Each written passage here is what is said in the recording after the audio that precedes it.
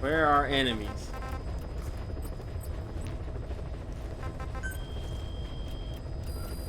Please select a mission.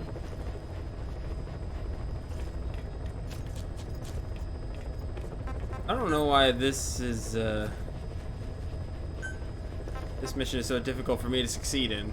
I'm bringing the fucking arsenal gear or whatever it's called. Battle gear. Just as many A+ guys, and we match in walking gear, but still when I try it, it's like 50% success. Please select a mission. Okay, back to this. Mission accepted.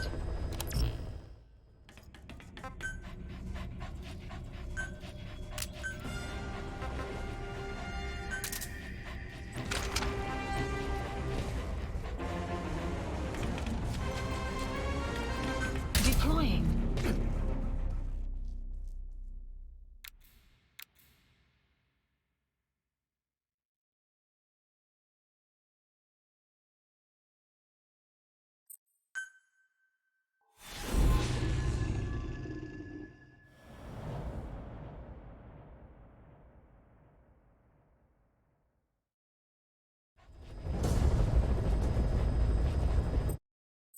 Eliminate the high-ranking CFA official in charge of supplying weapons to UNITA. The target stays at Nova Braga Airport. Head to the airport first.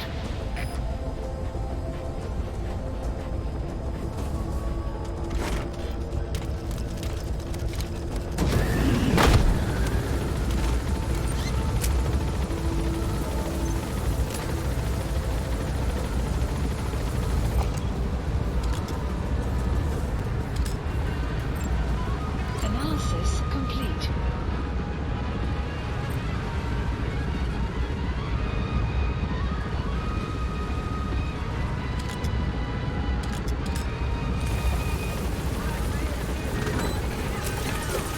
Be careful down there, boss.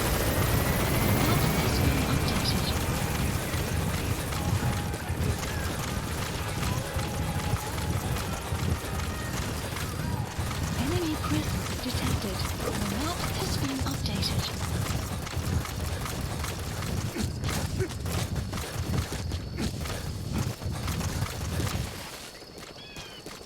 You have arrived at your destination. Great, you made it. I've sent the information to your map screen. That's the target's predicted location. Check all around the target and plan carefully before moving in. The map has been updated. Enemy presence detected. The map has been updated.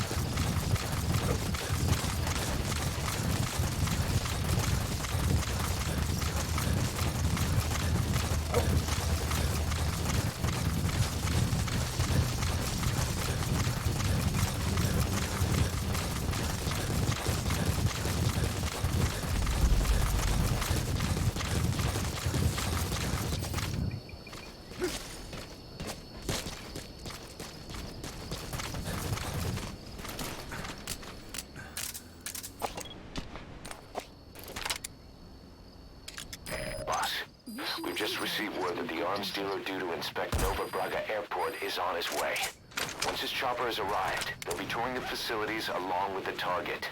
Let him bring the target out into your line of fire.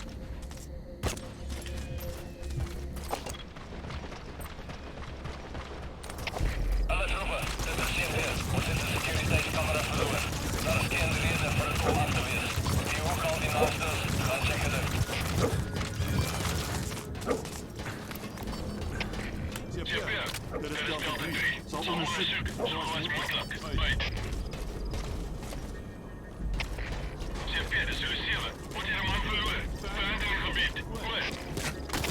Er is CP, begrijp. Alles is verder. Niet omgeven. Reading eruit. Uit. Alles kaders. Dat is CP. The chopper headed your way has turned back. The inspection's canceled. You'll have to find the target yourself. Stelsel. CP, dat is Delta 3. Sommige toeristen is vernietigd. Lijkt zoals die werkt. Good. You completed the objective. Now get out of there. Zeg met onderzoek. Mission info has been updated.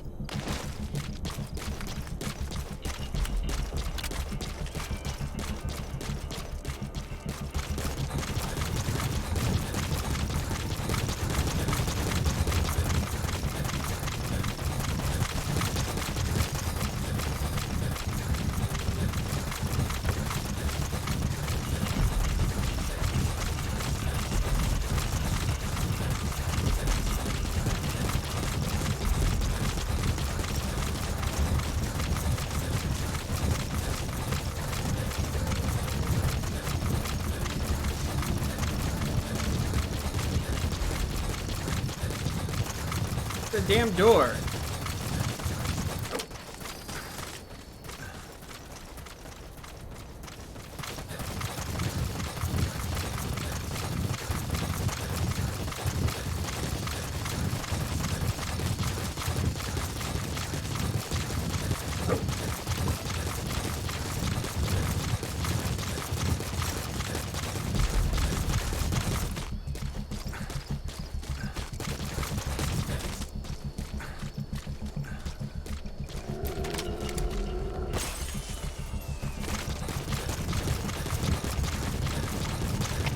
Alles roepen. Dit is CP. Wordt in de securiteitscamera verloren. Daar is geen reden voor het om af te wezen. Die ook al die naast is, gaan checken uit. CP, er is Delta 2. Zal onderzoek zo gauw als mogelijk. Uit. Alles roepen. Dit is CP. Wordt in de securiteitscamera verloren. Daar is geen reden voor het om af te wezen. Die ook al die naast is, gaan checken uit. Where is he going? Oh, he has to go outside.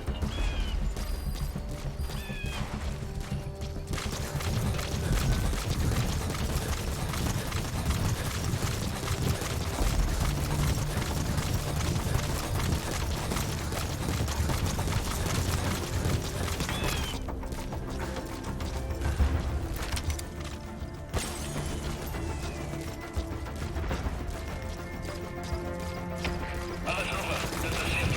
Wordt in de securiteitscamera verloren. Daar is geen reden voor het om af te wezen. Die ook al die naast is, gaan checken uit. CP, dit is Delta 1. Zal onderzoek zo gauw als mogelijk. Uit. CP, dit is Delta 2. Security camera legaal. Hier is geduurd. Goed. Er is CP, begrijp. Verdere verlies is onaanvaardbaar. Voor jullie oorlog.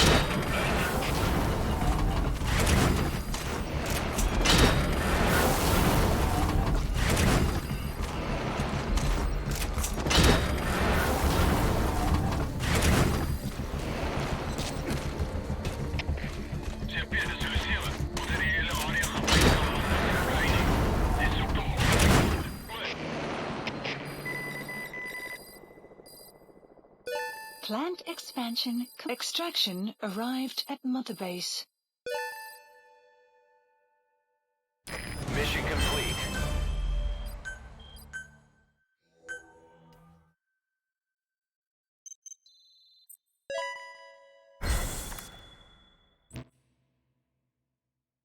Boss, you there? We have a problem. The staff have found out everything that Emmerich's been up to. They're right on the edge. I need you to intervene before things get out of control. Get back to Mother Base ASAP.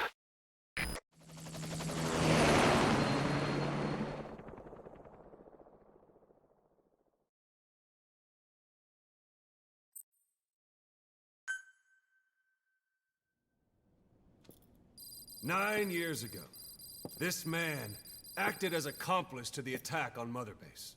He then provided support to Skullface. Conspiring with Eli, he repaired Sahelanthropus in secret. His research materials, caused the leak at the quarantine facility. Would he be able to which in hold himself turn up like caused the that without his Wabachian robot mutation, legs on? letting the parasites off their chains. We lost a lot of good men. He also stands accused of murdering one of his own family, hiding the body. I haven't killed anyone. The rest is all wrong, too. The inspection was supposed to help everyone. I sacrificed myself for my companions just as much as any of you. Why won't you believe me?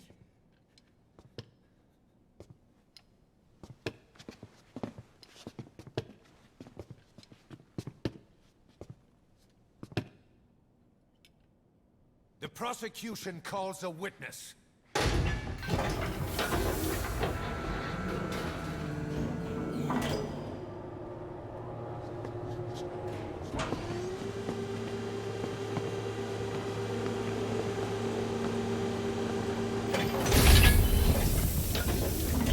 Strangelove's gravestone, haunted by her phantom. It's just a machine. Huey! Damn it, Huey! Open it now!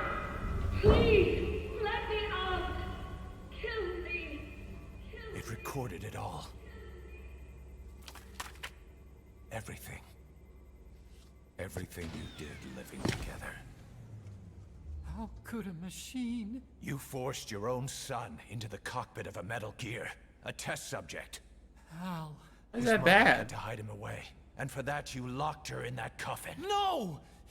She did it herself! It was suicide! And even if I did, what right do you have? There's more. We have you to tell us everything you've done, everything you've thought, all this time. 9 years ago, you agreed to the inspection in return for Cypher's guarantee that you'd be spared. I thought it was real! We've reviewed into everything else that's happened since you arrived here. Please. Guilty! All counts. Kill him! Kill him! Kill him! Kill him!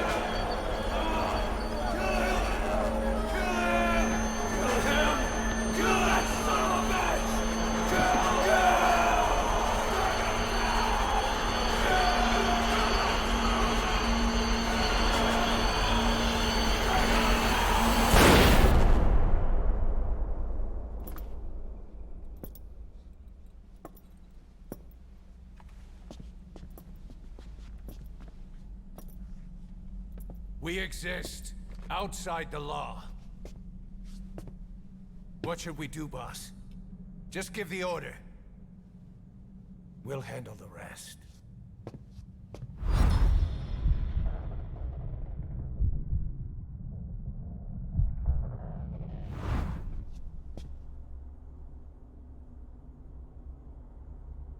Prepare a life raft. Big enough for one. Food and water, too. Boss, He's leaving. he's responsible for all of this! Think of all the men! He didn't lose a damn thing! This is the enemy! And he's here on his knees! Us? You are right, he is not one of us. But we are not responsible to judge an enemy. He leaves Mother Base, and that'll be the end of it.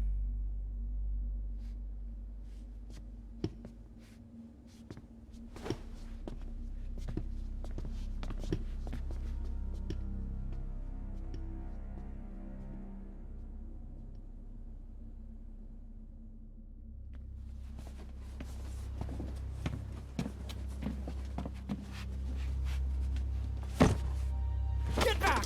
Don't touch me! I'm innocent! You're the murderers! Snake! You should be in this boat! There'd have been no inspection if it weren't for your precious nuke! I risked my life trying to save you all! How can you do this? Am I the only sane one here?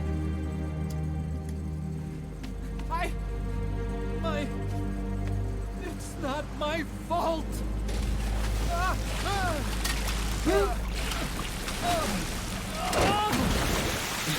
That doesn't seem like a good idea.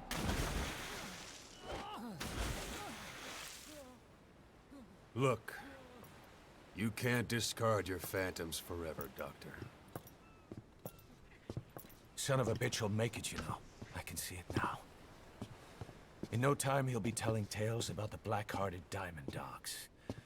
The Shining White Knight, blabbering on about our injustice, hiding behind his fool's idea of morality. And all the other fools will stand around, nodding with every word he says. No. One day he'll see through the lies he's built up, realize what kind of man he really is. What goes around comes around. You can't run from yourself forever.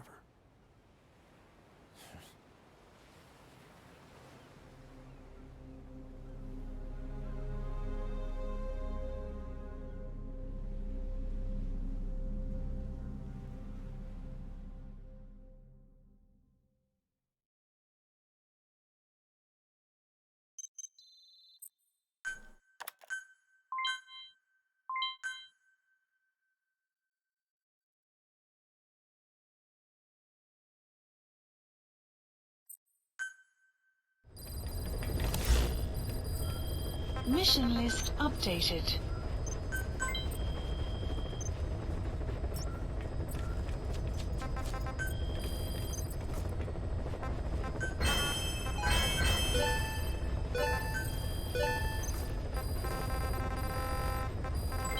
Development project has been added.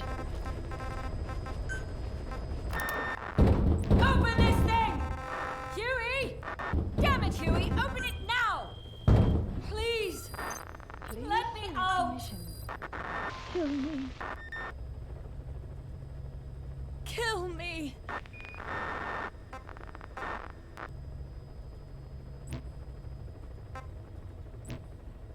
If only I'd tried to get out sooner. Please select a mission. Perhaps I'd have made it. Why didn't I stop the hatch from closing? Even if it meant losing an arm.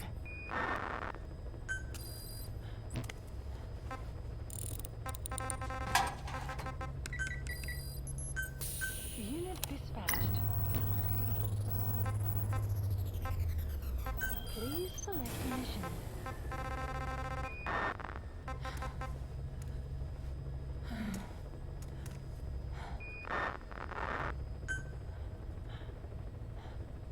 Oh shit. We're done.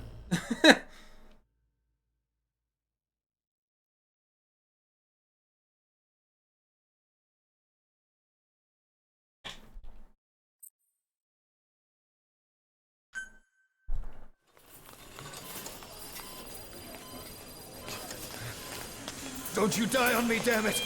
BB's dropping! Intubate, now! Cardiac arrest, he's in B-fib!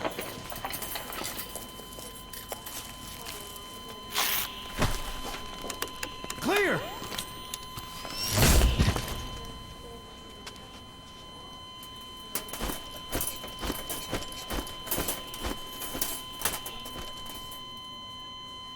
No response, hit him again! Clear!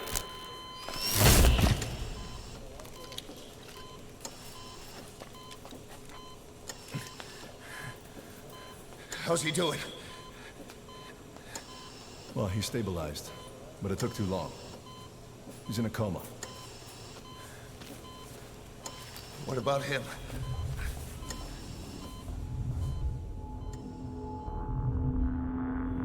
He took some shrapnel to the head.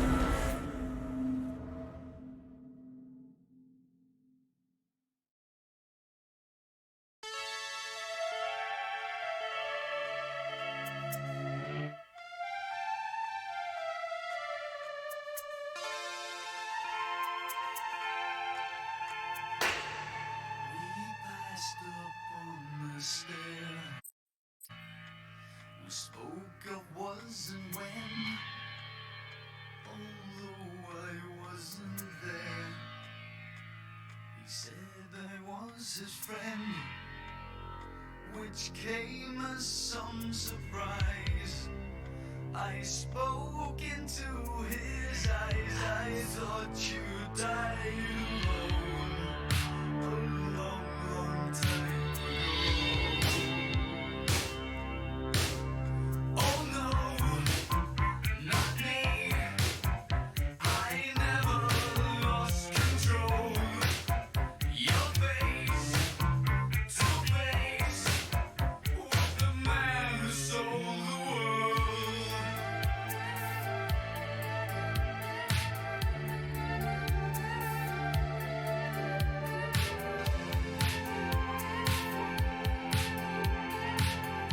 I laughed and shook his hand and made my way back home.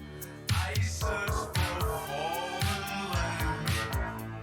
For years and years I roamed. I gazed and gazed, he stared at all the millions here. We must have died alone.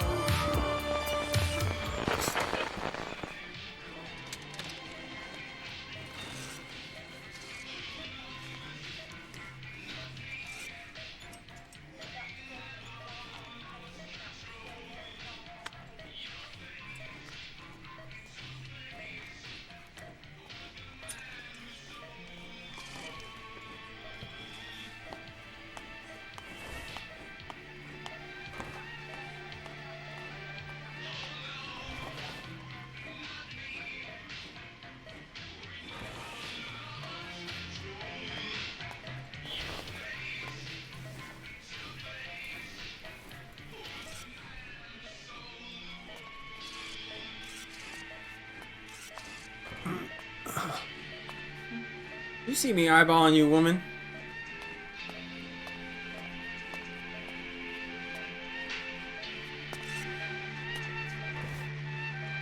Kibaksa mo.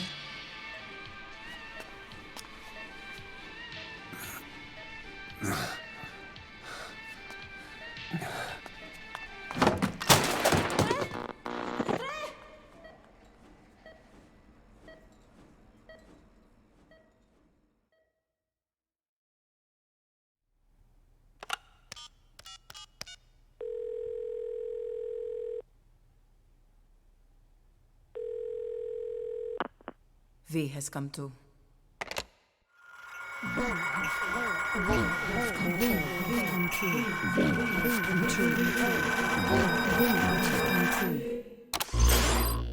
V has come too.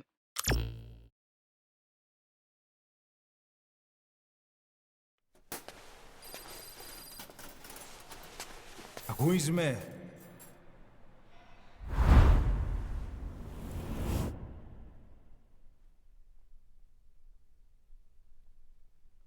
Ακούεις με.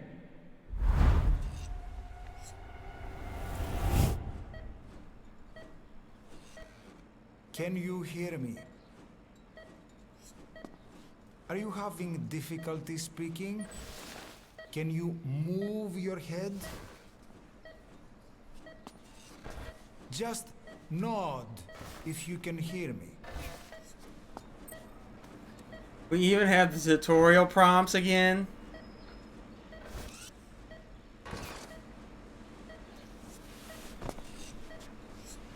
Look up, please. Oh, you can't even skip it. Oh, God. Very good. Please try to relax. There is plenty of time. I need to tell you something. Please listen and try not to panic. You've been in a coma for quite some time. Yes, I know. You would like to know how long. I'm afraid it's been 9 years. Damn it! Nosocoma! Nosocoma! Nosocoma! Nurse! Calm down. Calm down. Try not to panic. Wait a second. Try not to panic. Now.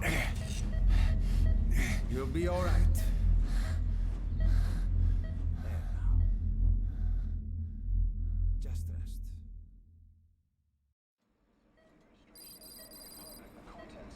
How do you feel? But have stated that the reason for the crash was an as yet inexplicable fire in mid-flight. The search has ended with a confirmed death toll of 94 and another 30. It's been 1 week since you came to. Now, let's try getting you out of that bed. Appears to have been the withdrawal Nurse. of Soviet army support, and sources suggest this may be part of a cover-up. Don't worry. You've lost some strength, but we've been maintaining your muscle mass through massages, CPM therapy, and EMS. Multiple NATO countries have stated Now, that they have. I need to explain something to you, but you mustn't be alarmed. They note that their own citizens were among. 9 years ago, you were injured in an explosion. Upon examination, we discovered 108 foreign bodies embedded within you. In addition to shrapnel, we also found fragments of human bone and human teeth. Most of it was removed, but some of the fragments still remain. They are located near your heart and in your skull.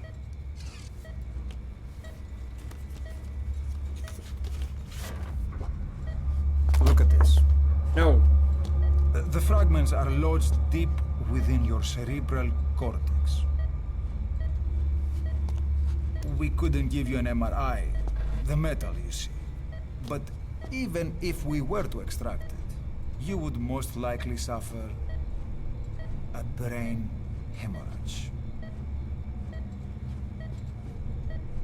Oh, me Mental and nurse. physical impairment are unavoidable. However, your current status is not life-threatening. One more thing.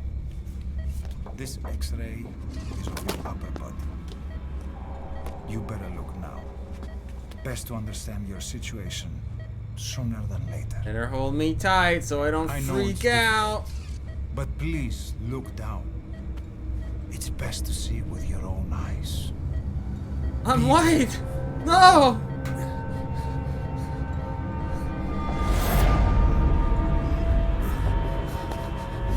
Νοσοκόμα, γρήγορα! Try to calm down! Calm down! Please! Calm down! It's gonna be okay! Yes, yes! Calm down! Yes. Yes.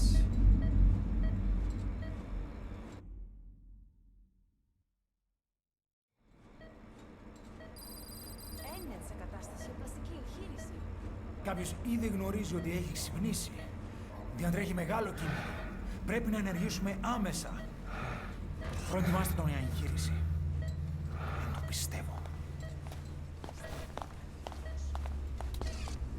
It's true. There are those who wish you would never woken up. You should be dead, but you're not. The wheels are in motion. Your enemies are everywhere. We must alter your appearance immediately. Otherwise, I fear you won't leave this place alive.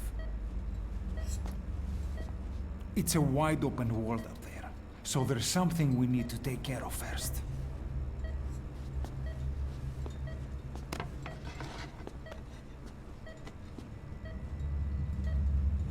This is you, as you've lived until this day. I'm going to change your appearance. We have no other choice. How come I didn't look like that a second ago?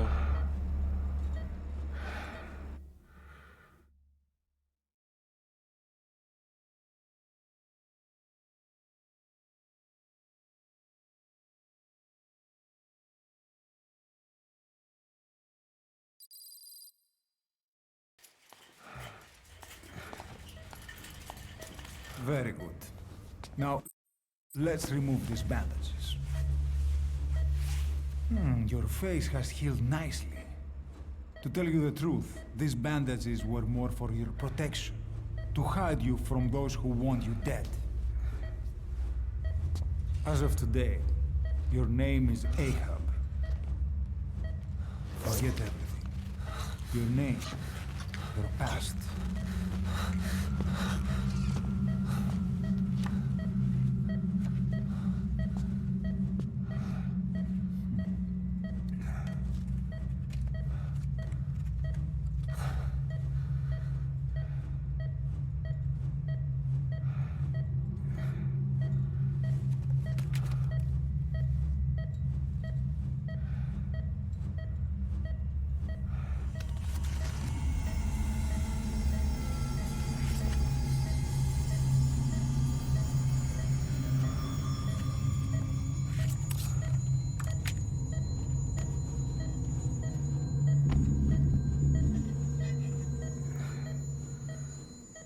Everything feels all right?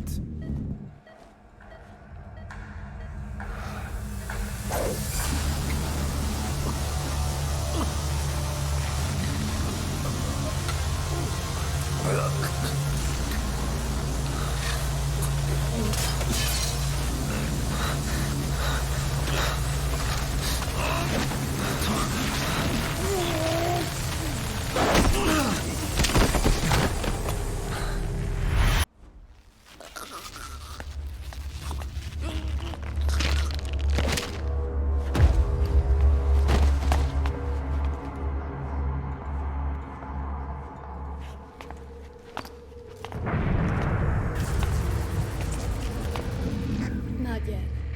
The patient in the next bed saw my face. Of course. Consider it done.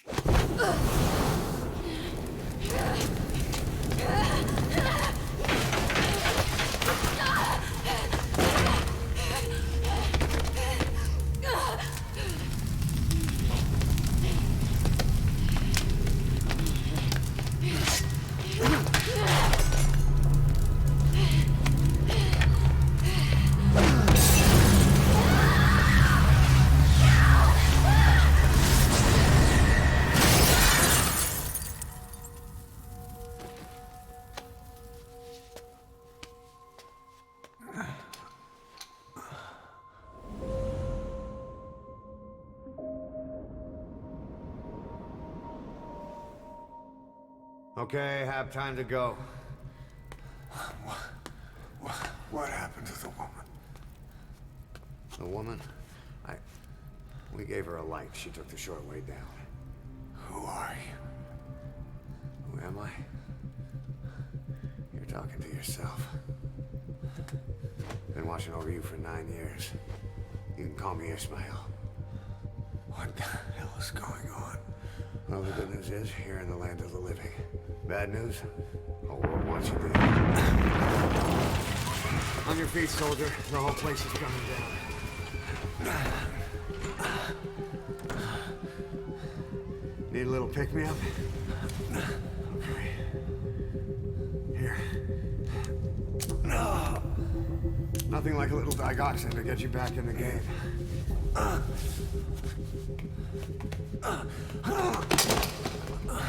Come on!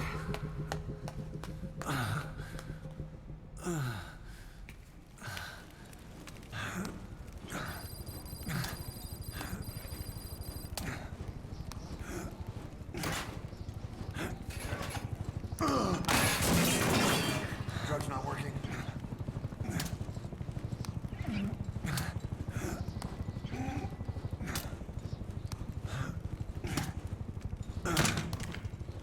We're getting out of here. Move it.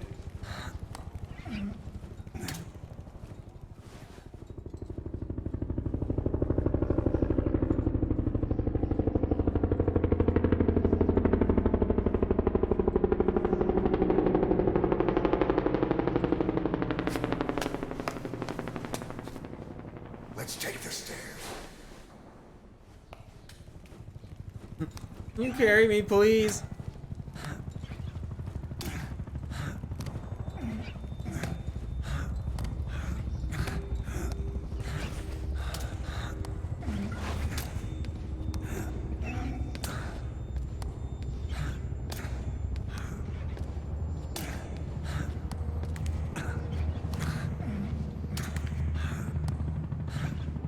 This way.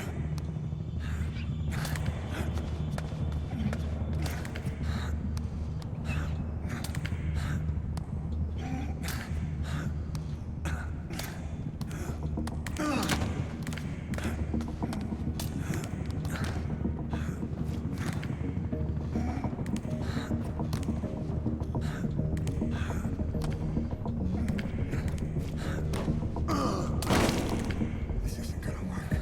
We better take the elevator.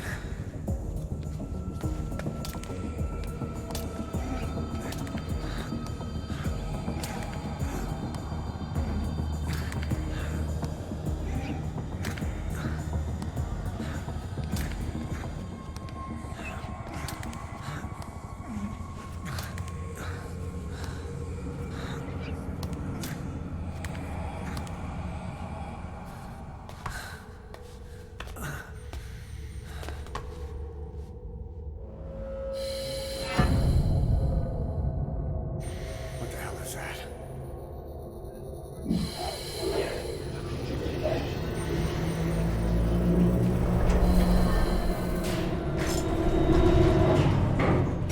Something's coming.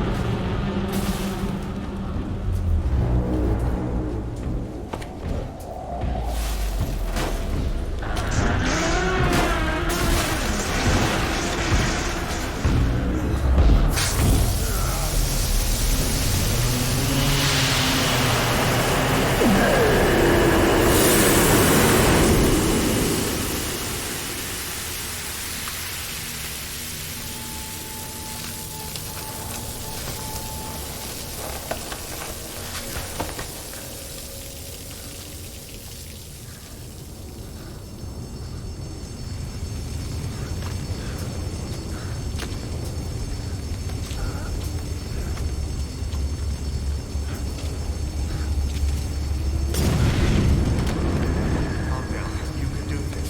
This way, hurry.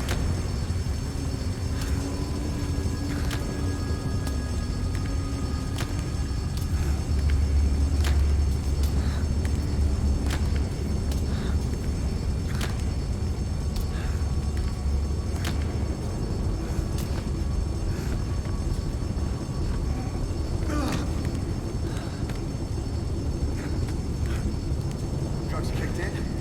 Good, let's hurry.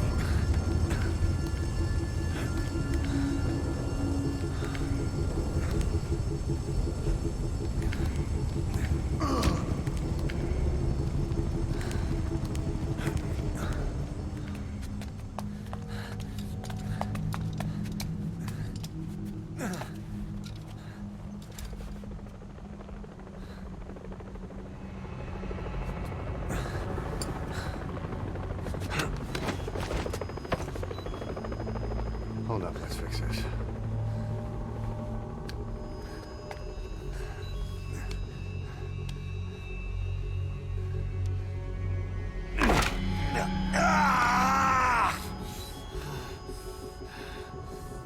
Next time, do it yourself.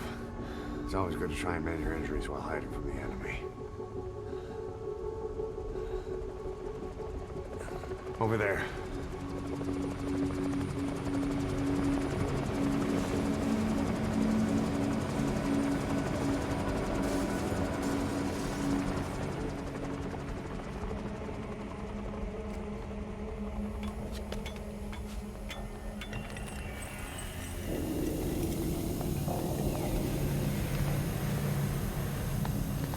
Let's go.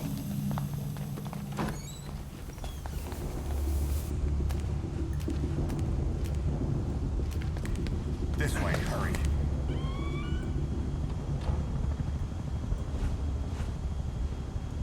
Keep your head down.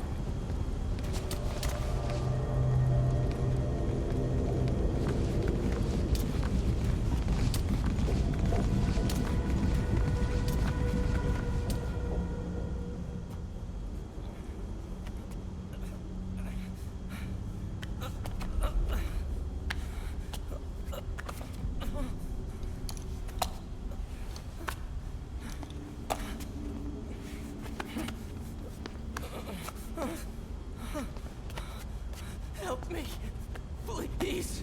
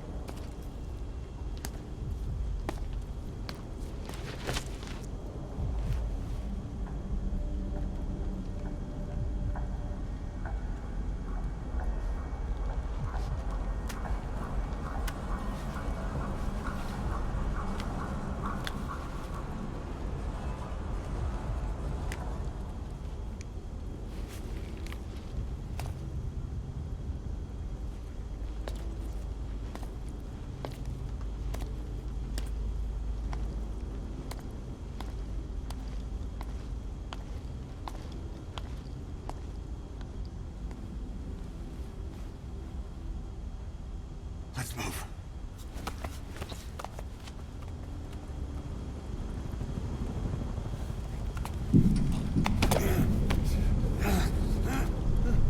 Help me. I don't want to die.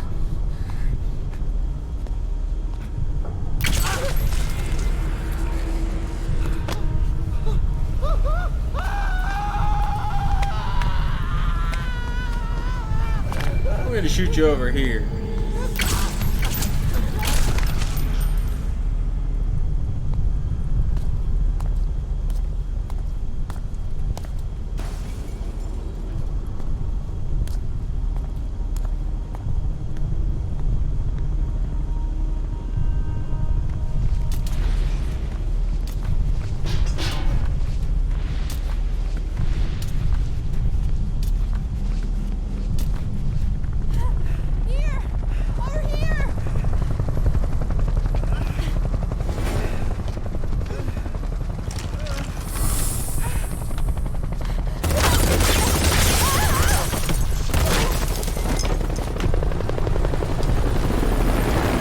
What's up, Nick? No, this is the end. Time to walk.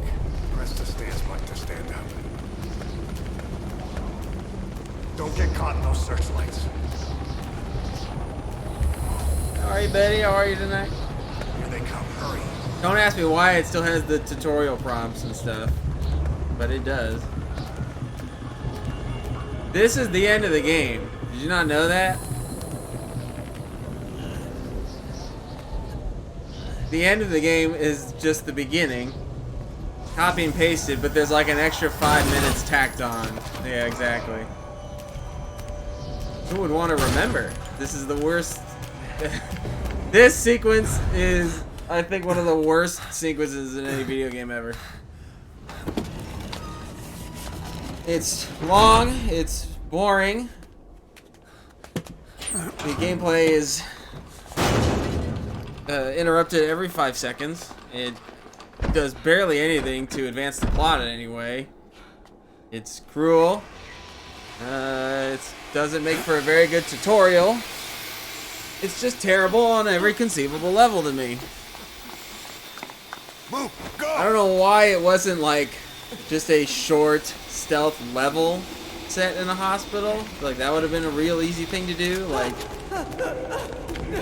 just give us a simple stealth level in traditional Metal Gear Solid style where you're dodging these dudes.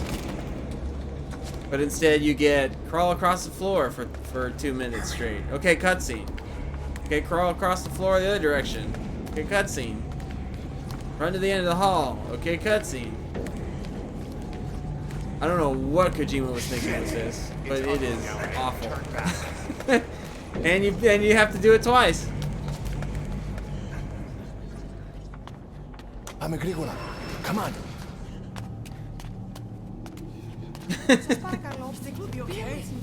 I don't know why it's so violent and so cruel. Like I don't know what Kojima needed to get out of his system, but I hope he exercised it. What's happening out there? It's all right. We'll be okay. I can't see what's happening.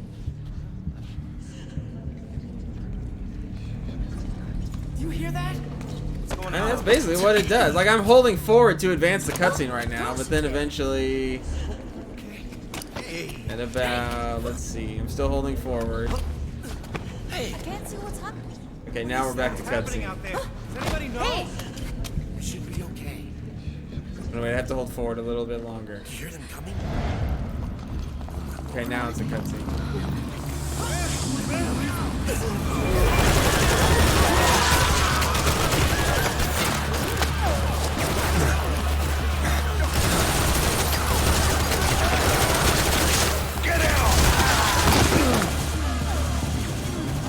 You watch a bunch of people get murdered, and then you hold forward a little bit longer.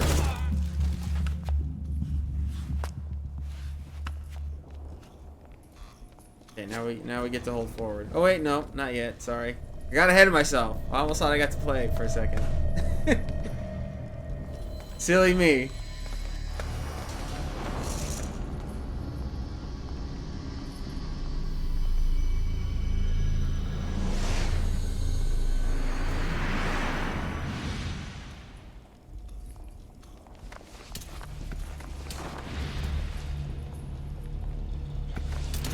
Alright, we're in control. But not for long. Don't get too excited. Now we have to just stop and wait. This whole thing has to play out with these guys.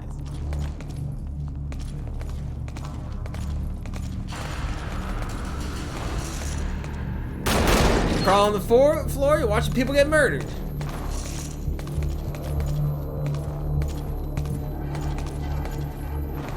Some more people get murdered. Yeah.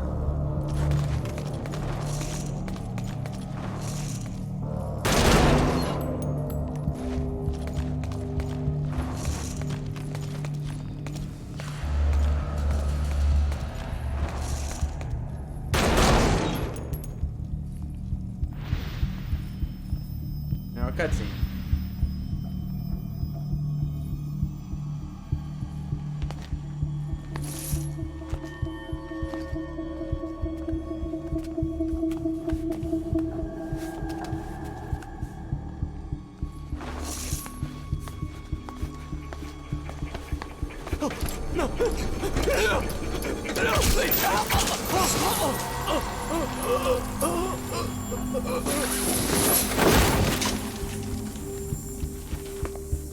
Watch some murder.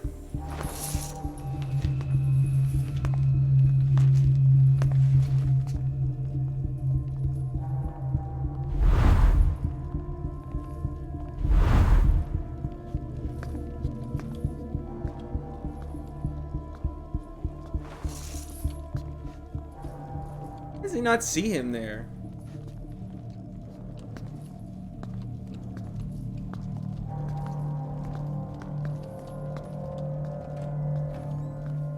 can't move.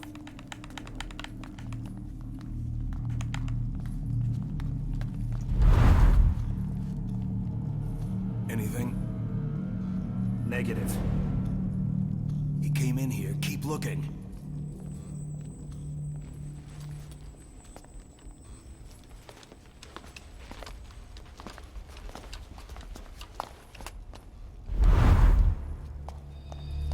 This way.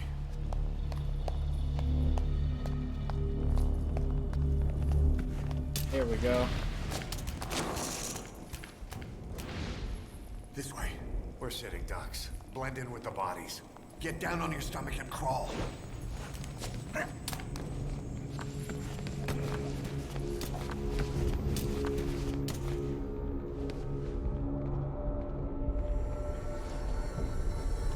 If you move, we're done for. Play dead. Crawl on the floor for 2 feet. And you watch a cutscene.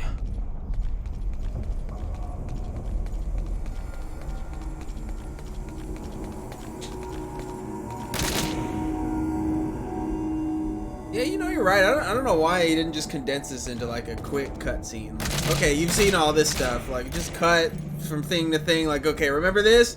We're bringing you back to where we left off. And then when the new stuff kicks in, then show that or play that, whatever it is. I don't even remember. I don't think it's any additional playable stuff. I think it's just a slightly longer cutscene. Zip past all this shit we did already, and then give me the new stuff. We gotta watch people get shot, though. Really important that we watch these corpses get shot up even more.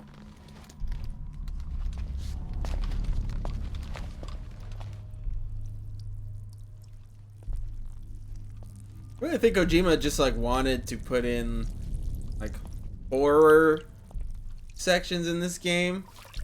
I think that's what this is supposed to be, and I think that's why it's paced like this and why it's so violent and cruel and kind of gross. I think he wanted to do something like horror related. I don't remember if this was before or during or after all that PT nonsense, but clearly had some... I guess he had just played Outlast or something, I don't know. Because that's what the second quarantine bit feels like in Chapter 2. It just feels like a shitty horror movie scene that doesn't really fit the game at all. Or it would if it was placed with the rest of the quarantine stuff. But instead it's like just thrown in there at the 11th hour.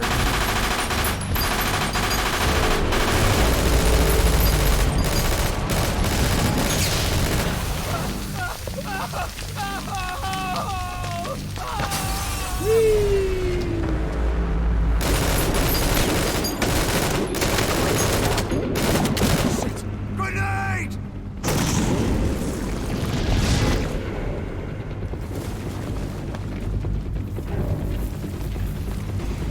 Take this!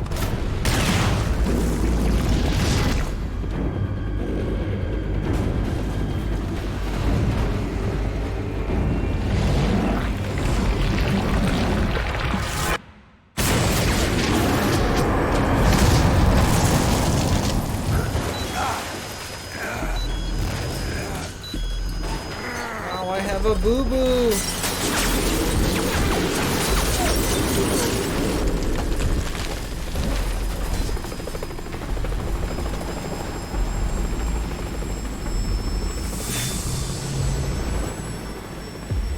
Damn it! Coming! Move!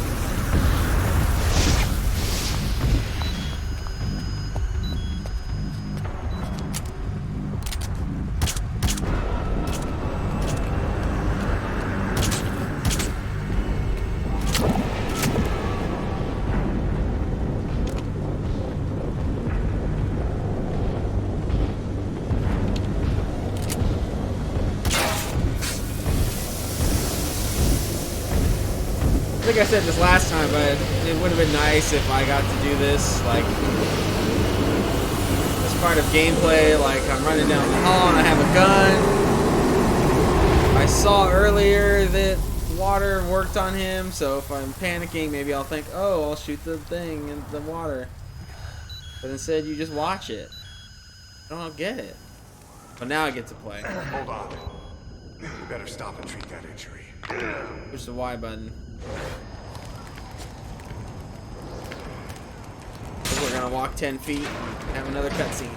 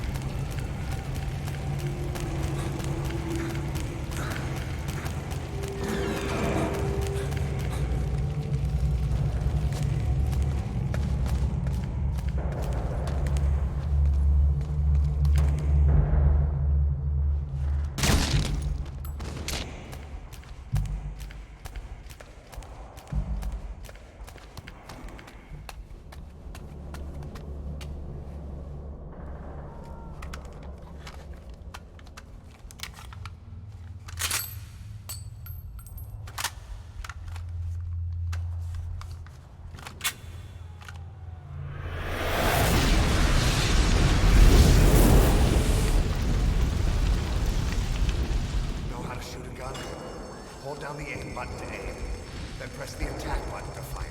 Destroy it.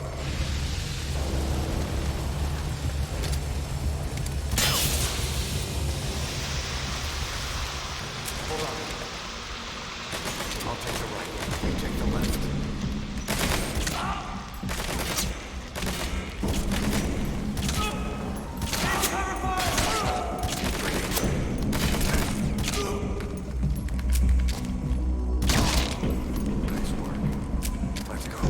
You said you were gonna get that guy.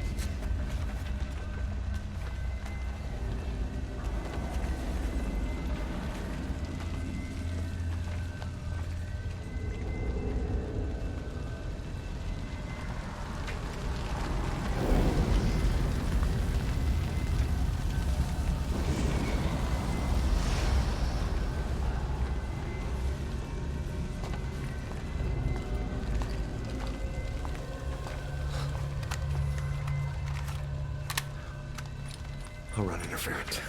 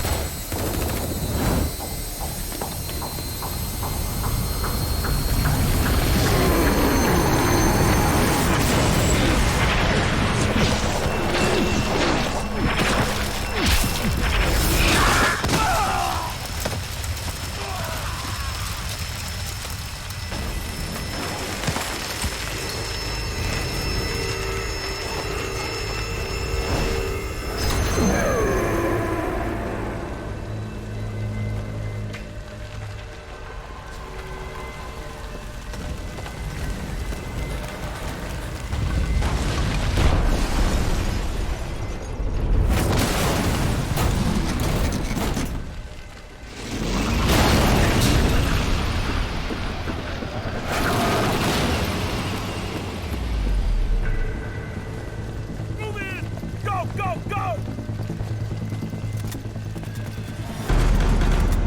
In case you didn't get enough of watching faceless guys get slaughtered by a boss, here's more.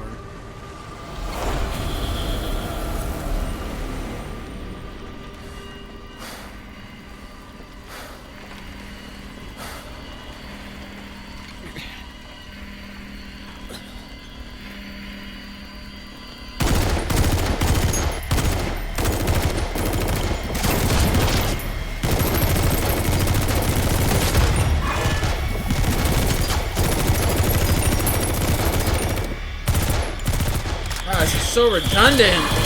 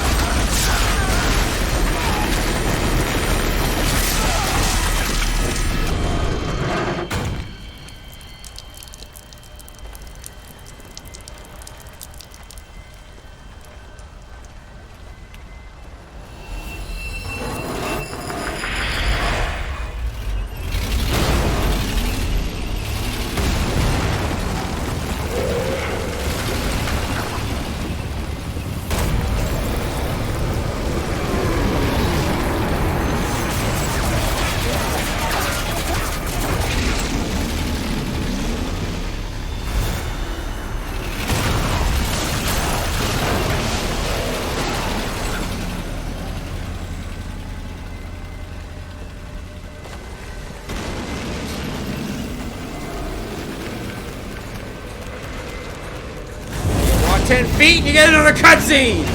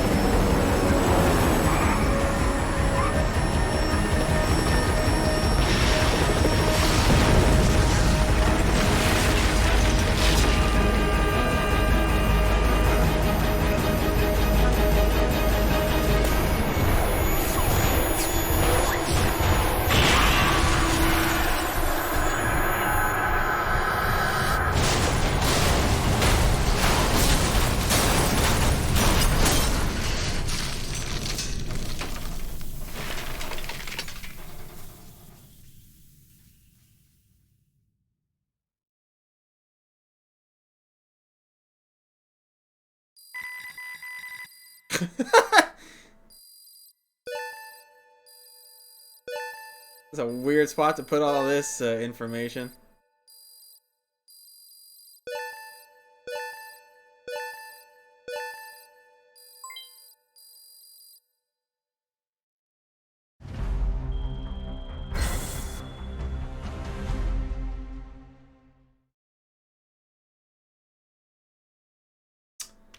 Okay. I realized I was gonna get rated on that.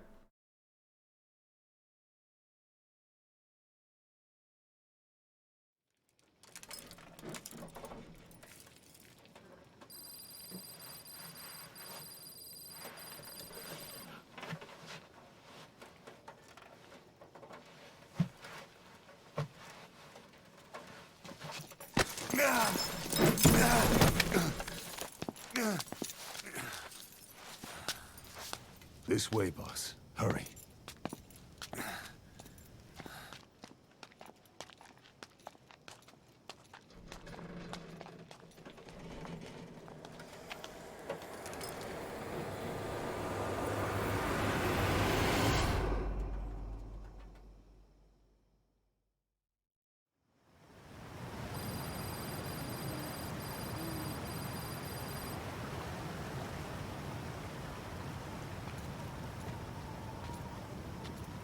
Use that bike.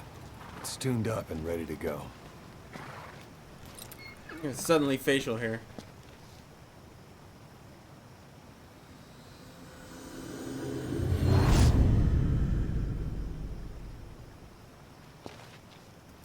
I'll handle the rest. Here. That's your name as of today. You best change your face, too. Now this one, he'll take your place. From here on, he's Snake.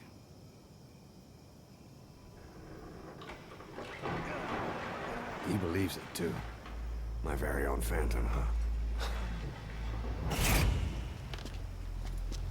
Boss, the whole world wants your head. Don't worry, he can handle it. Move now, quickly. Aren't you forgetting something? The real big boss doesn't do e-cigars. He only does the real thing.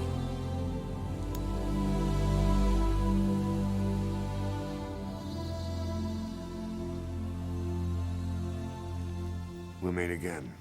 Right.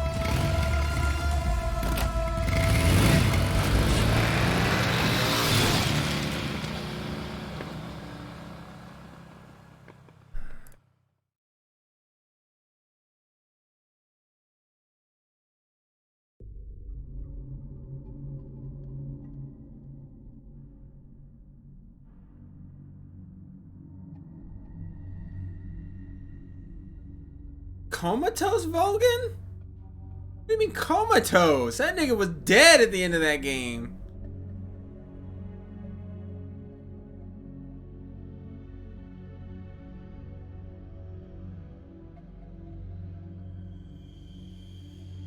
Wait, is Kojima saying that he's actually alive as the man on fire?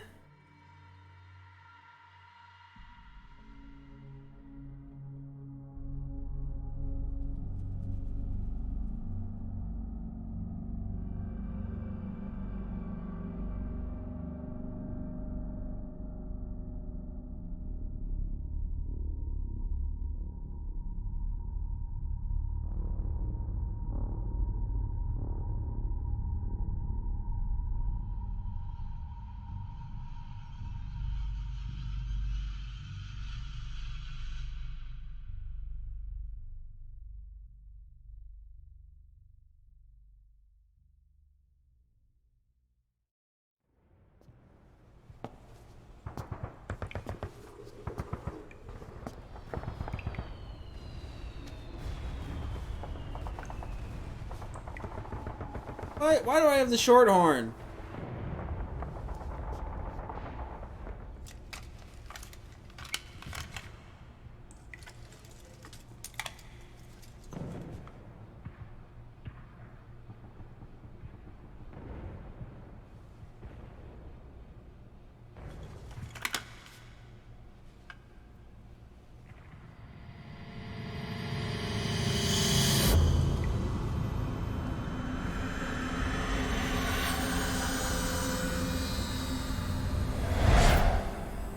No time for anesthetic. We have to open her now.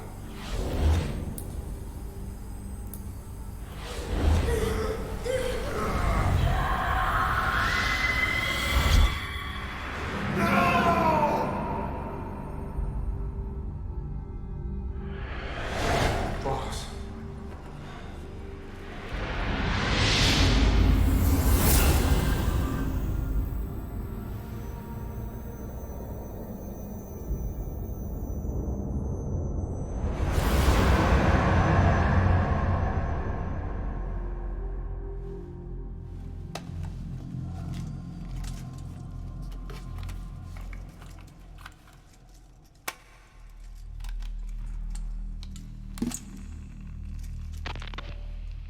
Now do you remember who you are?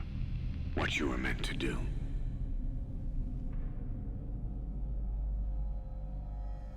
I cheated death thanks to you. And thanks to you, I've left my mark. You have too. You've written your own history. You're your own man. I'm Big Boss. And you are too. No. He's the two of us together. Where we are today, we built it. This story, this legend, it's ours. We can change the world and with it the future. I am you and you are me. Carry that with you wherever you go. Thank you, my friend. From here on out, you're Big Boss.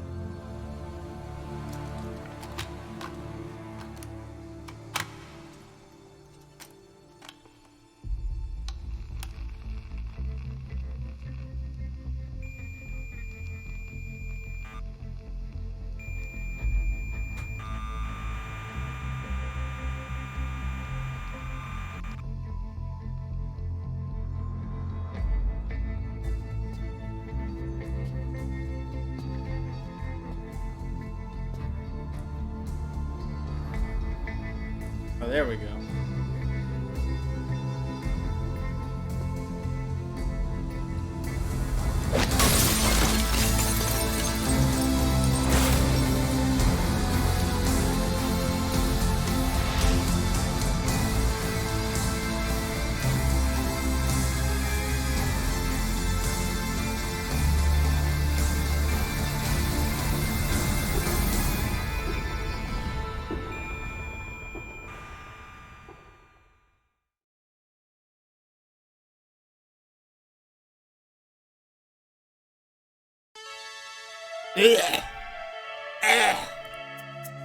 That ending.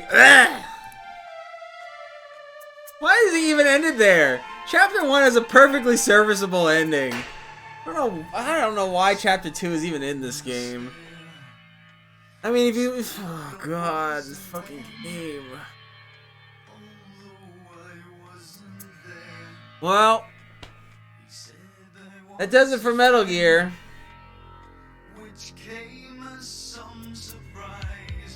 Yeah, that's fine, but you don't need Chapter 2 at all to... you get that from Chapter 1. Chapter 2 is, like... so obviously stitched together that... so it might as well not even be part of it. And none of the story stuff in it was all that interesting or like impactful. At least nothing that couldn't be like written off as like, oh well, I guess that happened later, or you could do a whole nother game between this and Metal Gear 1 to explain stuff, but like.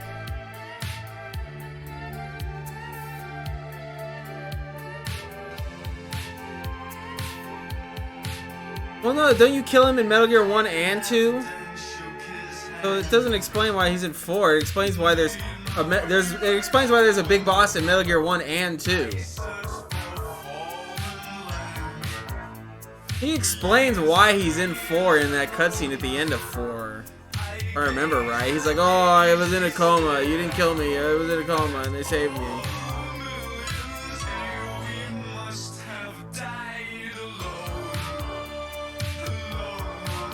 I thought you killed him in 1 and 2.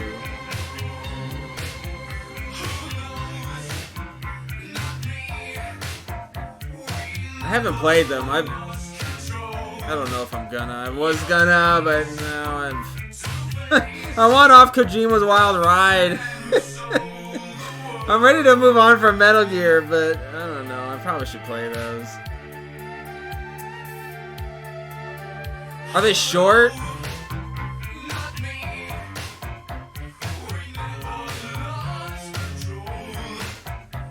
Alright, we might do them. We might.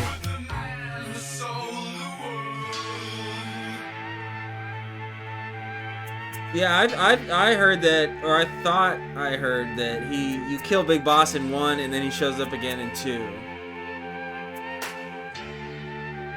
But another problem I have with it is like, since Kojima redeems Big Boss like retroactively in 4, is this even a story of him becoming evil? I guess it's your Big Boss becoming evil, but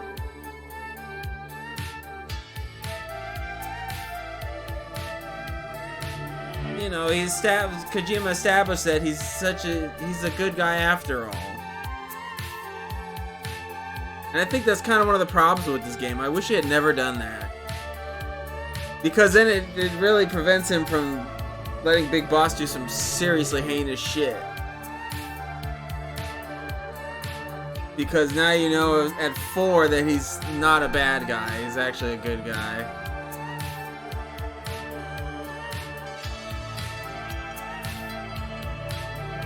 I like the gameplay. I think the story's kind of garbage.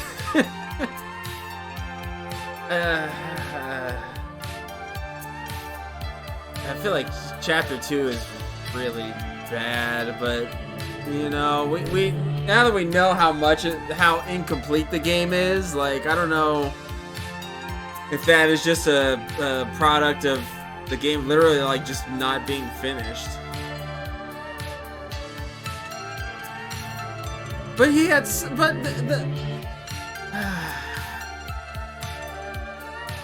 I guess my problem is like the end of Chapter 1 is like, for me, totally fine as an ending. Like I don't know why you even need all this stuff in Chapter 2. I think Kojima just kind of got a little too ambitious with this. And demanded a little too much, and then Konami just had enough of it, and they say, go kick rocks. I do like that too. It's cool that they let you do that. And you can play as like just your soldiers, which is neat, I guess. I don't really like doing it, but it's cool that you can. You can play as cute girl Snake. I think my favorite stuff in this game is that, I really enjoy, like, basically role-playing in this. Like, I like the twist that you're not actually Big Boss, because now it's like, this is my Big Boss. Like, my Big Boss wants nukes. He wants all the nukes. He wants all the gears. He wants every weapon on the planet.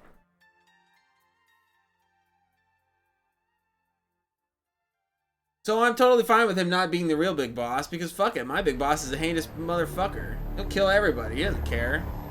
He's launching nukes left and right. Fuck with me. Blow up my mother base? I don't think so. Everybody's getting some. My big boss listens to only 70s and 60s psychedelic rock music. Like, I love doing that in this game. So I think that stuff works. And I think the gameplay, when you're out in the world, is the best in the series.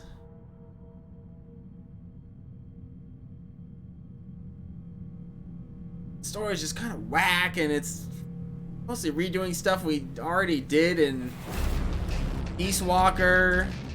But it doesn't really have like an emotional anchor or a real personal story that one did. Like, especially when you know that you're not actually Big Boss. So it still kind of works? I don't know. I mean, I watched... what is this? Anti-war masterpiece. Well, it's early. We can watch this.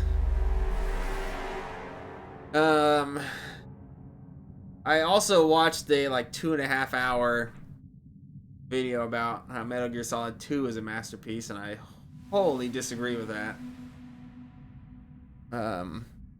Going into this, doing the whole series again, I thought I would have a better appreciation for Metal Gear Solid 2, but I do not.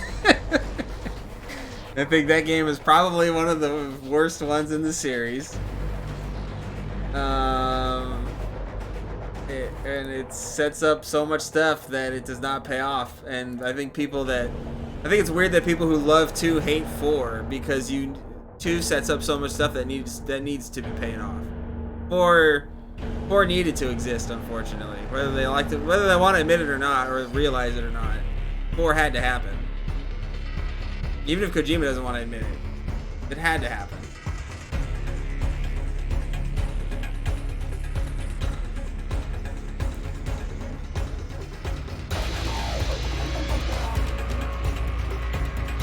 I think so too. I think so too. I think 2 is a better... 2 is all the ending. And I think that's why people love it so much. Is because the end of that game is actually good and interesting. And if you end strong in any artistic media, it's usually what people remember, and that's the opinion they take away from it. 2 ends very strong.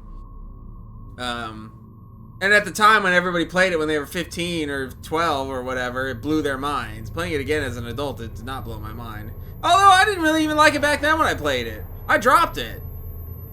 And then later my buddy was like, no, you gotta play it, it's really good, it's one of the best games ever. And then I played it again, I finished it later, and I was like, it's not that great.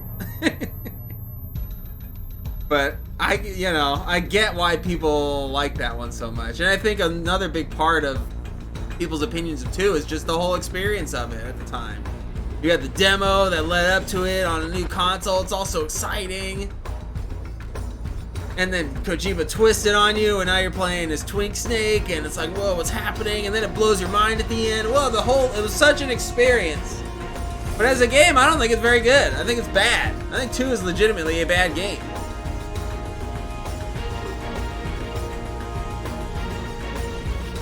And to me, it feels incomplete also. It feels like a lot of shit got cut, like 5, like you said. They both also have weird prologue chapters.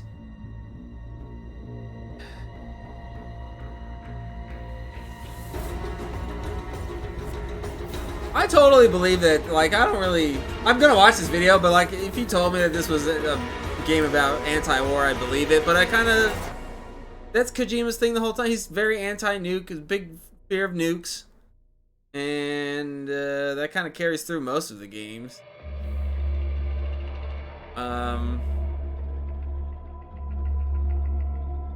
This game just sort of feels like it should have been pro-nukes to me. I really just wanted it to be about a guy becoming evil, going nuclear, like the trailers set up, but we don't really do that.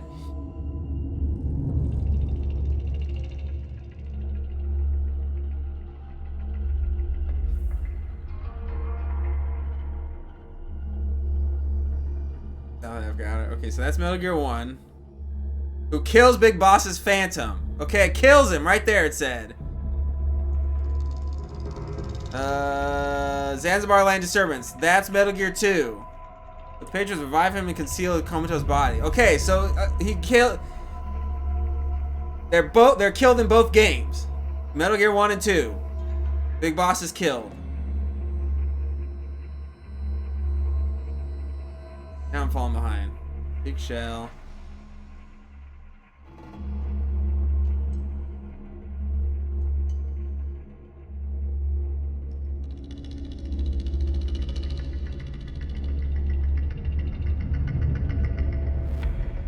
I'll watch it.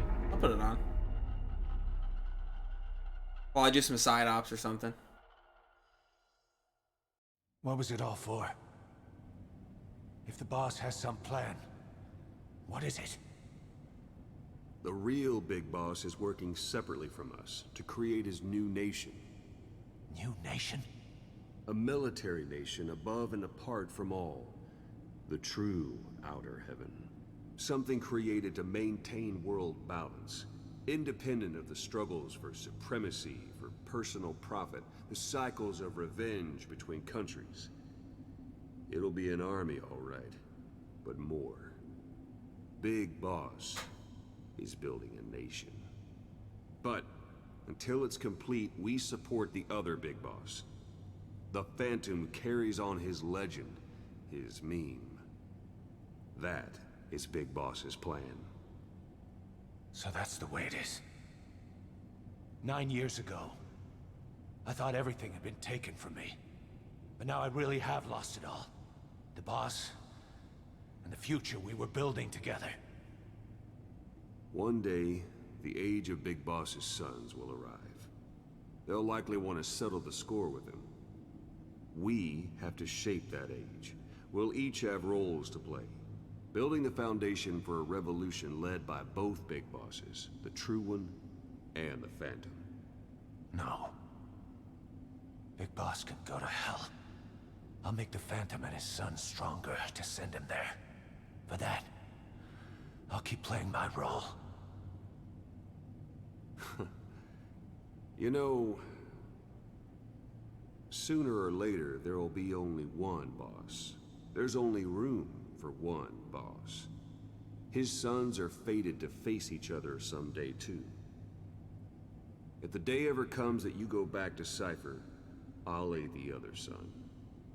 And then you and I will be enemies, too. One of us will have to kill the other. Fine by me. So he was I'll be working ready for the Cypher. new age. Until then, we'd better get used to coexisting.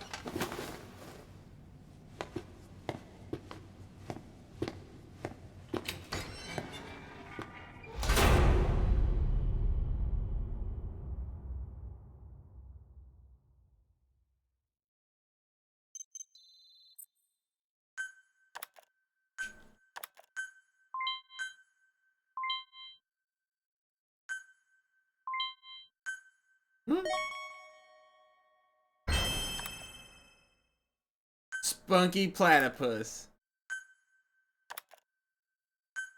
Damn, what up, cuties? Jeez. Alright. Cool, man.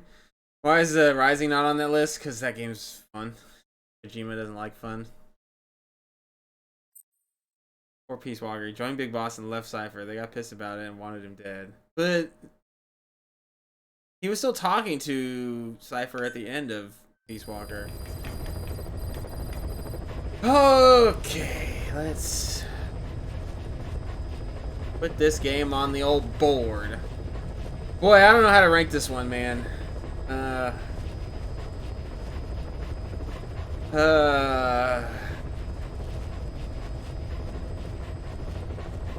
I mean, I got a lot of problems with it, but I like a lot of what it does. If I'm just looking at Metal Gear games,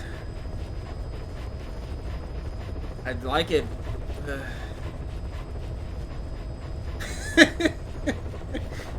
Do I like it better than 4? Kinda. I like playing it more than 4. I had such a bad time with Halo 2. Me and my buddy did the campaign on Legendary, and there were so many one-shotting sniper jackals that it was the most frustrating experience of my life. This game feels like flimsy as hell.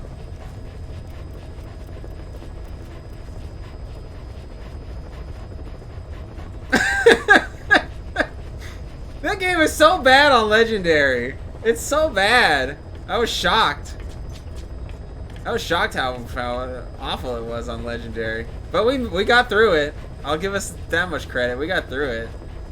It's on YouTube if you want to see it. Oh, what a hard time we had. Anyway, back to Metal Gear. I don't like it as much as Solid 1. I'm shocked. Solid 1 was so good. I couldn't believe how good that was. Like, top to bottom, that game was amazing. I like this. I like playing this more than. I think it has better gameplay than Death Stranding. And I think that game is a bad story too. So should it be that high? Or should I lower Death Stranding? I'm gonna swap Death Stranding and Rising. That's the first thing I'm gonna do. Alright, now that that's fixed. I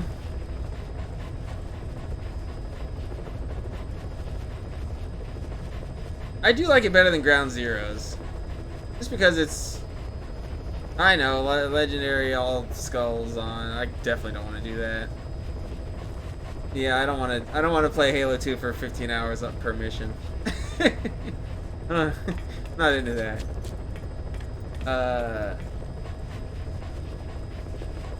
Okay. I'd put it above Ground Zeroes.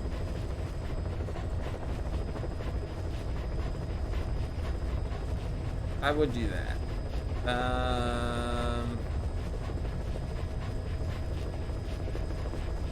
I think three's a better game overall. But I like the gameplay in 5 way better than 3.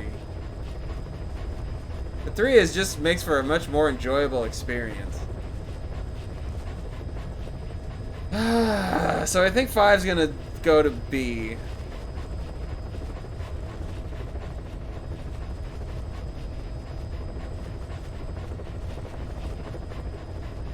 I think it's gonna sit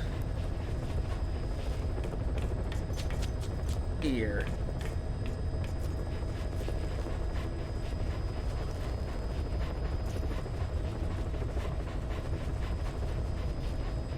Yeah, that feels pretty good. Where did I put? Okay.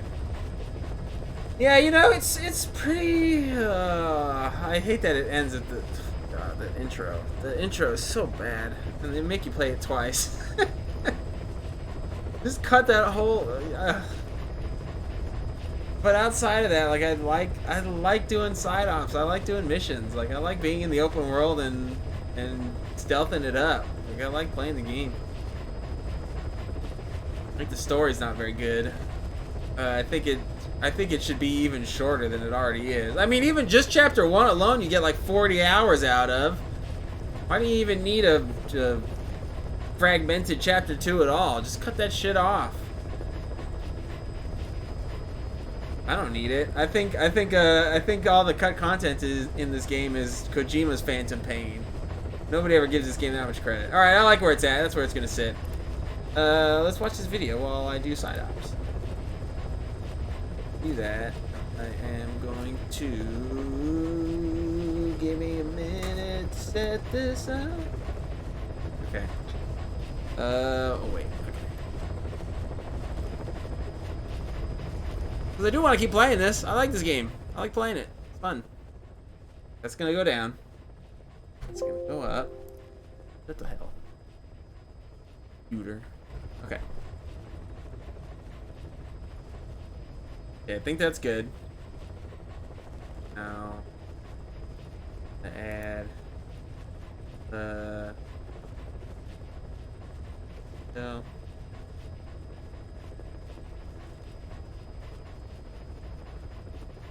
Let's see. Oh, here we go. Okay. I think I can. Oh.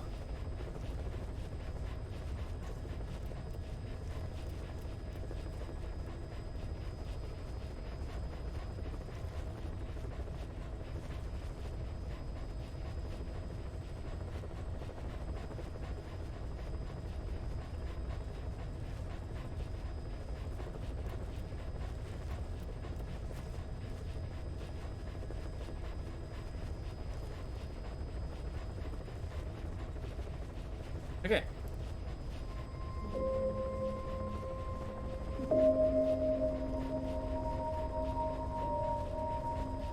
Visual of Moby Dick's prophetic song flows afterward. The action surface morality like an undercurrent and lies outside. We cannot catch the words of the song. Moby Dick's full of meaning, different problems.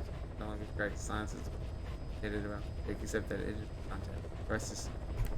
I should really read Moby Dick. Of all the books that have ever laid claim to the title of the Great American Novel, one tome towers above the rest. Herman Melville's 1851 whaling epic, Moby Dick, is perhaps the essential treatise on the story of America. Melville was America's own Shakespeare or Dostoevsky, a prophet who exposes their native country's pride, violence, and immorality. You probably already know the story, even if you've never cracked its pages. A doomed whaling ship, piloted by the mad Captain Ahab, pursues a bloody quest for revenge against the eponymous White Whale. Moby Dick bit off Ahab's leg, maiming him and instilling in him a burning thirst for vengeance. In pursuit of this revenge, Ahab sacrifices his crew, his ship, and finally his own life. None survive the cursed journey.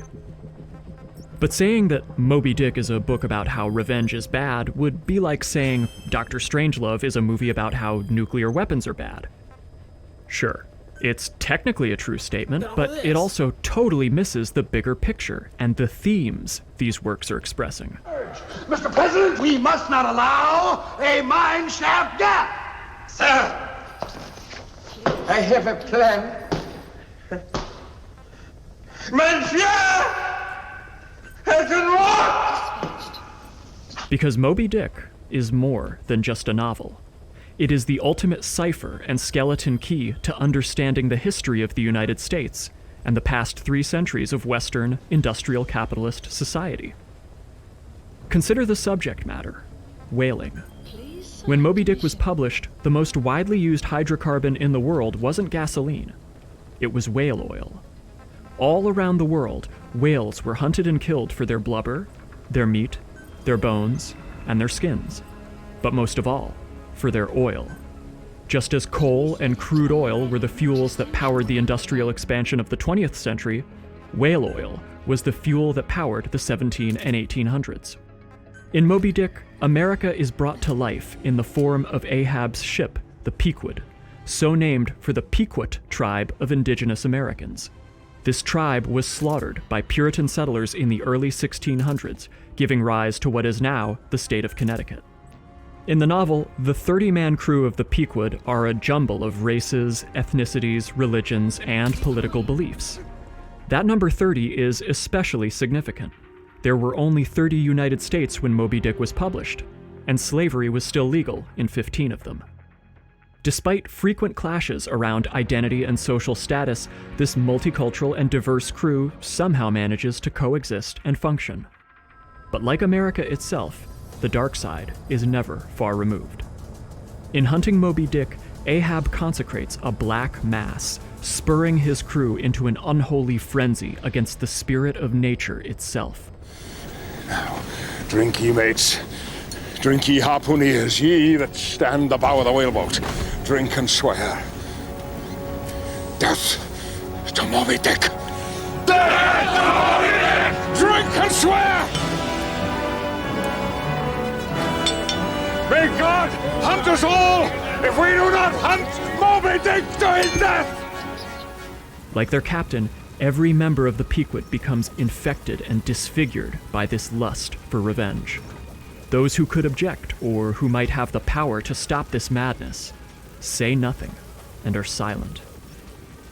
Everyone dies, and Moby Dick sinks the Pequod beneath the waves. And in the closing words of the book, the great shroud of the sea rolled on as it rolled 5,000 years ago.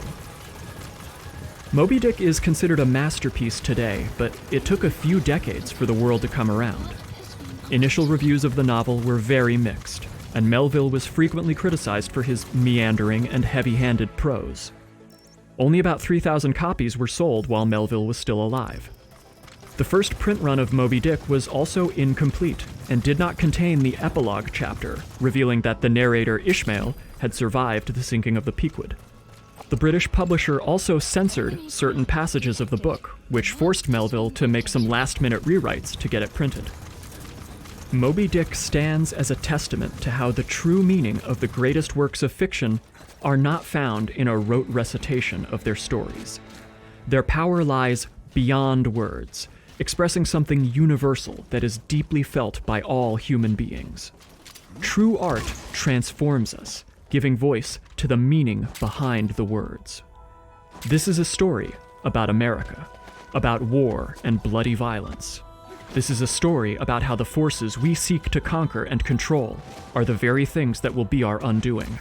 And most of all, this is a story about how a misunderstood gaming masterpiece ended up being even more prescient and powerful than we could have ever realized.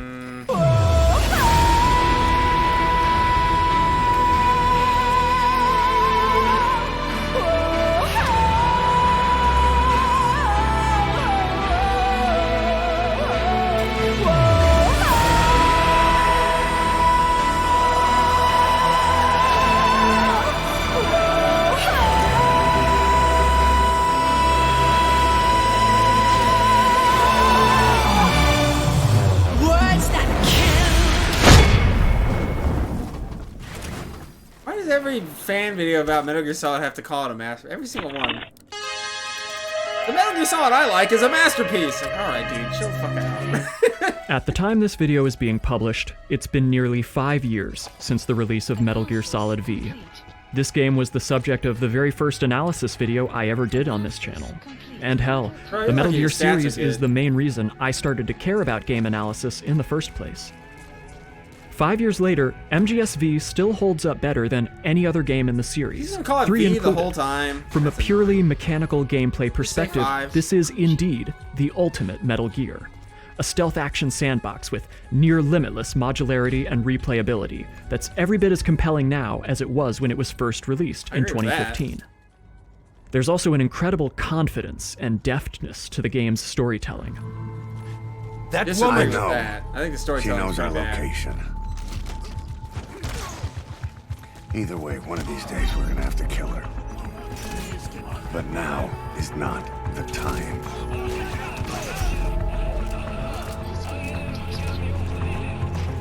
When the time comes,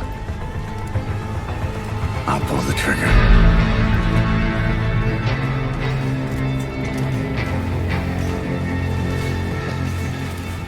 The mandatory codec calls interrupting the action are almost entirely gone, with these conversations relegated to optional cassette tapes that can be listened to at any time.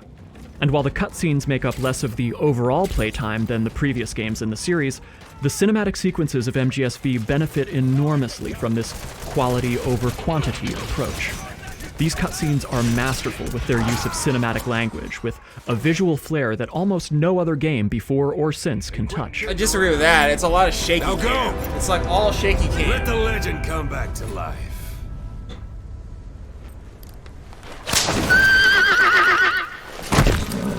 But when it comes to the discourse around this game, such a lust for revenge? What the hell happened to Metal Gear Solid 5? Fuck that. Fuck that. Fuck Konami. And fuck. Fuck Konami. the discovery that Episode 51 was cut from the game, and director Hideo Kojima's subsequent ouster from Konami after the game's release, gave rise to a narrative.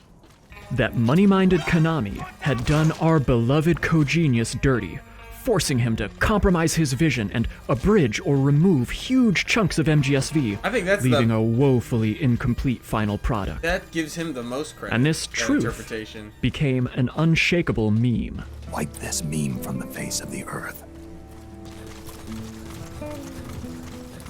This meme that MGS-V is unfinished was very lucrative for some of the people who created it. But it was also insincere and hugely insulting to the game's entire creative team. Series director Hideo Kojima has said in multiple interviews since leaving Konami's legal grasp that MGS-V is a complete and finished product. And that he is satisfied with the game he released, that's story also, included. That's worse. But this whole episode raised some very interesting questions about the idea of artistic integrity, the death of the author, and what it means to call a piece of art incomplete. Because by the same standard that was used to tar and feather MGSV, the revered masterpiece Metal Gear Solid 2 is also shamefully incomplete and a permanent blot on the records of everyone involved. I agree with that. Multiple bosses and levels couldn't be finished in time and were scrapped from the game. The sniper boss, Old Boy, was booted to MGS3, where he became the End. The Dead Cell spiritualist, Chinaman, yikes, was cut from the game and folded into Vamp. The whole second half of the game, Shell 2, was abridged and cut short. And perhaps most significantly, entire sections of the ending sequence of Metal Gear Solid 2, like scenes showing the Statue of Liberty being destroyed and Manhattan's Battery Park being crushed underneath Arsenal gear, were censored for political considerations, since the game came out mere weeks after the events of September 11, 2001. At long last, it seems that she will go through the immigration process. Will Lady Liberty finally get her green card? MGS2 is also absolutely incomplete when measured by the metric of what fans expected versus what they got. For years and years, the game was absolutely torn to shreds for its bait-and-switch protagonist swap. From the gruff, stoic, and hyper-masculine Solid Snake, to the fey, whiny, and effeminate Raiden. Twink Snake! For a long time, fans hated MGS2 for making us play as an inferior shadow of the beloved main character. It took nearly a decade of deep analysis and reflection for the game to be rightly recognized as an incredibly prescient piece of speculative fiction, which predicted so much of the internet-mediated dystopia we're currently living in. But in the current digitized world, trivial information is accumulating every second, preserved in all its triteness. I'm tired of New York being destroyed, quickly removed, and replaced. Never fading, always accessible. Rumors about petty issues, misinterpretations, slander. All of this junk data, preserved in an unfiltered state, growing at an alarming rate. It will only slow down social progress, reduce the rate of evolution. Raiden, you seem to think that our plan is one of censorship. Are you telling me it's not? You're being silly. What we propose to do is not to control content, but to create context. Create context? And with MGSV, it's happening all over again. It is happening again. I started this video by talking about Moby Dick not just because of the obvious thematic parallels. After all, the game was only too happy to invite these comparisons. From the initial E3 hype campaign, courtesy of Joachim Mogren of Moby Dick Studios, through to the numerous in-game callouts. Ahab, do you read me? This is Pequod. It's a whaling ship. This is Pequod. Arriving shortly at LZ. Okay, have time to go. This is Queequeg on station to provide cover. You can call me Ishmael. Is this a joke? This is Metal Gear being subtle? Kojima's not subtle. He's not really clever either. He's kind of a simple idiot. He just kind of uses the names of things he likes. Like he's always done that. The names of all the bosses are Blank Man and this man and that man.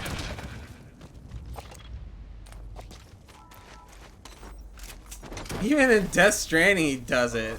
This is Blank Man, Heart Man, Dead Man, China Man. Just don't do that for once, Kojima. Just write some decent characters. This is Pequod. Have arrived at LZ. Will stand by.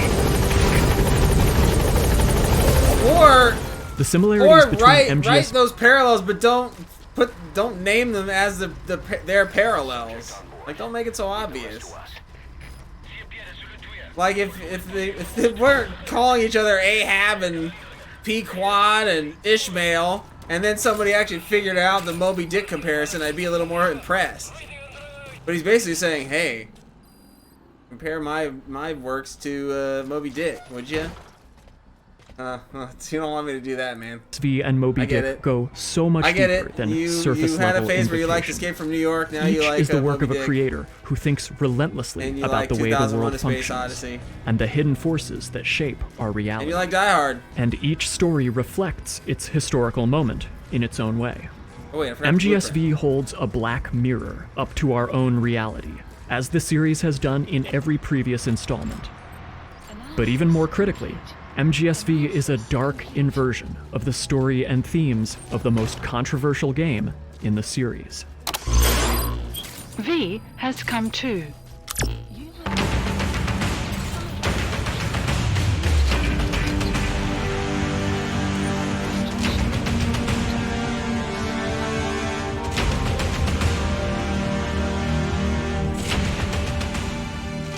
MGSV is loaded with imagery and dialogue centered around duality and reflections. In other words, mirrors. This duality is even baked into the structure of the game itself, with the split between the opening prologue chapter of Ground Zeroes, followed by the game proper in The Phantom Pain. The tale begins with the legendary super soldier Big Boss, aka Naked Snake, conducting a solo infiltration of the US-run Guantanamo prison encampment in Cuba. Betrayed by his country and disaffected by how soldiers are abused and discarded by those they serve, Snake founded the private military force Militaires Sans Frontières, an army for hire to anyone who can afford them. Upon completing his mission in Guantanamo and rescuing his comrades, the truth is revealed. It was all a ruse, designed to lure Big Boss away from MSF's mother base, so the Illuminati deep state The Lale-Lule-Lo. Lale-Lule-Lo. Lale-Lule-Lo. Lale-Lule-Lo. Damn the Patriots! I ain't no Lale-Lule. could wipe them out entirely. The aftermath of the attack on Mother Base leaves Snake in a coma for 9 years, severing his left arm and embedding his body with 108 pieces of shrapnel. Upon examination, we discovered 108 foreign bodies embedded within, including a gigantic horn-like shard protruding from his forehead. Let's do a quick numerology interlude because that number, 108, is especially significant. Many denominations of Hinduism, Buddhism, Zen, and Jainism speak of the 108 impurities and imperfections that all humans must struggle through in order to reach enlightenment. mental and physical impairment are unavoidable. After shaking off his 9-year coma and awakening in the year 1984, Naked Snake... I mean, that's all well and good, but it doesn't make that section any more fun to play through. That section sucks. It's awful. Like, it's cool that there's all this symbolism and shit in it, but, like, playing it is torture. Braces. I think that's kind of my problem with him. Is he's, like... everything, a lot of his writing and stuff, he's, like, going for, like... trying to do all this deep shit, but he can barely pull off the surface level stuff half the time. Get the surface level stuff right first, and then die. His inner demon. Rubbing our noses in bloody battlefield dirt. All for revenge. The world calls for wet work, and we answer. No greater good. No just cause. Yeah, and I'm sorry, but, like, that's a huge problem. Make it have, like, putting all that, I mean, it is cool and it is interesting. The 108 is I already forgot. The chakra, your chakras. You do 108 push-ups and you have good chakra. I think that's what they said. Alright, that's cool that that's in there, but, like, dude, it's not fun to play. You're a game director who, by this point, had been doing it for, what, like 20 years? By the time this game came out, or close to it? You can't even make a half-decent intro that's fun to play? Or is directed well? It's so bad! I feel like if they're doing the hidden meaning behind all the stuff in the room, like if Tommy Wiseau had a bunch of things, oh, the spoons. Here's the hidden meaning behind the spoons. Like, it doesn't suddenly make that movie good. It's still a shit movie. The intro to this game is still terrible. I guess it's cool that there's the chakras and Moby Dick references in it, though. So I'll give him that much. But I don't ever want to play it. I don't ever want to play the intro to this game ever again in my life. And I would... And anytime... if anybody asks me, like, hey, I want to play Metal Gear Solid 5, I go, hey, just skip every cutscene. Keep smashing triangle, or select, the back button, whatever it is on your controller. If it says skip, just skip. I'm going to save you 40 minutes of bullshit. God. Cypher sent us to hell. And then later you can watch this guy's video about how it's the best. But we're going it's even the best deeper. intro ever. MSF is reborn as Diamond Dogs, and the boss himself as Venom Snake. He then embarks on a quest for revenge that will see him carve a path across Soviet-occupied Afghanistan and the Civil War-racked border region between the Central African nations of Angola and Zaire. Across the story of both Ground Zeroes and the Phantom Pain, the player encounters a steady procession of mirror imagery, both big and small, obvious and Also, not. calling this story one game or the whole thing one big thing is bullshit because I paid twice. Okay, I paid for 2 games, so don't roll it up like it's one game. All right, these are 2 separate video games. I have 2 separate receipts for this shit, so don't give him that much credit. Ground Zeroes begins with us seeing the game's antagonist reflected in a soldier's helmet, and then again in a Jeep's Kojima side made a view. demo and charged $40. The Phantom Pain opens with a slow camera pan and zoom towards a mirror, as the on-screen text welcomes you to just another day in a war. Explain that. You bought a bundle on Steam or what? They don't come packaged together. They're 2 separate products on every storefront ever. Is there even an edition that has both in one package? Yeah, there's still 2 separate products. It's not, you didn't pay, you paid for 2 separate things at the same time. Show me MGS5 the complete edition on Steam where it's all one game. I understand that. I understand that. You don't understand what I'm saying. They are 2 separate products. Granted, you could get them cheap and together in a bundle for $5 on G2A because a Russian stole some dude's credit card info. I've done it. I do it all the time still. But this is not one game. It's 2 games. Without end.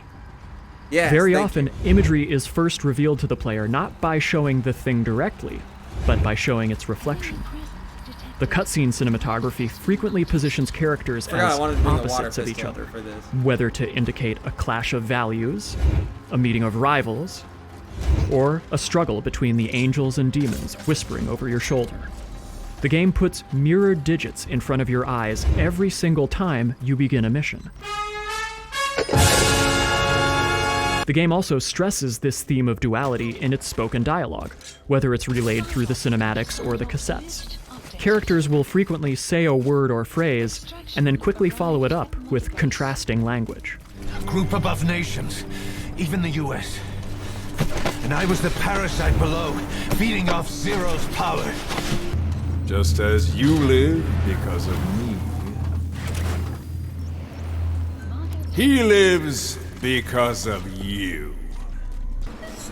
Look up, please. I know it's difficult, but please look down. Well, the good news is that one's reaching, I think. Bad news? Oh, we'll watch it. Good news, bad news? Come on. That's a very common colloquial. Need a little pick-me-up? This war is peace. Cypher sent us to hell. Heaven's not my kind of place anyway. I think this is giving him way too much chose the credit. language of gratitude instead, and go back to silence.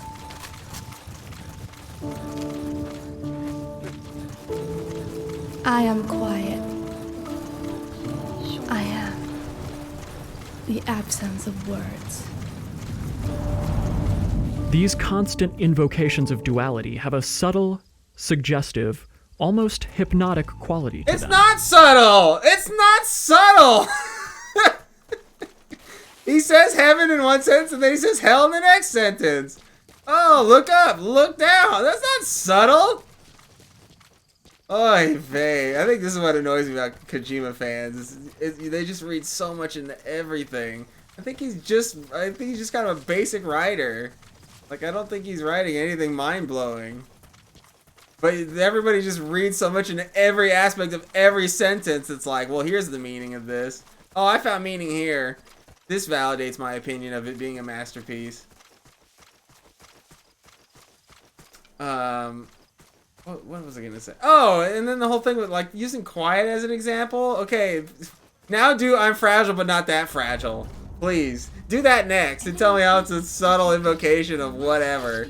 Get the fuck player outta is here. being subconsciously primed for what's to come, even if you're not aware of it in your rational brain. You may have one notion of reality, or one sense of your own identity. But then something different, something strange, is reflected back at you by the Black Mirror. So which version of events can you trust? What's real? And what's an illusion? The game's narrative is further fractured, not just by the form, but also the format. Not only is MGSV divided between Ground Zeroes and the Phantom Pain, but the Phantom Pain itself is divided between its halves of Chapter 1 Revenge. This is another thing about Kojima that I don't really trust a lot of what he says in interviews and stuff. He seems like George Lucas, who just says like, oh well, no, Star Wars was always for kids. It's like, well, no, Metal Gear Solid 5 isn't incomplete. It's totally finished and it's exactly how I wanted it. It's like, yeah, okay, dude. It doesn't come across like that though. It feels like an unfinished, crunch job. So I really don't. Everything Kojima says in an interview, I take with a big old dose of salt. Revenge and Chapter 2 Race. In retrospect, it's clear that Konami mandated that Ground Zeroes be released as a standalone game in order to recoup some of the sky-high development costs for this project. And I think this is the primary reason why players and critics alike seem to have mostly not noticed how MGSV's story and themes mirror those of Metal Gear Solid 2. I think people give Konami too much shit for that whole thing. Just playing this game, it seems like Kojima is just a pain in the ass to deal with. He probably had been for years. And he clearly wanted to make a very, very big game. This game is huge.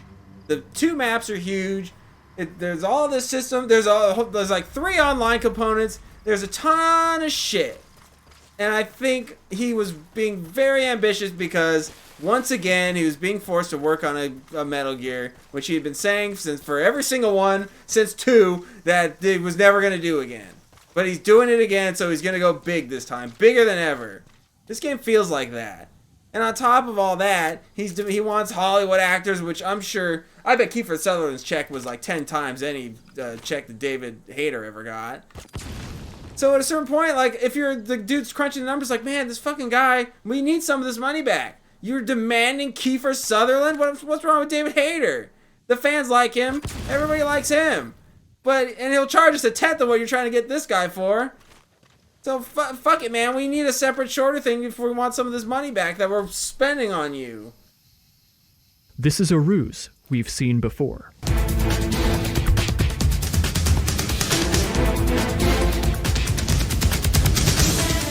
Metal Gear Solid 2's divide between the Tanker, Snake, and Plant Raiden chapters served the same purpose as MGSV's split between Ground Zeroes and the Phantom Pain.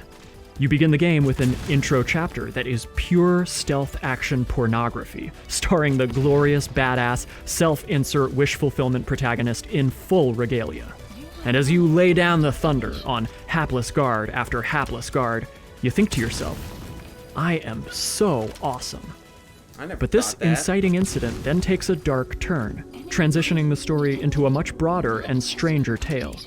Throughout the rest of the game, the events of the intro are constantly remixed and recontextualized, and given new weight and import. And as the climax strikes, the entire story is revealed to be unreliable narration from an unreliable narrator. The player's identity is stripped away until they can no longer trust the reality unfolding in front of them.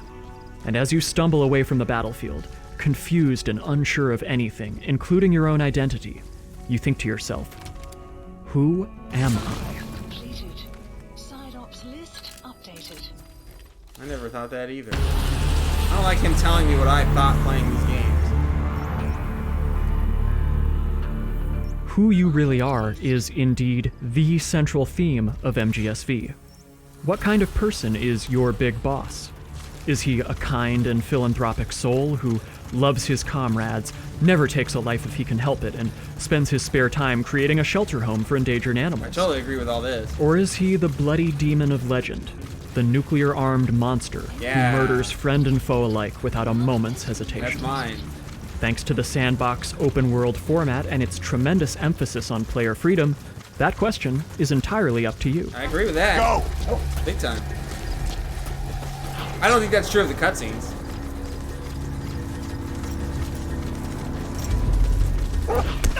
That's where he's about to go with this.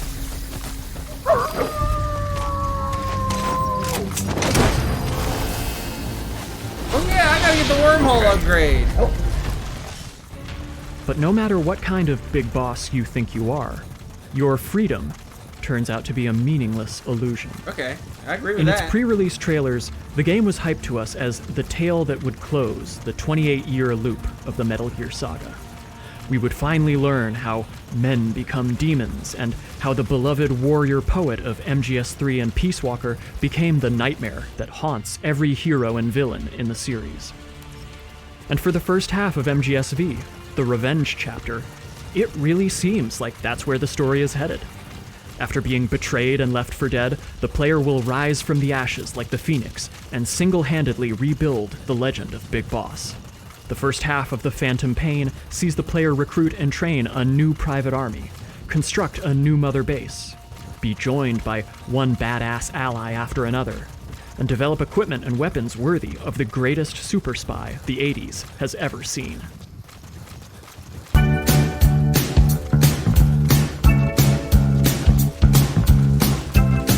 Yeah, get DMCA'd. You uncover a globe-trotting conspiracy about parasites that infect human vocal cords, get a ton of weapons and gadgets along the way, and enjoy some cool body horror and weird science story beats that help keep things interesting. It's exactly the over-the-top and maximalist approach to storytelling that we love Kojima and the Metal Gear series for, just in a different container, a different format. The narrative culminates with a solo infiltration of the enemy's secret fortress, which sees you disabling their nuclear-equipped superweapon and claiming it as your own. In that glorious moment, Metal Gear Sahelanthropus towers over Mother Base as the ultimate trophy for a conquering warrior of the nuclear age. Yeah, it's cool. Had the game ended right here, with the triumphant climax of missions 30 and 31, there's no doubt that Metal Gear Solid V would have been far less controversial. Yeah. We hold our rifles in missing hands. That was actually a good ending. We stand tall on missing legs. We stride forward on the bones of our fallen. Then, and only then, are we alive. This pain is ours, and no one else's. The secret weapon we wield, out of sight. This was the ending and the resolution we've been conditioned to want by decades of Hollywood blockbusters. See, and indeed, people fall back on that excuse a lot, especially with Metal Gear 2 and apparently with this one now. Like, well, people want this, people want that, but I mean, if it's good, you can subvert expectations in storytelling. If it's good and it works and it makes sense, then people will take an ending that's not traditional. And that's a very traditional ending. The problem with the ending of Chapter 2 is it's shit. And it very sloppily, like, undoes most of the stuff from Chapter 1. Like, everybody just kind of leaves or dies or whatever. Like, kind of takes everything away from you. Like, why did I even bother to do that? And it does it at a much faster pace than you do building it up. Like, you build up your base and everything through Chapter 1 over, like, 40 hours, and then in 10, it's all just taken away from you. Like, oh, okay, well, I mean, I don't know where you're going with this, but it better be good, and then you just go back to the beginning of the game. So it's not good.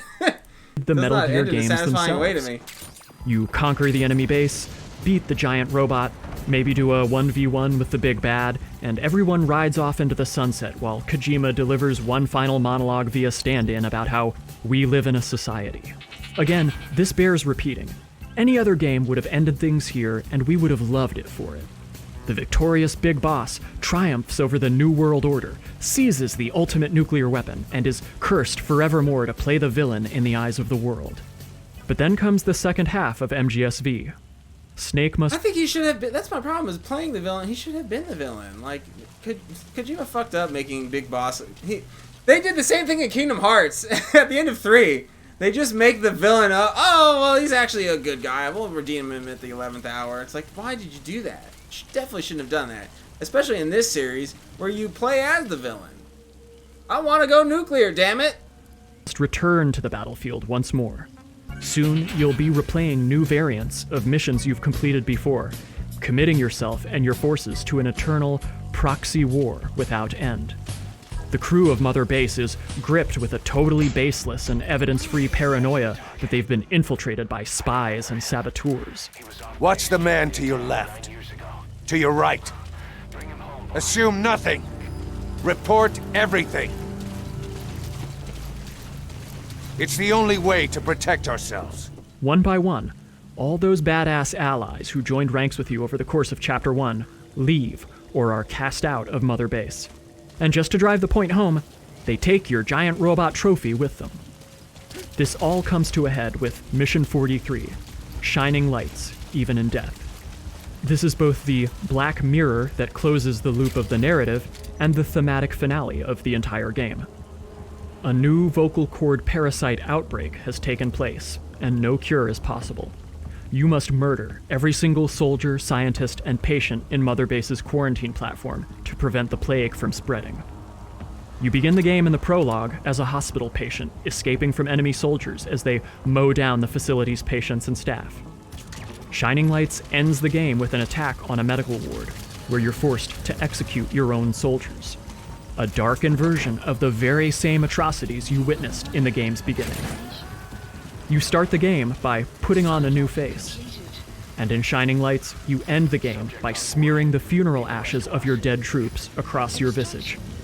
If Chapter 1 is the player rebuilding the legend of Big Boss, then Chapter 2 forces the player to experience the breakdown and deconstruction of that legend. Until all that's left is Captain Ahab and his ship full of fanatics, pursuing mindless revenge against an enemy who might not even be real. What if she's a spy? What if I'm a spy? Or you? Go on all day.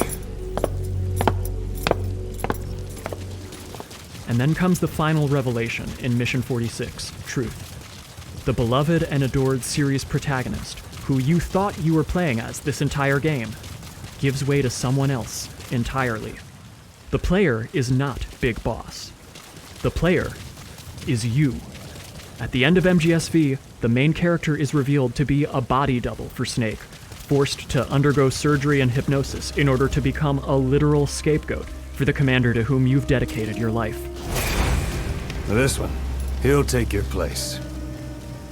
From here on, he's Snake.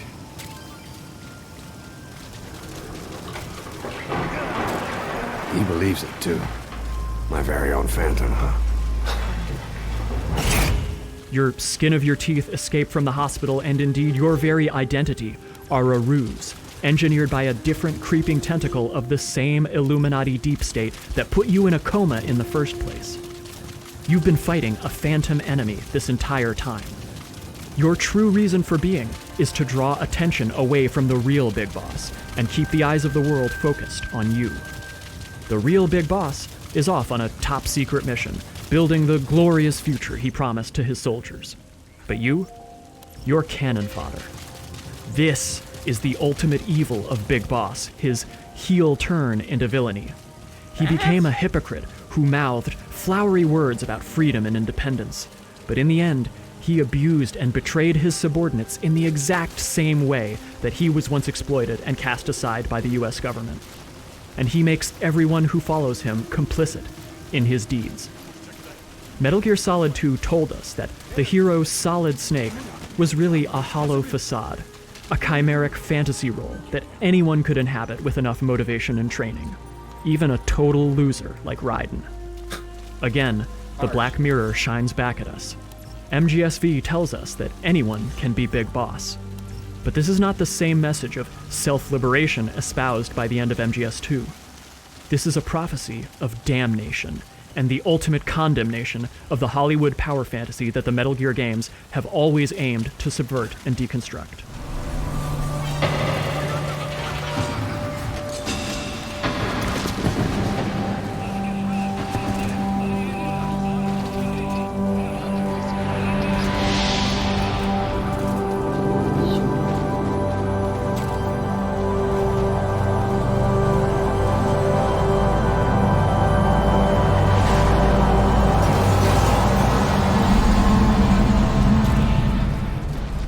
MGS2 ended with the directive that the player should break free from the self-insert fantasy of trying to emulate a fictional action hero idol. Because this way of thinking is a prison, one that can blind you to the reality in front of you and make you that much easier to manipulate. Anyone you know? No, never heard the name before. I'll pick my own name, and my own life. I'll find something worth passing on. To be free, to live a truly heroic life, you must find your own meaning outside of received wisdom and official truths. But MGSV ends on a diametrically opposing note to the player. If you still want to be Snake so badly after playing all these games, then please enjoy your first-class ticket to hell, because we are all going down together. It all comes full circle with this revelation. You, the player of 2015's MGSV, are the big boss that the player of 1987's Metal Gear must kill in order to beat the game. The circle is complete, and the snake swallows its own tail. All that's left to us is an eternally recurring loop of violence and death, directed first at an external enemy, and finally, against ourselves.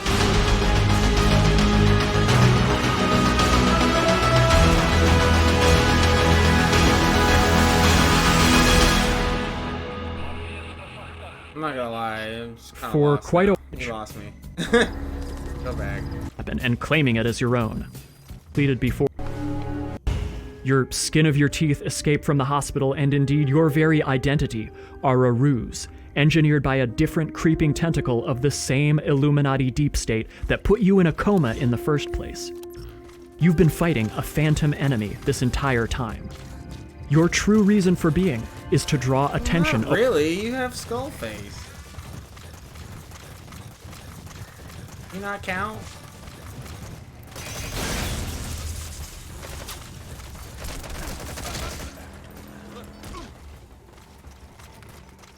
Away from the real big boss and keep the eyes of the world focused on you. The real big boss is off on a top secret mission, building the glorious future he promised to his soldiers. But you're cannon fodder. I mean, elaborate on that. Okay, keep going.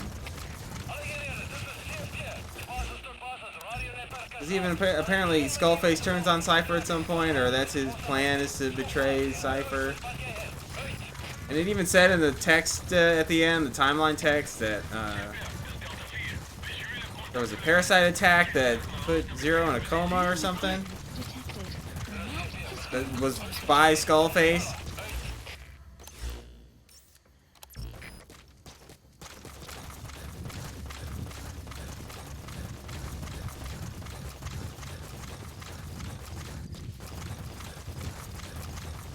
Is the ultimate evil of Big Boss, his heel turn into villainy.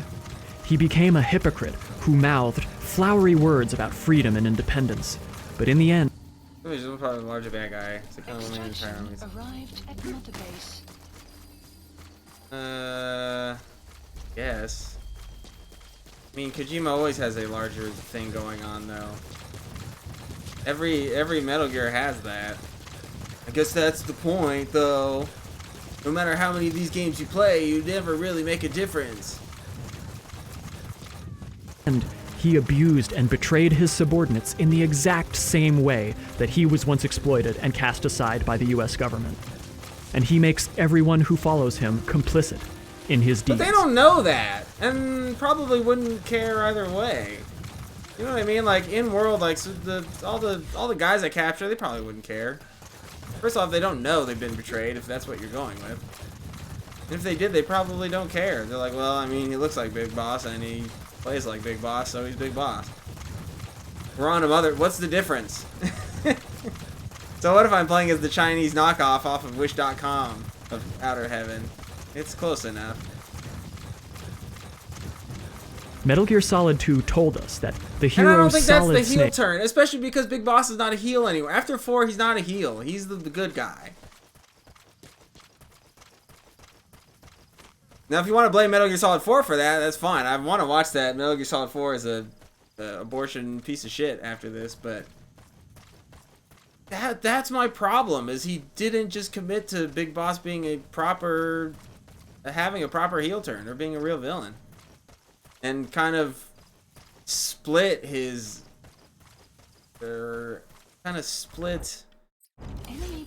like the responsibility of his actions among two people now. So it like you know what I mean? It's like, well, he can kind of write off like all the shit that happens in this game. It's like, well, that's that other Big Boss. I didn't do that. I didn't develop that nuke. That other guy did. Was really a hollow facade. I'm still a good guy. A chimeric fantasy role that anyone could inhabit with enough motivation and training. Even a total loser like Raiden.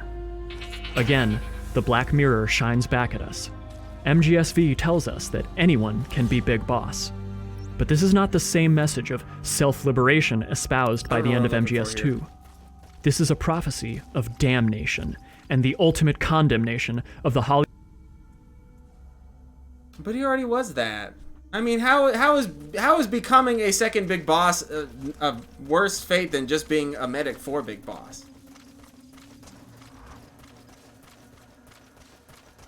A pretty big promotion.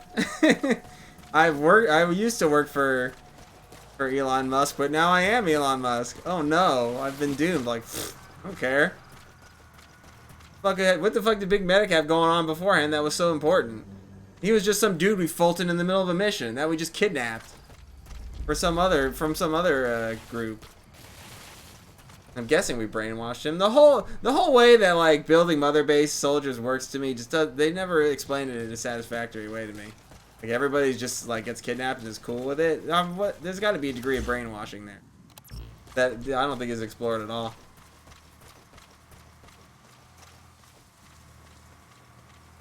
Yeah, but every mother base soldier wants to die for Big Boss.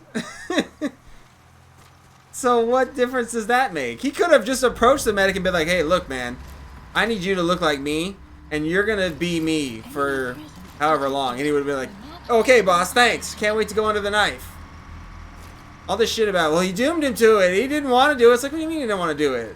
Every soldier loves Big Boss. They all love Big Boss. Everybody wants to be Big Boss. We're cloning Big Boss. Whatever Big Boss says, we do. The medic's no different. Hollywood power fantasy that the Metal Gear games have always aimed to subvert and deconstruct.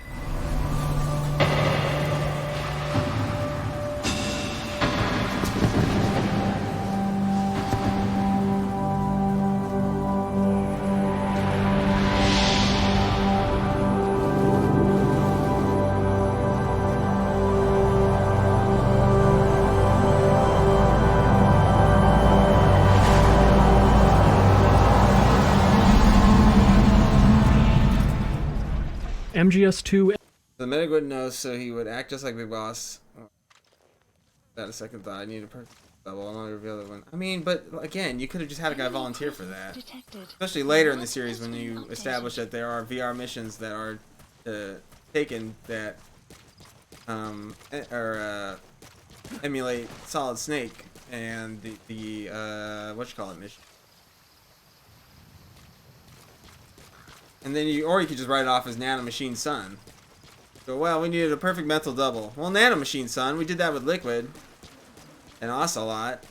Oh, well, Nanomachine Son. Just seems like he did it in this weird roundabout way that people are reading too much into. Ended with the directive that the player should break free from the self-insert fantasy of trying to emulate a fictional action hero idol. Because this way of thinking is a prison, one that can blind you to the reality in front of you and make you that much easier to manipulate. Anyone you know? No, never heard the name before. I'll pick my own name and my own life. I'll find something worth passing on. To be free, to live a truly heroic life, you must find your own meaning outside of received wisdom and official truths. But MGSV ends on a diametrically opposing note to the player. If you still want to be Snake so badly after playing all these games, then please enjoy your first-class ticket to hell, because we're all going down together. It all comes full circle with this revelation. You, the player of 2015's MGSV, are the Big Boss, that the player of 1987's Metal Gear must kill in order to beat the game. The circle is complete, and the snake swallows its own tail. All that's left to us is an eternally recurring loop of violence and death, directed first at an external enemy, and finally against ourselves.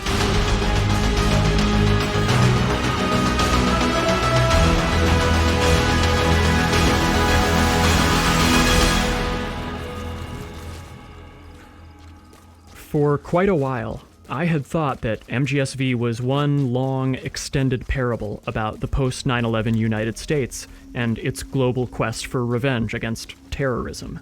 And yes, that's definitely one interpretation. Oh man, I don't think you understood that conflict at all.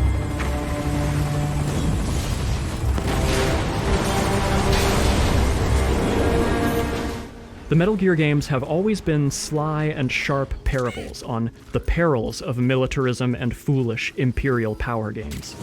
4 years ago, the Soviets invaded Afghanistan. The Muslims are fighting back with Western support. But after this most recent playthrough, I'm more convinced than ever that MGSV is really a game about Japan. The government of Japanese Prime Minister Shinzo Abe is currently pursuing an objective that has long been desired by the country's more authoritarian political elements: the revocation of Article 9 of Japan's post-World War II constitution.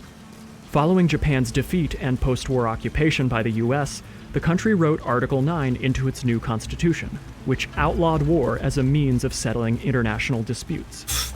But that idealism wouldn't last long. Well, 'cause that's a In joke. 1949, the Chinese Communist Revolution was complete, and Chairman Mao Zedong officially declared the foundation of the People's Republic of China. Washington nervously watched as Japan was gripped by economic stagnation and hyperinflation, which led to the rapid rise of leftist and communist political factions within the country. In response to the specter of creeping communism across the Pacific, the US enacted its reverse course policy for Japan. Labor strikes were outlawed, and public unions were forbidden from most forms of collective bargaining. Communist rioters in Tokyo turned May Day into a nightmare as fanatical speakers whipped 400,000 workers and students into hysteria with anti-American speeches. Japan's socialist and communist political parties were criminalized and driven underground. Pro-Western and pro-business politicians, and even straight-up Yakuza, were installed in the government by the US occupiers, who would go on to form what is now the country's ruling Liberal Democratic Party. And as part of the reverse course, Article 9 was watered down and reinterpreted to allow Japan to begin maintaining domestic armed forces and a navy, the so-called JSDF, or Japanese Self-Defense Forces.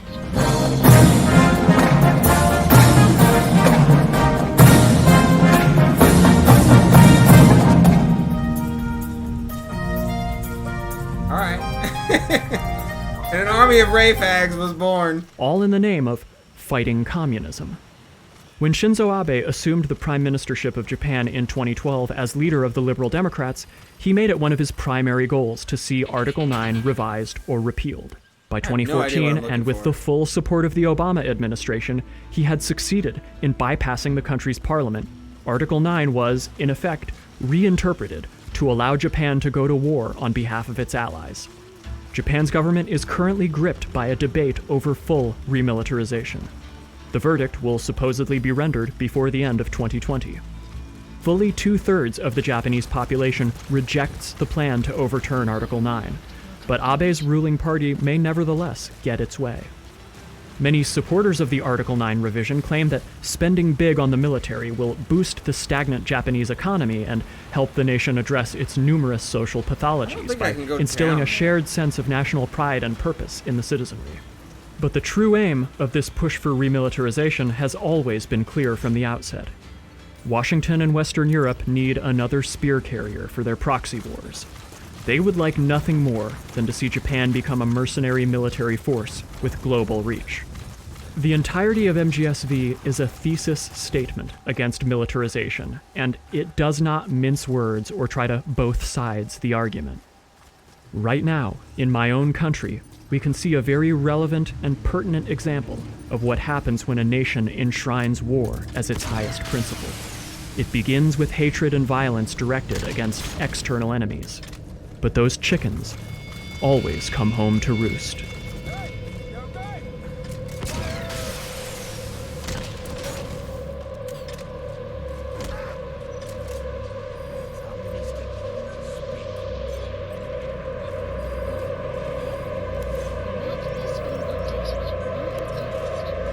You're clear. All right, firing. Line here. What's the stage line now? Let me know when you get it.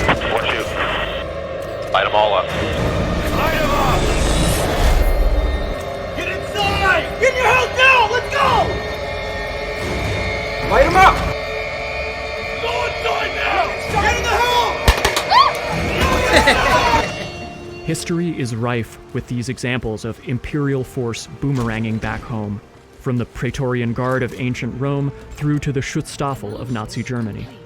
The violence we export abroad and our ceaseless lust for domination are intimately linked to the social collapse that we are experiencing at home. War can only beget more war, giving way to an endless spiral of violence. This isn't just some head-in-the-clouds philosophizing ripped from one of my Japanese animes. This is the world we're living in, right now, and Metal Gear predicted it all. In 2021, the New START nuclear arms control treaty will expire. For Russia and the US, there will no longer be any restrictions on nuclear weapon development or deployment, and the global disarmament movement will be, effectively, dead in the water. With I START mean, if you gone, ever believed that, you were a fucking idiot. Like, all the paperwork and posturing we do, like, oh yeah, we'll get rid of our nukes, that's such horseshit. The fact that you ever believed it makes you an idiot. the entire post-Cold War arms control regime And will any nation that disappear did get rid of their overnight, nukes or signed and it nothing did, will be there to played it stop straight, every are nation and also private extremely army from exploiting nuclear technology for their own ends. I understand, but why Metal Gear? The nuclear age ended with the turn of the millennium. Oh, you're wrong. The threat of nuclear war isn't gone. In fact, it's greater than it's ever been.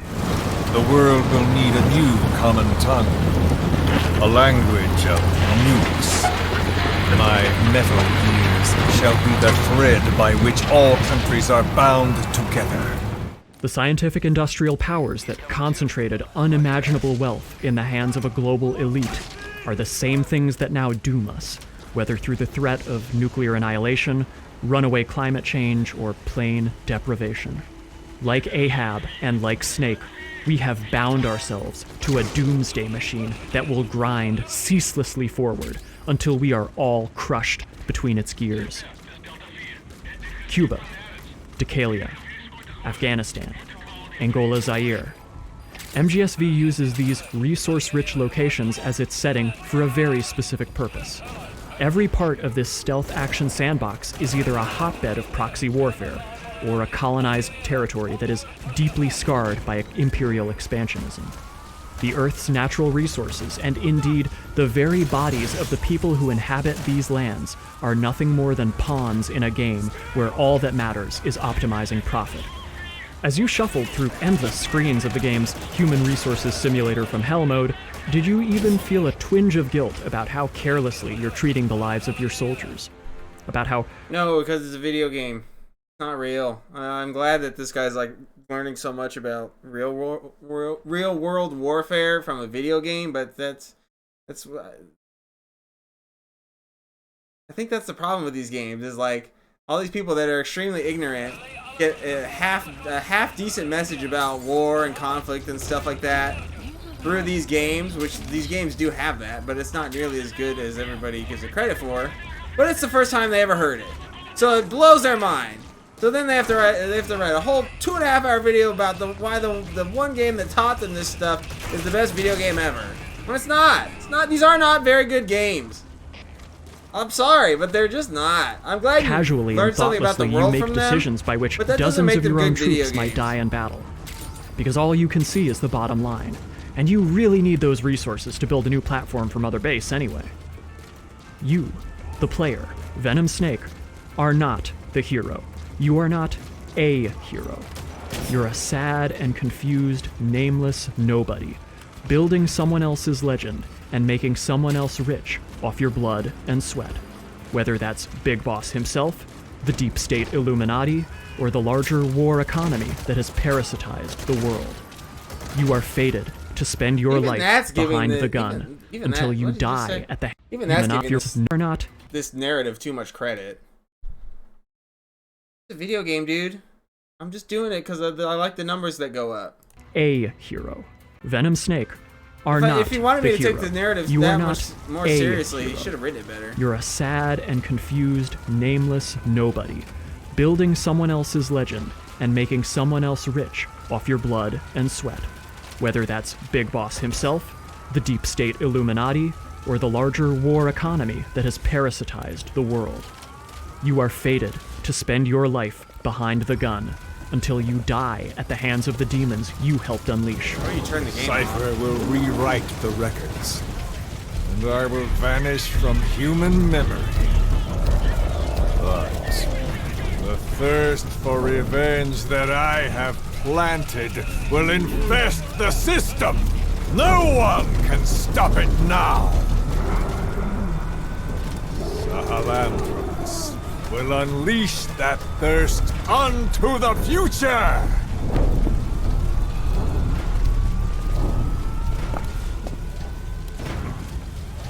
Major,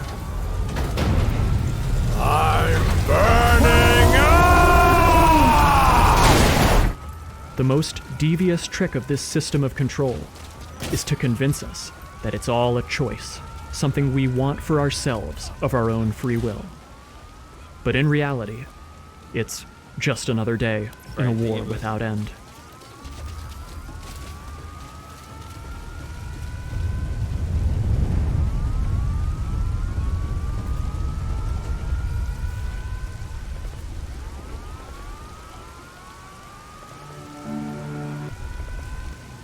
If you liberate Snake from the bonds of fate and by passing the baton to the player who was previously bound to Snake, they can bring the legend full circle. This party of ways now becomes some fan in pain, but an empty space that by remaining unfulfilled serves as motivation for the player to move forward. What the fuck are you talking about, dude? People want the numbers to go up. You shoot the bad guy and the number goes up.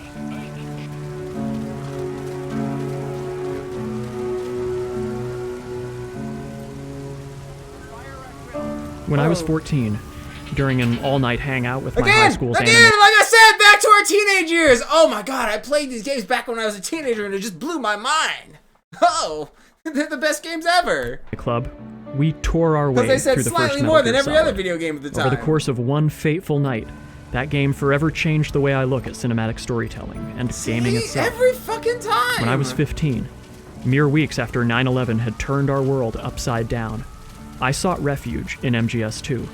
I fell deep into a See techno-espionage what I mean? thriller These that fucking games. There's so much. The people that are so attached to Metal Gear games, especially ones who are like, 2 or 5 or whichever. It's always one in particular. It's always about some event in their lives or their experience at the time. It's never ever about the games themselves. It always is about some weird experience in their lives. So then retroactively they go back and they find all this meaning in this thing, but these games just aren't that good. forced me to confront how my own love of escapism I'm had glad blinded me that to these the power games were there for them to help them cope with all these feelings and shit at the time, but as games they are not that great. that rule behind the scenes. When I was 18, deeply depressed and fearful of the future, the hope of playing MGS3 kept me alive. See what I the mean? story of Snake Eater reminded Of me course you're gonna that look the for all this fires of meaning in these war I was fucking seeing games when you rise have around that. the world were not But permanent. you think of these games Today's like enemy that. could become tomorrow's friend, making our current notions of objective right and wrong seem utterly foolish. When I was 22, I was taking my first tentative steps into a bigger world, but the future had never looked more precarious fall? and uncertain. MGS4 told me to let go of my fears, that even if I felt trapped right now, my life was not set in stone. I could find my way, as long as I kept hope alive. When I was 29, the world had nearly broken me. I was barely a year returned from my time in Russia, and it was clear that even though I was back home, I could never be repatriated. Battling my demons and my addictions while working a terrible tech job that was slowly grinding the life out of me, I was deep in a spiral of anger, regret, and self-loathing. You too have known loss.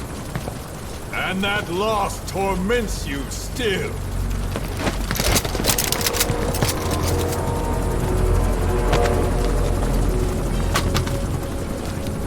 You hope hatred might someday replace the pain. But it never goes away. It makes a man hideous, inside and out. And MGSV arrived right on time. After playing through the game, I spent a lot of time going full never be game over, hunting for every spare bit of symbolism I could find, playing and replaying the cinematics over and over, trying to parse the meaning of every single cassette tape. But something about the ending still didn't sit right. There was a lingering pain I could not account for, a faint sorrow over the might-have-beens and could-have-beens. You feel it too, don't you? No! I wanted to make them give back our past. Until finally, the experience made me pause and consider the phantom pains I was carrying around, just as I had carried the Metal Gear Saga with me my entire life.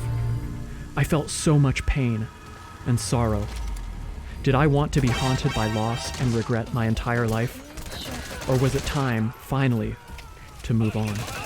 It's over. Time for you to put aside the gun and live.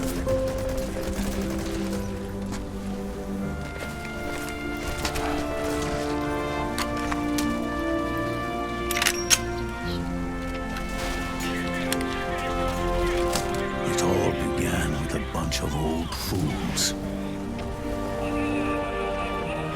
Now, they've all passed away. Their era of folly is over. The world that the Black Mirror of Metal Gear presents to us, a world of super soldiers and high-stakes nuclear espionage and ruthless men engaged in grim and bloody battle. This is all an illusion. One must die, and one must live. No victory, Yeah, no see, defeat. adults already Adults know that. They know that when they bought the video game at GameStop. They go, oh yeah, none of this is real. How the fuck did that guy shoot me through the wood? But again, when you're like so fucking immersed in, I need to talk to a therapist or read a book or something. On the fight. Yeah, that's what you mean. I mean, I think that's a. Why am I here again? I mean, I think that's a gross reduction of everything too. Like, what do you mean there's only two types? Like, people just play games. It's escapist entertainment like any other.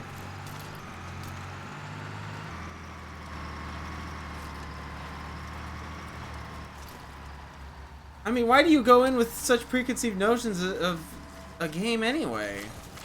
Like, I like games. If it's in a genre I might like, I'll try it. I don't go in like, I like story. I tend to like gameplay, but I'll dig into a good story if it's there.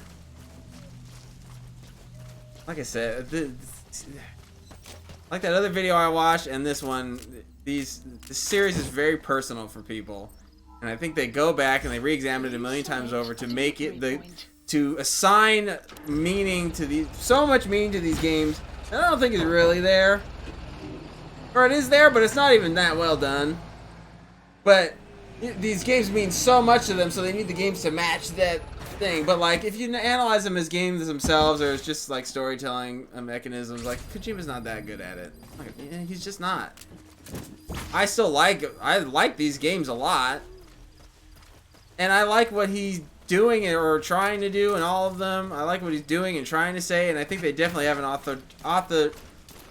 authorial stamp on them. Like, they're definitely, you know what I mean? You know a Hideo Kojima game from a mile away, as opposed to a lot of others. But I still think they have massive problems. And I think people kind of just gloss over that because they mean so much to them. Whichever one they latch onto the most. Because everybody latches onto one.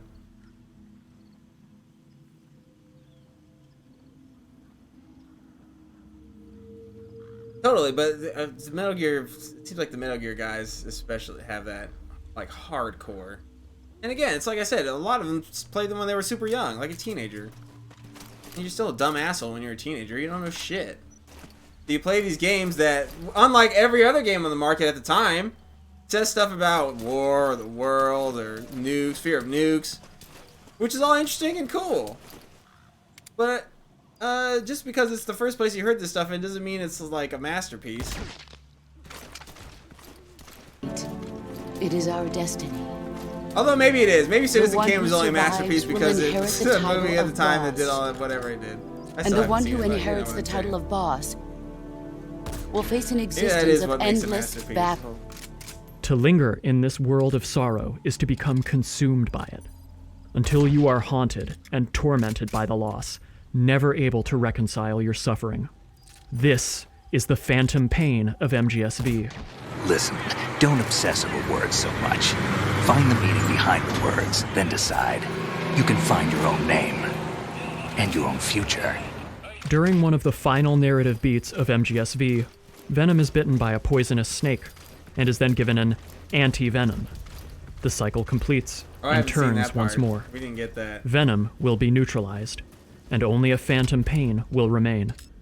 This meditation on duality is a thesis statement for the entire series. You mustn't allow yourself to be chained to fate, to be ruled by your genes. Humans can choose the type of life they want to live. Snake. And again, I always fall back on this too. This is also a series where one of the running gags is that people shit their pants. And then the guy who shits his pants, it becomes a major plot point. And women are not treated well at all in any of the games. This one is the worst of all of them.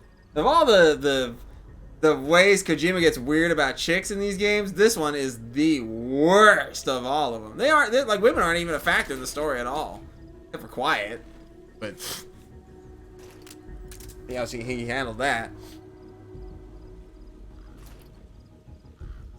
Oh, totally. And like I said, like he always has been doing more than most other games. You know what I mean? He always has some kind of message, or these games are very personal for him. They're very autobiographical.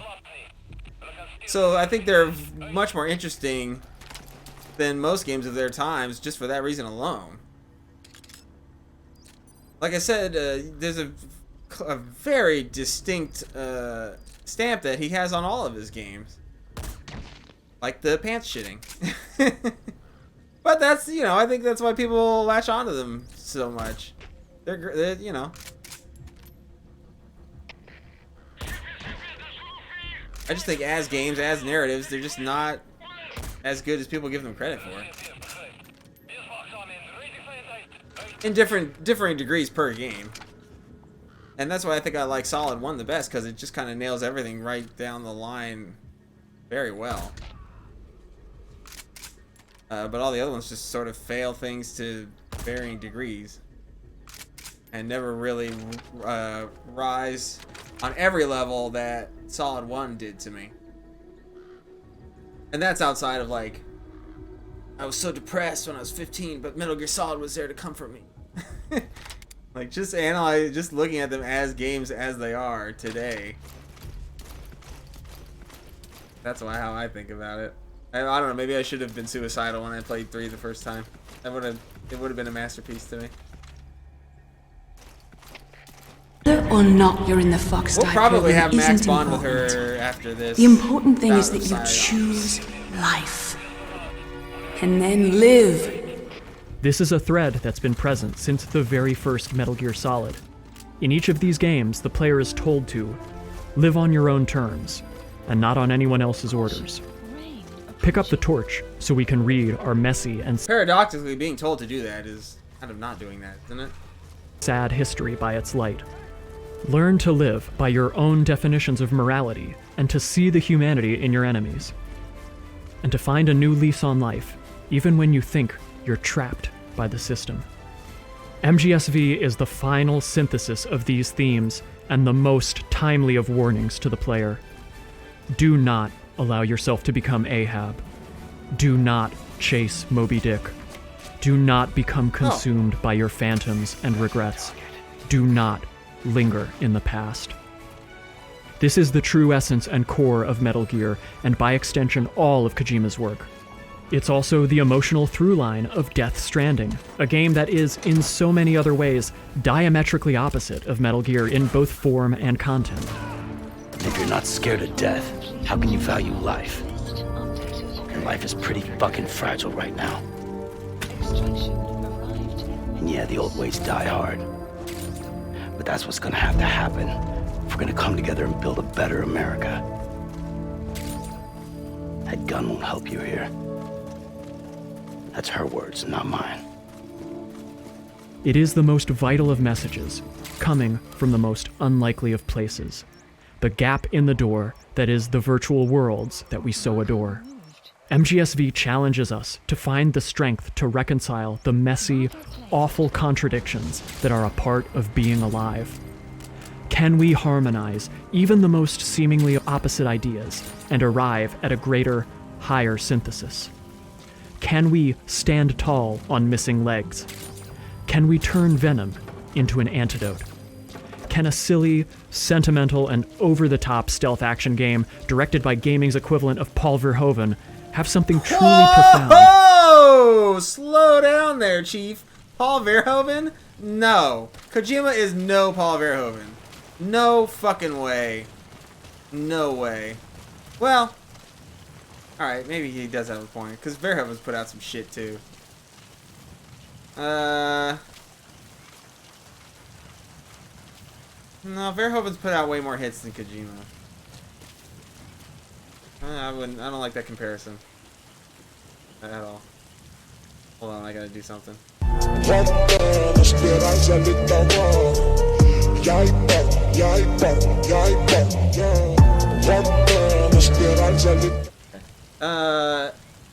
Yeah, that's... To say about war and the human condition. Can we turn a phantom pain into a new source of strength? And can we turn a requiem into new life?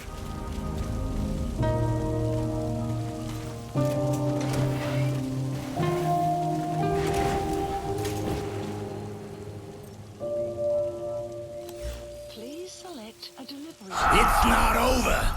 Not yet.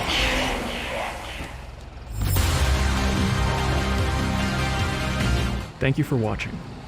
This video was the product of nearly 5 years of pondering, writing, rewriting, and multiple trips back to the drawing board. The world is in a bad place right now. You don't need me to tell you that. I hope that this kind of alternative entertainment adds some meaning and uplift to your day-to-day during these terrible times. It's been too long since my last video, I know. I was laid off from my full-time work in December, and things have only gotten more dire since then. Yeah, going into for the time being, life. No, I'm still... no offense, dude, I don't care. Sorry your life sucks. Maybe there'll be another Metal Gear for you to turn things around. Oh yeah, okay. So I want to watch this video called Metal Gear 4 Was a Mistake. 3.5 hours. Have to come at the... What time is it? We probably won't finish it, but I'll watch a lot of it.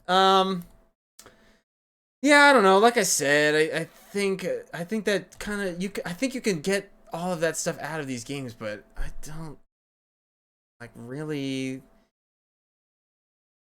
Kojima does such a sloppy job of getting all these messages across that I think that's my problem with him.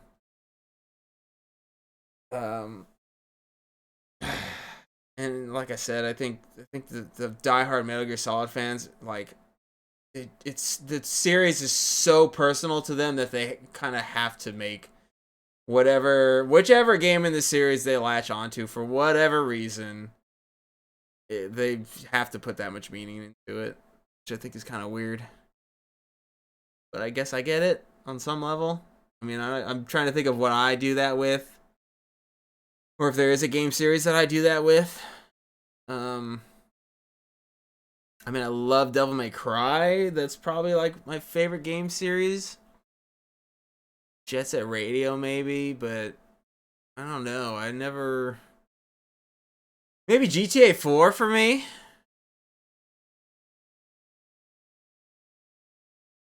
I don't know. I have to think about that.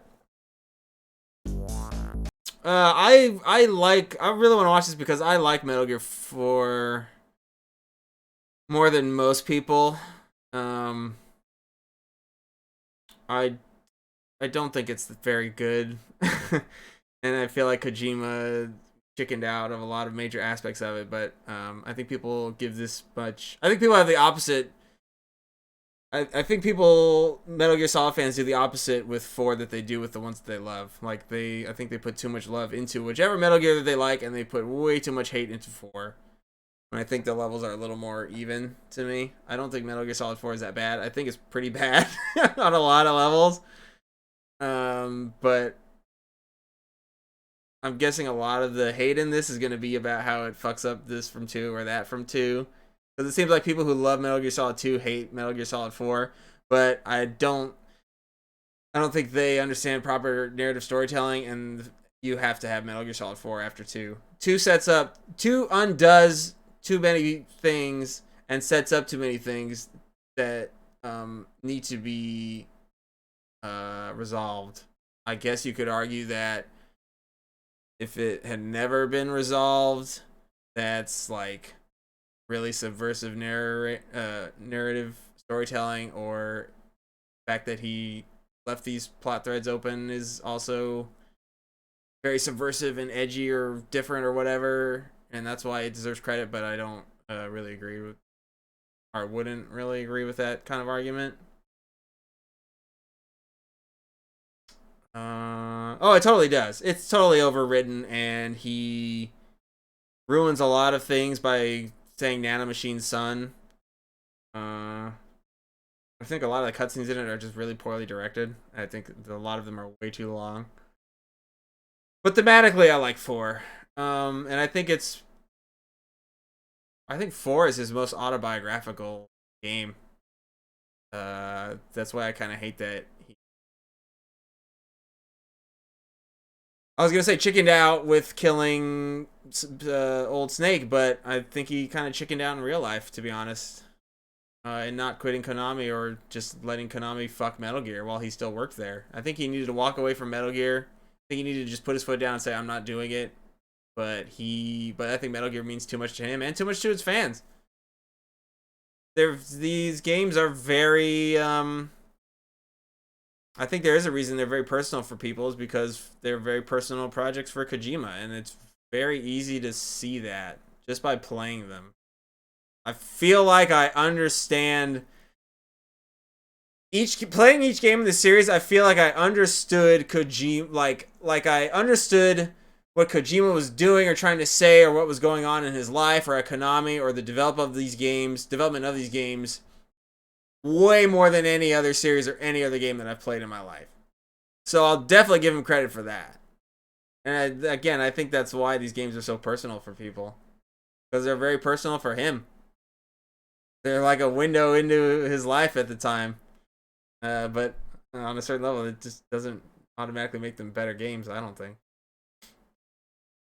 I know, but my point is, that's why I like Rising so much, is because it takes Metal Gear Solid's world and lore and story, and it treats them about as seriously as they should be taken seriously by any rational, normal human being, which is not very. And I think with 2 words, Nanomachine's son, you basically explain all the bullshit in the entire series that Kojima wrote a million paragraphs and had 40-minute long cutscenes about. You just go, Nanomachine's son. Why this? Why that? How does attaching Liquid's arm to Ocelot bring him back to life? Nanomachine's son. How does Arsenal Gear survive the virus that EE put on it because it didn't? Nanomachine's son. How was Vamp immortal? Nanomachine's son. You don't really need hour-long cutscenes explaining all this shit. You just go, Nanomachines. All right, thanks. I got it. And I think that's kind of Kojima's weakness as a writer. I would really love to just see him kind of just write a narrative that isn't so meta or whatever. I'd like to see if he could just write a straightforward narrative, and he kind of did with Solid 1. Like I feel like he got a complete, just proper cinematic style story out of that game that he never really did again until 3, and then he kind of just made it real personal again. Although it's interesting, I think didn't 3 start with him not on board? I think that's why that one kind of works as just like a pop narrative that comes across kind of impersonal, but still good.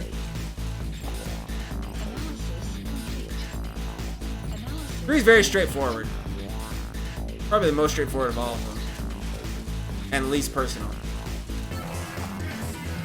Metal Gear Solid 4 was released 10 years ago. I checked. It's difficult to put into words exactly what changed with Metal Gear Solid 4, but even if you really, really love this game, it's hard to deny that the series wasn't the same after it came out. It's not so simple as these games are good and these games are bad, although yeah, people tend to agree there's a dip in quote-unquote quality. I hold the opinion that Kojima has never directed a truly bad Metal Gear game, but the first 3 Metal Gear Solid games are all on kind of another level. They all individually broke barriers for video games in terms of storytelling as well as depth of gameplay, both mechanically and with how it's used to communicate themes. Despite having an almost completely unique set of characters and a very different tone, they all serve each other perfectly because of how the characters, themes, and ideas that persist through all 3 develop and change. On the other hand, the last 3, despite carrying many of the best qualities of games previous and even admittedly adding and improving in some ways, they all seem to carry at least one huge fatal flaw on top of a handful of other ways they managed to trip up, both as standalone titles and as sequels to some of the best games ever. The really odd thing is that they all managed to be sloppy and awkward in ways completely unique to them. Metal Gear Solid 4 is weird and fucked up, but if you lined up all the fucked up things about it next to Metal Gear Solid 5, you'll hardly be able to connect any of them. Besides, if you wanted to stretch it and were unwilling to elaborate, I guess bad writing. But the writing isn't even bad in the same ways. I'm getting stretch it and were unlooked up things about it next to Metal Gear Solid 5, you'll Unfinished or poorly implemented new mechanics. Yeah, kinda. Goals of conflict with other goals. I'll have to elaborate on that. Oh, that everyone are the YouTube bar is blocking the text. To them. Metal Gear Solid 4 is weird and fucked up, but if you lined up all the fucked up things about it next to Metal Gear Solid 5, you'll hardly be able. Yeah, too fast. Not but the bones of a story. Yeah. No ending. Yeah. Well, I mean, chapter 1 has an ending. You didn't go with it because dual narratives or whatever, but kinda does have an ending. Well, I guess it doesn't. It doesn't. Why'd you need the sandbox? Okay. That's how you feel about it. Interesting, but ultimately failed twist. I wouldn't say it's failed. I like the twist. What's that bottom one? Stop saying Kaz is racist. If you wanted to stretch it and were unwilling to elaborate, I guess bad writing. But the writing isn't even bad in the same ways. I'm getting ahead of myself, and I'm not even here to talk about Metal Gear Solid 5. This video isn't just meant to shit on Metal Gear Solid 4. It was when I decided to write about Metal Gear Solid 4 because I used to hate this game, but it's been 10 years. I checked. They literally don't make games like this anymore. Where's the Metal Gear series now? There's Metal Gear Survive. I didn't play it. I heard it was okay. Hideo Kojima's working on Death Stranding. Even though we just saw gameplay, Death Stranding could still be anything of any quality. I'm just saying I'm not really in a position to be hating Metal Gear Solid games. I don't have that kind of capacity for hate in me anymore. I'm an old man now. Leave me to my Japanese action games. What do you mean this is Devil May Cry 5? Oh, it looks so good. Yeah, it was so good. I could probably Alright, this guy's cool. Alright, I'm with this guy. months write a video similar to this one, ignoring all of the interesting ideas that Metal Gear Solid 4 at least tries to do something with and just make fun of it for everything. It'd be really fun. It'd be bullying, but it'd still be fun. It's really easy to make fun of things that are this honest and ambitious. The role of a writer and a critic, even an amateur stupid one, I believe has far more value that can help you understand and maybe even appreciate something in a new way rather than just giving you stronger grounds to haughtily ignore challenging works of art. That's basically what the critics said at the end of Ratatouille, the best movie ever. Even Kevin knows that. Friends, romance. The theme of this video is not one of hate, but a theme of love. Get it? Because when I replayed Metal Gear Solid 4 for this video, I realized that this game is full of love. This game loves us, and you know what? I think I love this game, warts and all. It's a beautiful little mess. This game is the story of a bunch of fans who loved something so much that they just wanted more. They wanted to know what happened to their favorite characters, and they wanted Kojima in the driver's seat so badly they did some real stupid shit. This is the story of a man who loved his fans, employees, and the world and characters he created so much that he couldn't say no, even when some part of him knew that it wasn't for the best. Yeah. And maybe it's also the story of me, who loves Metal Gear a little too much not to write a huge, horrible video about it. Alright, I like this guy so far. I'm gonna be brutally and honestly mean in a way that only someone with love in their heart can be, because I know it can take it. If you hate this game, today we're gonna look a little bit closer and see if there's anything to like. If you love this game, I don't want to take that away from you, but maybe I can at least shed some light on why people are a little bit more mixed on this one. Hopefully, whichever side you're on, I can keep you entertained. That's about all I can say without getting into spoilers, so I'll kick things off here. What's up? I'm Steak. I'll be your Tonkatsu DJ this evening. Last video I made was 300 years ago, right down to the day, but your main man's back in this hell to pay. This video contains spoilers for Metal Gear 1 and 2, Metal Gear Solid 1, 2, 3, 4, Peace Walker, 5, Metal Gear Rising Revengeance, and also, maybe, possibly, Snatcher.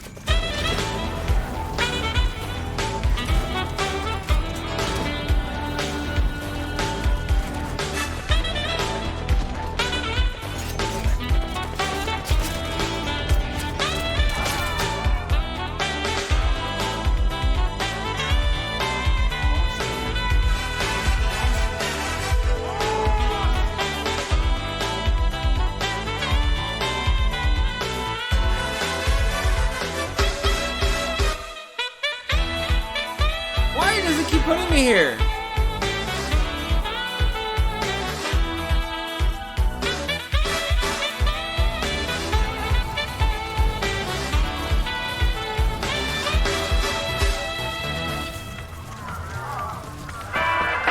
I was actually caught.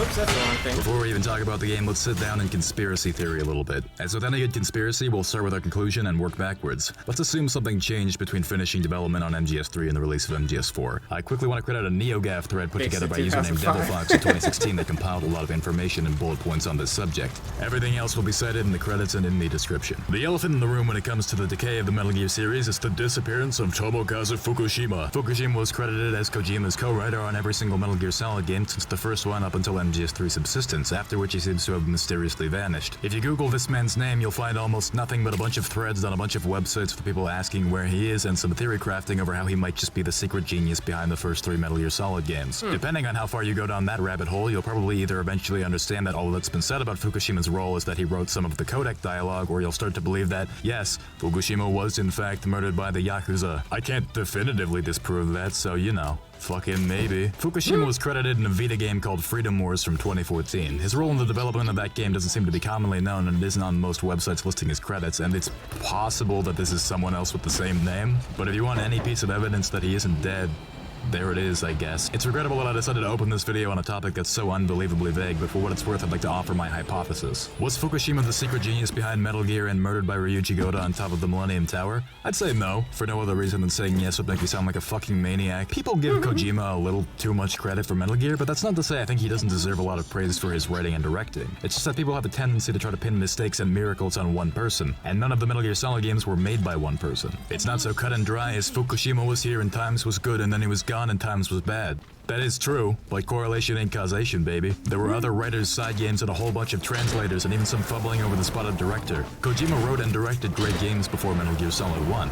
They were great in different ways, and maybe he wore his love of movies on his sleeve a little too much. Snatchers is cool, fuck you. Based on an early trailer, it seems like the plan was for Fukushima to work on Metal Gear Solid 4 too, but then for whatever reason left the project, possibly because of undiscussed trouble in paradise. Internal struggles leading to a rocky development could explain the correlation between Fukushima leaving and MGS4 missing the mark. We just don't know specifically what he ever contributed and if any of it was used. Even if Fukushima only wrote some codec and radio dialogue in the first 3 games, based on his Metal Gear Solid 2 profile, again thanks DevilFox, interviews and credit information, I'd be willing to bet he had a pretty sizable hand in the story of these games, or at least the development of their characters. So much of what people remember about Metal Gear Solid 1 through 3 was presented through codec screens. Brand new characters, each with their own philosophies and personalities, were introduced in every Metal Gear game that Fukushima worked on, and through the codecs we got to know them and grew to love them. Then when we get to Metal Gear Solid 4, suddenly we're recycling everyone. Almost everyone who didn't die, and some who did from Metal Gear Solid 1, 2, and 3 make an appearance. But oops, they fucking suck now. And the new characters, Drebin and Sonny, the Beauty and Beast unit, and if you want to consider him a new character, Johnny. I like Sonny. I like that Snake and Otacon got married and adopted a daughter together. 10 years ago people said that as a joke. That's not a joke anymore.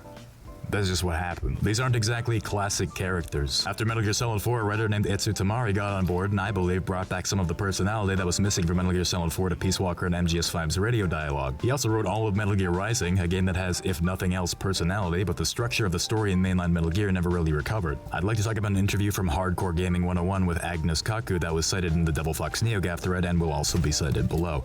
According to her, pretty much all of Metal Gear Solid 2's screenplay translation and localization was her handiwork, and she's also behind the translation for the original Katamari Damacy, so she's basically my fucking hero. This entire interview is 3 pages long, and it's amazing, and you should definitely read it. There's a lot of Metal Gear Solid 2 roasting, which is hard if you love Metal Gear Solid 2 as much as I do, but it's probably not unfair. Particularly though, I do want to nab her quote from the Kojima's not a writer section. Yep, buckle up. I think he's very bad at character, and I think he's extremely conventional, as in non-creative when it comes to plotting. I know I'll get an incredible amount of hate karma. Can you say hate karma about this? So I'll just say that I did grow up reading. I told you I grew up without TV, so I read instead. And I like Cormac McCarthy and the science fiction writers. I love Frank Herbert, I love Alfred Bester, and right now I like Greg Egan. So I am extremely picky, and I do have a high standard when it comes to writing. I think that if you're ripping off Tom Clancy, Tom Clancy is Tom Clancy. He deserves all the money and fame. The guy has worked hard. Writing is hard work, so to shoot out a bunch of these kinds of things that we've been talking about and then claim yourself as a writer when And you know, there's good work being done in games. I think Portal is really well written, very beautifully written, but Kojima's stuff is, fine, be a game creator and know what you're not very good at, and learn to work with people who are. Stanley Kubrick, famously, the one thing he could not do was write. He could do everything else, but he didn't know how to write, so he worked with good writers and worked with them in a sort of relentless partnership. He knew his limits. I don't think Kojima's a writer. The fact that he would even be considered one shows how low the standards are in the game industry. Yeah, nothing in Metal Gear true. Solid 2 is above a fanfic level. He wouldn't last a morning in a network TV writer's room, and those aren't exactly turning out The Dark Tower or The Wire.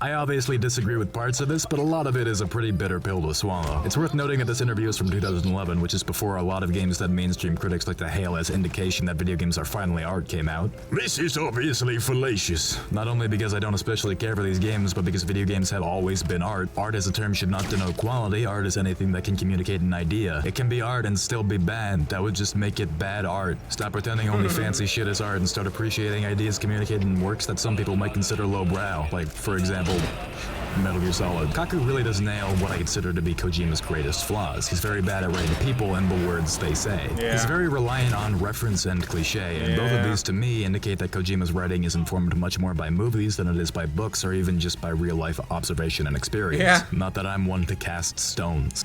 I used to be an anime otaku. Kojima obviously has a lot of big ideas. He has ambition that grows with every game and always thinks of some cheeky new way to mess with the player's expectations. And some of them are really good ideas. There's some fascinating and brilliant stuff in these games, but these ideas are scattered, unclear, and presented through characters and scenes people just fucking hate.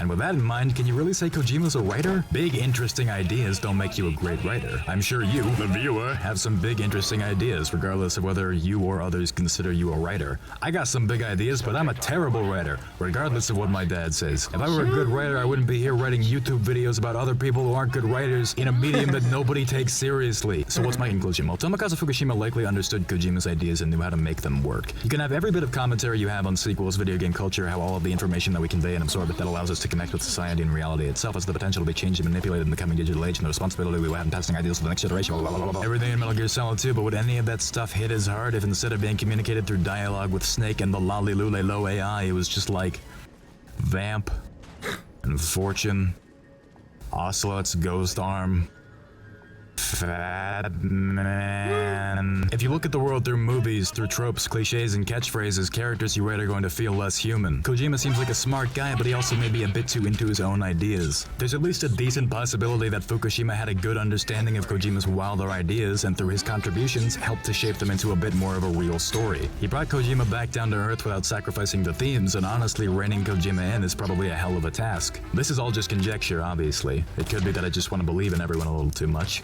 Maybe now that Kojima's been knocked off his pedestal at Konami and is just hanging around smoking weed with Mads and Ritas, Death Stranding is really gonna bring it home. I'd like to see that happen, but also people seem to have immediately placed him upon an entirely new pedestal, so this could go terribly as well. Game Theory, hi, I'm Slap Pat. Would Metal Gear be great without Fukushima? Would you just have a bunch of interesting ideas haphazardly stuffed into a smelly barrel? Even if the game was a dumpster fire, would it still be worth thinking about? Can something be good even if nobody likes it?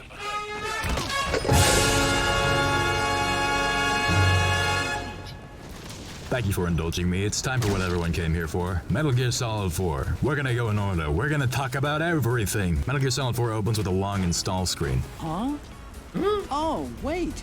We're on PlayStation 3. When you actually start a new game, you're greeted with a series of cutscenes in the shape of commercials and TV programs that are meant to be understood to be what you would see on live TV in the Metal Gear universe when MGS4 takes place. I love these. I think everyone loves these. Every single one of them is a can of worms in itself. But on the whole, what do they offer? They're really indicative of two of Metal Gear Solid 4's best qualities. They make you uncomfortable and they lend some scale to the world of Metal Gear. Keep in mind, this was 2008. This was relatively new in the PlayStation 3's lifespan. It's difficult to get back into this headspace now, but nobody really understood the capabilities of this new console. Anyone remember the original commercials for the PS3? I don't know if anyone else Yeah, I felt was this, just gonna say with but the something about baby this console doll. just kind of creeped me out. This was post Metal Gear Solid 1, 2, and 3. We already knew Metal Gear knew how to take advantage of its tech to freak us out. I was already nervous. Then you slap whatever a Blu-ray disc is into your horrifying $600 Japanese monolith and it hits you with the full motion CGI nightmare world. This game is gonna show you a lot of off-putting things, I believe mostly on purpose, and some executed well and others not so well. This isn't the romantic action movie Metal Gear world we fell in love with as doe-eyed PS1 owners. One of the first interactions of the game proper is between Snake and Meryl, who were this comically sexy action movie couple in Metal Gear Solid 1. Not without their own depth in that game, but still very shiny and handsome. I'm sure you'll agree. Now we're in Metal Gear Solid 4, and Snake's old pal Campbell, who she thought was her uncle, she now knows is her father, and Snake is aging so rapidly that he now appears to be older than him. We didn't even know for sure that Meryl was alive, and suddenly we're observing a conversation where if you think about the context for 2 seconds, it's gonna make you want to die. So we're uncomfortable. Good. Check. Why? Aside from wanting the David Lynch audience, let's duck back to when I said scale. Sure, in real life we're after Metal Gear Solid 3, but in universe this is post Metal Gear Solid 2. For those of you just joining us, at the end of the last game chronologically, we just crashed a fucking fortress housing an AI designed to manipulate the flow of digital information nationwide to further the goals of a shadowy organization into the middle of fucking Manhattan. This is a little bit unclear in Metal Gear Solid 2 because they had to remove the cutscene where this happens because of the resemblance it had to the 9/11 terrorist attacks, which happened after the cutscene was made but before the game was released. That's not even the crazy part! 2 takeaways from that. 1, Metal Gear Solid 2 is unfollow-upable, which, oops. And 2, we're not playing Secret Agent anymore. Civilians are involved. The events of Metal Gear games have historically had catastrophic worldwide implications, but usually handsome David Hayter manages to save the day, at the cost of some valuable people and maybe our hero's sanity, ground up and spit out by the war machine. Raiden, on the other hand, did not manage to save the day. His only victory is that Solid Snake managed to cheer him up after he was manipulated into killing a man who was trying to save us, and was also kind of his father, and Snake's brother, and the president. In Metal Gear Solid 4, the world is in bad shape, and you feel that. We're not fucking around in jungles and military facilities anymore. This is the Metal Gear reality. War is everywhere. The Lolililo control everything. We didn't stop the military cyberpunk future. Hey, are we still talking about Metal Gear here? I don't know if I like being associated with this. I falling back on my thing of like you kind of have to follow up Metal Gear Solid 2. Like, you can't just bring Solid Snake back and lazily go, oh, philanthropy is why he's hunting Metal Gears again when he didn't really even want to in the first place. What was the other thing I was gonna say? I already forgot.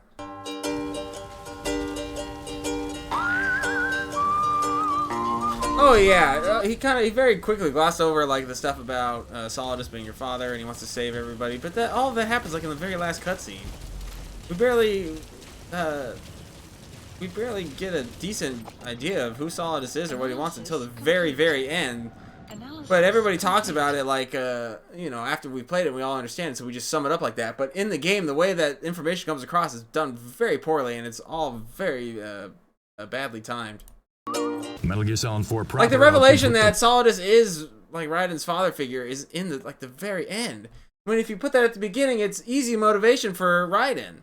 It's very easy to just make it a personal fight between the two of them if you establish that early on, but they just establish it at the end where you can just throw it away and it doesn't even matter. By the way, war is hell scene, to contrast with the transparently glossy television programming we were just force-fed, and then we meet up with our old friend, Solid Snake. War has changed.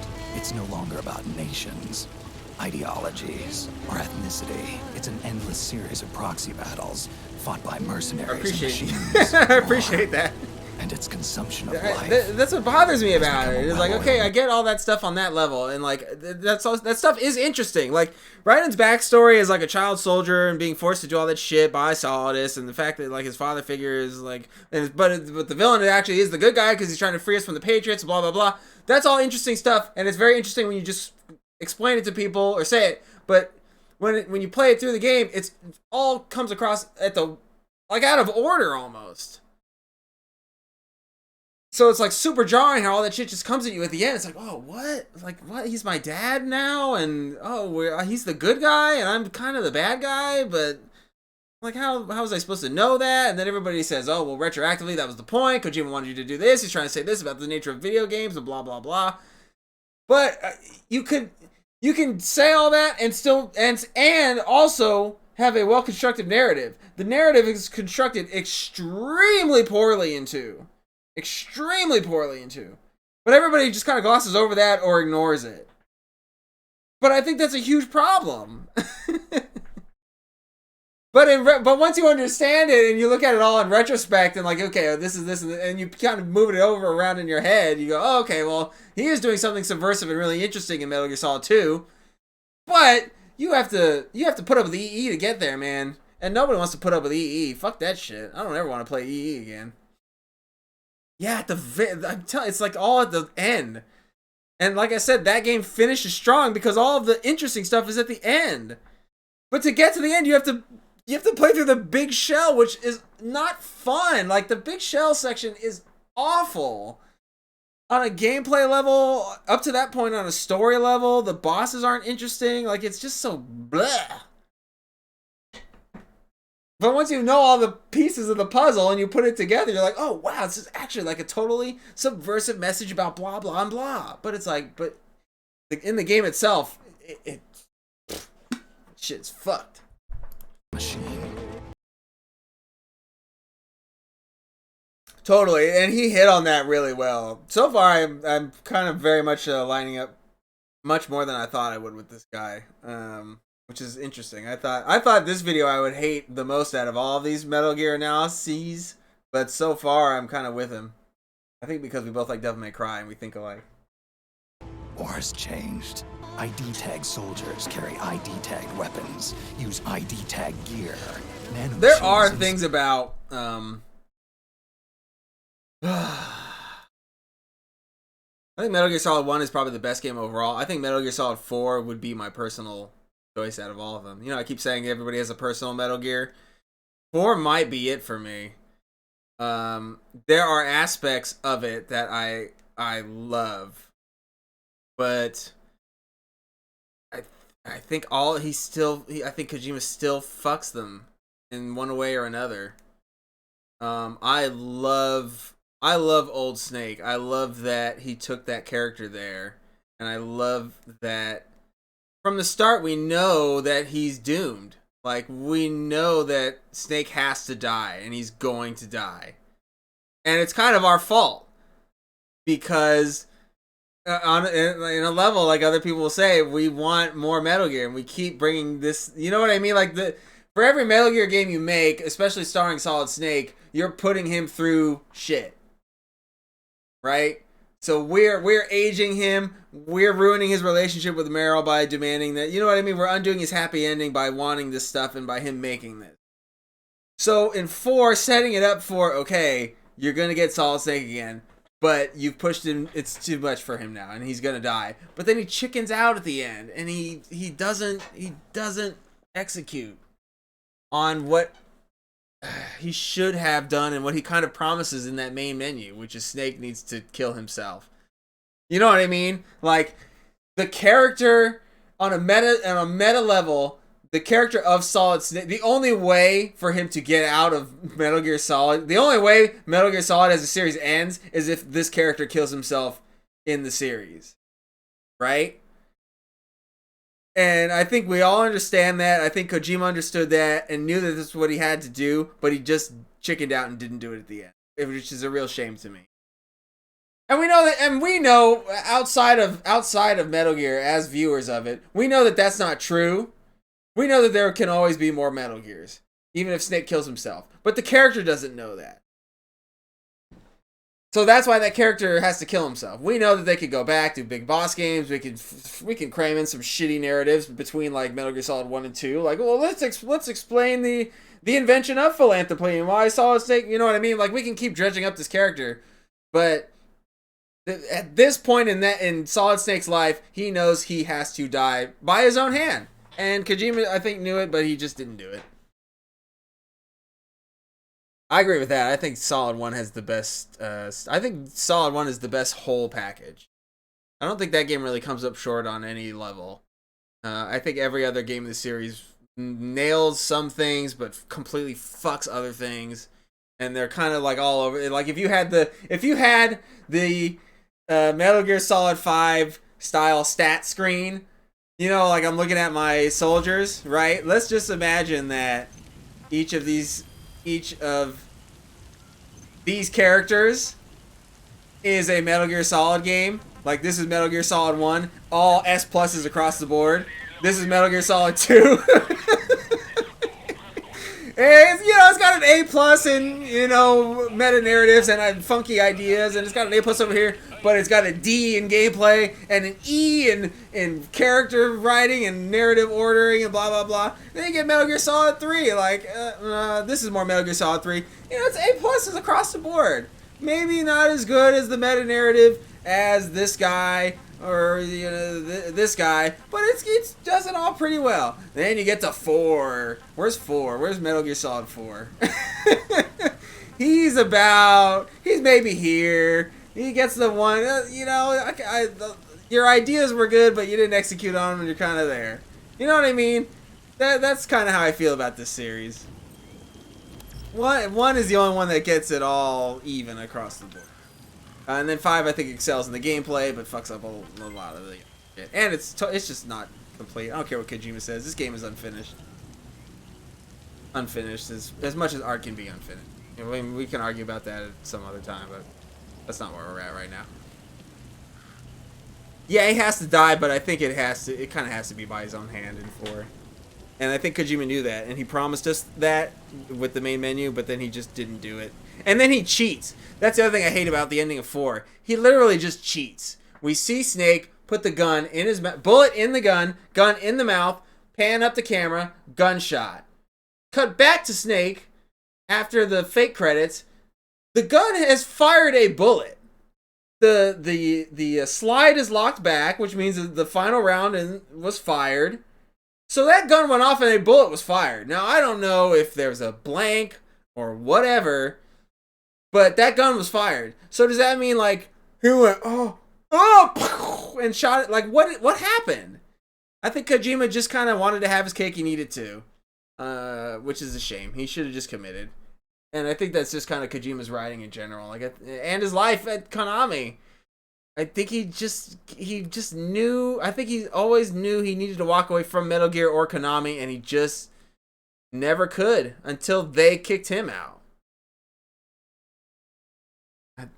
Which is I don't even know if that's a shame, because I don't think, like, if he had stayed at Konami and walked away from Metal Gear and let them just make shitty Metal Gears, like farm them out for however long, I don't know if we'd get this much out of analyzing the series. You know, it would be. I'm trying to think of like another series that might be like that. I guess like Silent Hill. Like the first 3 are like we can deep dive and all, but then after that, it's like nobody fucking cares about anything after 3, even 4.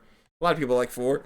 Weirdos like there's Silent Hill 4, but you know, everything after that's not really worth talking about, except on what spectacular failures they were.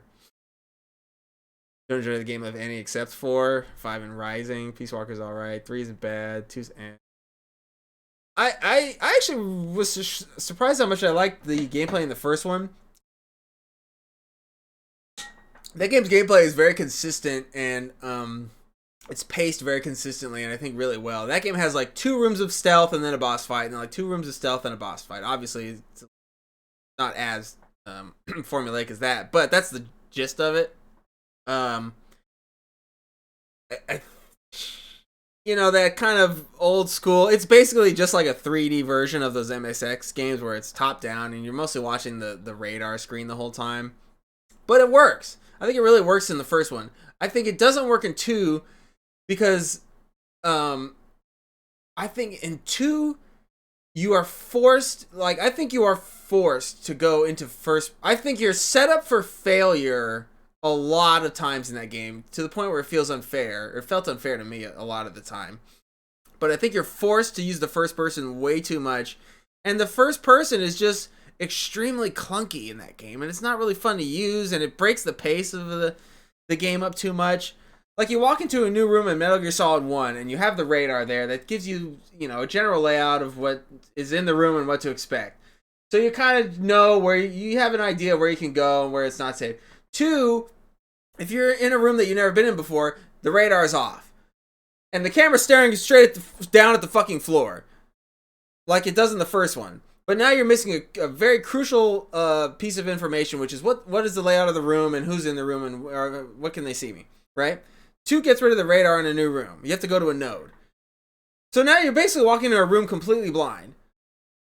And because I think 2 was built was made with first person in mind, and probably also because they wanted to show off the capabilities of the PS2, I think what they wanted you to do was go in a room, stop, and then look around it in first person and scope out the room. And I feel like you have to do that a lot in that game to not get instantly fucked. If you're an impatient motherfucker like me, though, you just like, I don't want to look. I just want to go. Like, I'm just trying to keep a pace going here. But in that game, it's like, stop. Okay, look around. What do I see? Okay, I don't see anything. Okay, I'll run up to a corner. Okay, I look around this corner. What do I see? I don't see anything. Okay. It's just paced so badly. And like I said, I feel like it just sets you up for failure 90% of the time in that game. Played 1 after you played 3, so it just felt bad. Okay. That would do it. I think I played... I'm trying to remember the order I played them in. I think I actually played 2 first. I had seen 1. I remember my cousin had it. And we were like... I was like visiting him and he was playing it in the garage. I was like, what is this game? And he was at the part with the wolves. I remember that. But I didn't play it. And then I think I bought 2 because I just heard of Metal Gear Solid by then. And like it was, you know, it was Metal Gear Solid 2. This was a big thing. So I think I just kind of tried it, you know, because it was the hot shit at the time. And then I didn't really like it. And I dropped it at the part where you're supposed to find aims with the radio. Because I just was not having a good time with it. And then I was like confused on what I was supposed to be doing. I was like, what? I have to read a guy and the thing, and it was frustrating because like the guy kept seeing me pull out the radio or the microphone, so I was just like, I don't want to play this anymore. And then my buddy was like, no, you gotta play it, it's really good, you have to play it. And then I gave it another chance, and then I don't remember what I thought of it back then. I know I didn't really care for it, but I did play it. And then I got 3 when that first came out, and I really liked 3. For a long time I thought 3 was the best, and it was my favorite. Because I had never played Solid, the original version of Solid. I always had Twin Snakes, which I like. I played it a little bit after we beat Solid 1, the PS1 version. I still like it. It's still fun. It's cool playing that game again in the engine of 2. But yeah, I didn't finish it. But yeah, that's basically my history with the series. Inside their bodies, enhance and regulate their abilities. Genetic control. Information control, emotion control, battlefield control. Everything is monitored and kept under control. War has changed. The age of deterrence has become the age of control. All in the name of averting catastrophe from weapons of mass destruction. And he who controls the battlefield controls history. War has changed. When the battlefield is under total control, war becomes routine. Information in this and Metal Gear games is usually conveyed through conversation. We got speeches, but usually we're at least pretending the speaker is talking to one of the other characters. We're not oft reciting awkward poems to the audience. There are visual indicators that we could have used to show that war is different. There's creepy robots now, although I guess that's not so much an alternate future either. This isn't criticism, by the way. The change Snake is describing is pretty clearly meant to be an invisible change, behind-the-scenes forces and technological developments that have changed the nature of war without removing its brutality, only its perceived purpose. It's good, maybe a little heavy-handed, but it's effective and efficient. Most of Metal Gear Solid 4 isn't, so hey, aces for now. If we didn't watch the briefing on the menu, we don't really know what's going on. We don't know why Snake is old. I guess we don't technically even know that this is Snake, but come on. We don't know what the war is about or why we're fighting in it, and based on the opening narration, all we know is that none of that really matters. And I always like the idea of this game, and like everybody just injecting themselves with little robots that end up controlling them. I think that kind of like weird technological control of humans replaced Kojima's fear of nukes in that game, and I think that's an interesting way to go. Like Metal Gear Solid 1 just feels like I'm scared of nukes. I don't like nukes. Nukes are terrifying. Which, being a Japanese man, makes total sense to me. Being anybody on the planet Earth, that makes sense to me. Because fucking, why do we even have nukes? There's these things, there are these bombs we built that, like, if you ever fire one, we're all dead. Why would you ever even build that? But we did. So being afraid of it makes perfect sense to me. But I think in 4, like, the fear that we, like, give up our humanity for convenience or, you know, whatever you want to call it, I think is also a very valid fear that on some weird level we are kind of realizing with the advent of the internet and cell phones and stuff. I think I like that about 4 a lot too. Into this war, sight unseen. We grab some food from underneath the truck and get acquainted with the movement controls before wandering into another cutscene. Gecko are revealed. References, piss jokes. watermelons. Cinematography. There's a lot going on here, and it's all good. We're setting the tone, we're establishing themes, we're world building, we're introducing new tech, we're naturally learning the controls, we get this great hero shot and we hear old Snake's theme. I love old Snake's theme and the Love theme also. I think those are two amazing pieces of music. Damn, I'm a Metal Gear 4 fan. Damn. And it's all done with hardly any dialogue. Save Snake's weird opening piece and the words from Otacon that feel pretty natural and diegetic. That makes at the me moment, like all King things Pleb, considered. doesn't it? The title card is in here too. Yeah, we're finally at the title card. I'm being pretty positive here, and that's because I really do feel that Metal Gear Solid 4 has an incredibly strong opening. It's no masterpiece, but it's effective and takes advantage of what we love about Metal Gear Solid and hints about what has the potential to be great about this game. And then we jump back in time to a much more in-your-face Metal Gear reference, one that should theoretically be more powerful, but I find doesn't land as well because of how in-your-face it is. The game immediately prior to this one more or less ends on the parallel shot. I'm sure they knew that, but it still feels like a weird attempt to try to capitalize on nostalgia only 4 years after the last one came out. But this was the 7th generation of consoles. This was when video games were finally collectively decided to be old enough to be nostalgic about, and when devs really started going at it with the pandering. And that phase never really ended, but the second half of the 2010s was when we really didn't have the standards to handle it gracefully, so we just got really in your face about it. Thus, New Super Mario Bros., Banjo-Kazooie Nuts and Bolts, and Metal Gear Solid 4. So we're here to explain why yeah, Snake is and you so know old what? and- I've been saying this forever. The 360 PS3 era of video games was like the worst generation of games to me. It's just the... that whole area, or that whole era of games was not... Uh-oh, something important's happening here. But I don't care, we're done with it. Conversation that I don't really believe happened 4 feet away from this grave in a helicopter where Campbell is about to explain half of what we need to know to understand what's going on here. But you have to put your information somewhere. The game. This kind of cold open into flashback is a common narrative technique in games and movies, and it's one that I'm pretty fond of. I'd like to propose a... Alright, sorry, we're not done. I want to see.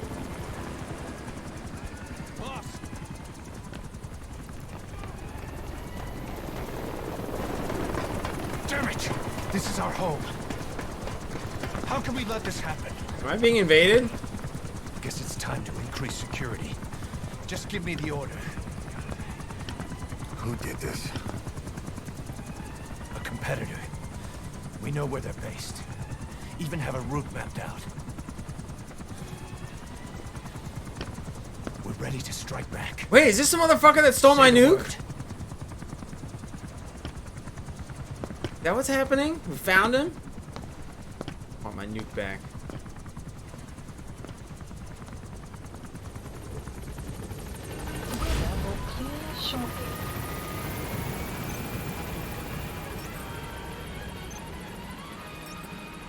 Alright, I don't know what that was. Have you used a flashback in this episode? No, Abed, don't do it. Thanks, Abed!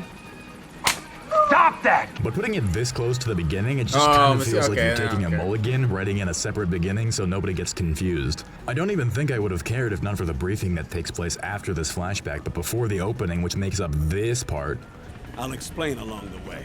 And then you have to access from the menu, which you could only have conceivably accessed after a save point or before you started the game. And should I do that? I don't know what mosquito is, but...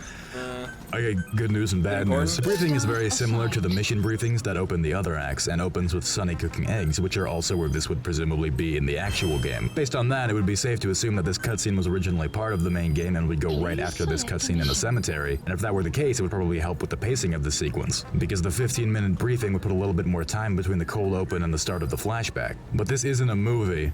In case anyone forgot, this is a video game, and after such a long install and already a decent amount of time watching and not playing, hitting you with a 15-minute dump of exposition would probably be considered a bit of a faux pas, even by the standards of what Metal Gear usually gets away with. Cutting out all of your information besides that you're old and you're going after Liquid also kind of puts you right in the shoes of a soldier, fighting in a battle without substance. Pretty sneaky, sis. The briefing is also the only obvious example to my memory of anything cut for time besides a gameplay segment at the end of Act 3. This seems courteous, but considering that it feels like the entire rest of the game's scripted cutscenes were either edited by an insane person, Hideo Kojima, both, or no one, to me this comes off as kind of deceitful. As for the contents of the briefing, aside from being where you would put two and two together that the hens that Lady Egg Sunny is cooking are named after Les Enfants Terribles, which is insane, but fine, and also the Colonel complaining that the United States suddenly has to think about the consequences of its actions. This is really where the series goes balls deep on the concept of PMCs. Well, they're the same as mercenaries, right? No, Snake, this is something else and completely different. The Colonel explains their benefits and how war has changed again. Private military companies have kind of taken over, and here's why and how. A lot of the seeds are planted that just kind of come out of nowhere in the main game, including Rat Patrol, Sunny, and the Mark II. There's a lot of interesting background information, and theoretically, this is where we would first be introduced to the term the war economy. This is also the most respect Raiden's character will get in this game, but we're not ready for that discussion yet. Snake establishes that he is one of the only characters in the game capable of doing anything cool, fun, or campy. I don't need your money. Thank you. But if you're going to spark something, spark this.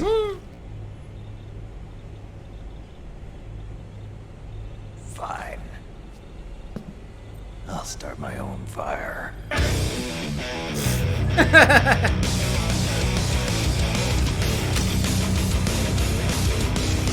The information in the first half of the briefing is largely fluff, but we need the information about PMCs to know that Liquid Ocelot is controlling a lot of them, allegedly to fulfill Big Boss's vision of this world and, by extension, the boss's dream, which has been sent down and ruined through the telephone game. A world where soldiers always have a place and purpose. This is not what the boss wanted at all, but Big Boss is a fucking peanut brain chimp, so here we are. We also learned some background information about the war that's going on in Act 1, which doesn't fucking matter at all because it's only in Act 1 and is basically a stand-in for generic war happening across the planet, perpetuated by Liquid. Hal, you can't just say ethnic minorities. The reason why Snake has to be the one to take down Liquid is pretty floppy. The Colonel needs someone who isn't connected to any nation because every nation has something to lose from toppling Outer Heaven, a big player in the war economy run by Liquid. And since Metal Gear Solid 2, Snake and Otacon have been more or less a non-partisan force for justice, so it works, but it's fucking wild that the Colonel only has one soldier he can trust with this job, and it's a dude who's functionally like fucking 70. I suppose it's expected that you would have played the previous Metal Gear games, so you're already supposed to have a decent understanding of Liquid's general motivation and Snake's role in the world. Maybe you're not really supposed to question that Snake would be going after Liquid, because of course he is, they're the twin Snakes. That said, putting the one and only clear explanation of the main villain's role and motivation in the game in an optional cutscene on the menu that's really easy to miss is pretty fucking schmacked. Especially considering that it's going to be subverted by the end of the game. Now that that's over with, we can finally talk about the gameplay.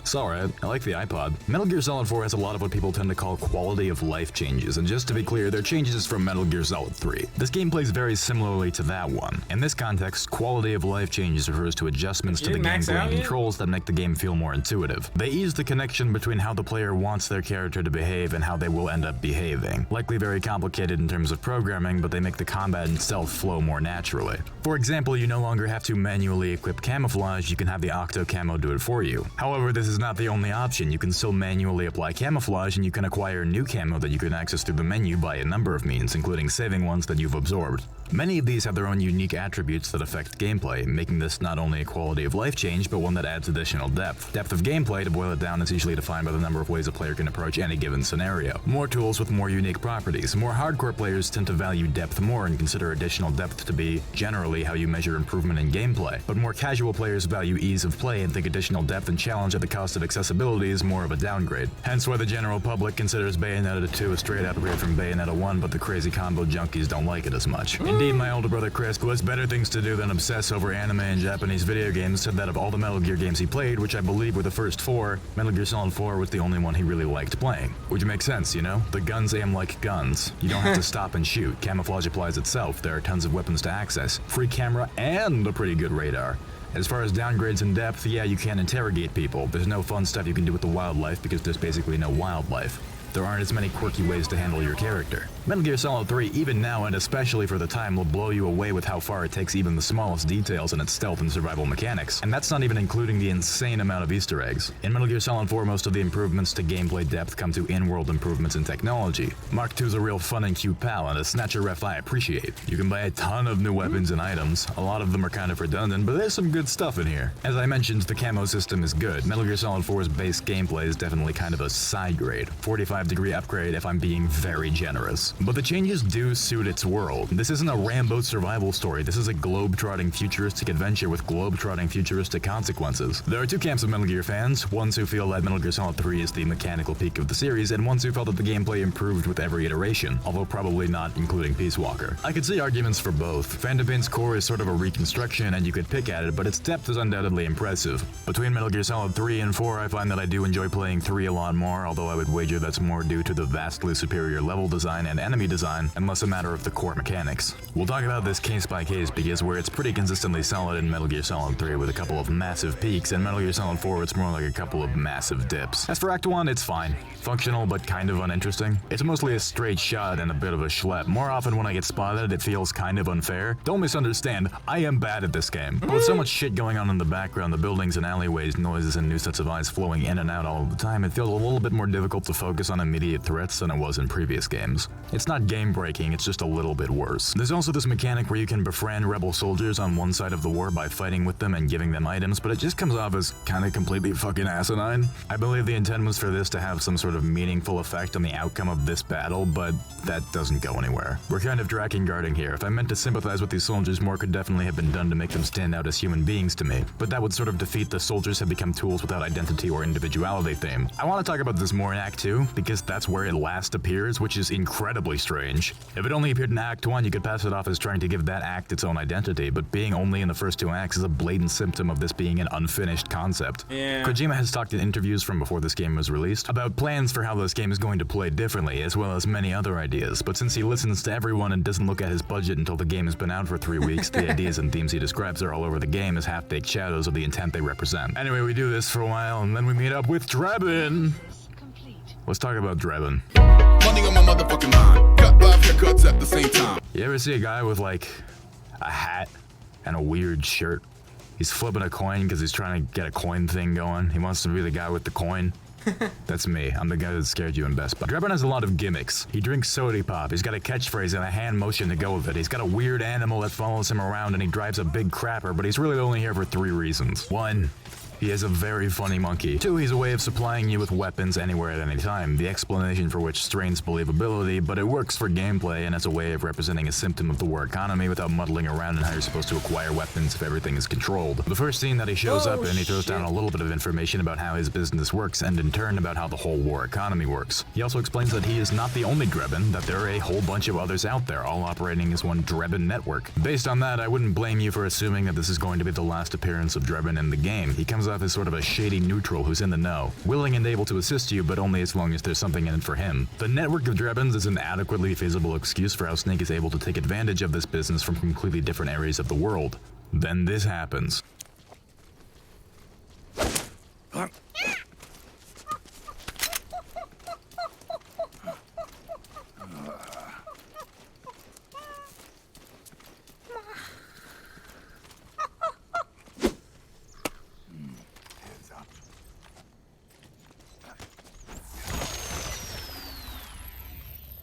Yo, over here. He's got a good theme song though, man. The fact that it would not register to Snake, whose greatest asset on any mission is stealth, that the man who managed to track him from unnamed in the Middle East to unnamed in South America might be a threat that needs to be dealt with is fucking ridiculous. He tracked him with nanomachines that he injected him with. He put robots in your body to alert him to your every move. Why would you trust him? The third thing he does is drop a ton of information about basically everything that our main cast wouldn't already know, particularly about the Lolly-Lulelo, the war economy, and the B&B unit. It would make sense that Drebin would know about nanomachines, weapon IDs, and the more technical elements of this world. I get that he would be the one to explain the specifics of them so that his customer understands what he's paying for. Once again, I don't necessarily buy that he would be waxing poetic about the themes of the game to a guy who, as far as we believe, he thinks is just another soldier with a sharp look in his eye and that looks really old for some reason. But if I took a shot for every time the character started to endlessly speak in riddles in a way that strained suspension of disbelief, I'd be dead on a beach in Tijuana before the end of Act 3, so I really can't keep pointing it out. This is Metal Gear, this stuff happens. I thought no one was supposed to be able to hack into the system. Are you with the Patriots? No, sir. I ain't no lale-lule. I mean, I'm no Patriot.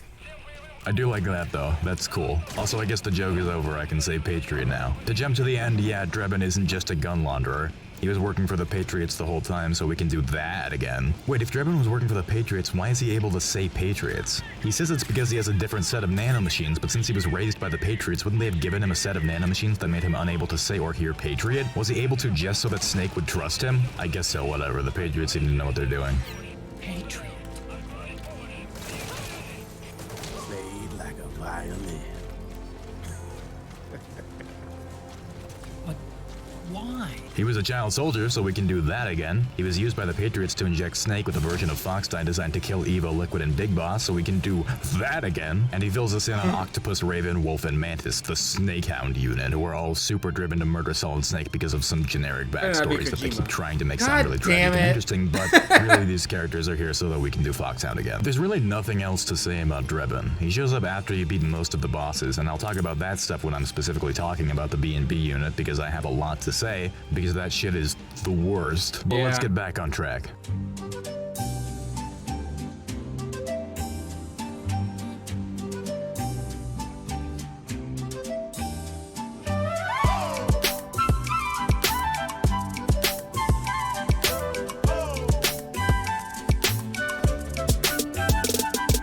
Oh baby, it's Rat Patrol.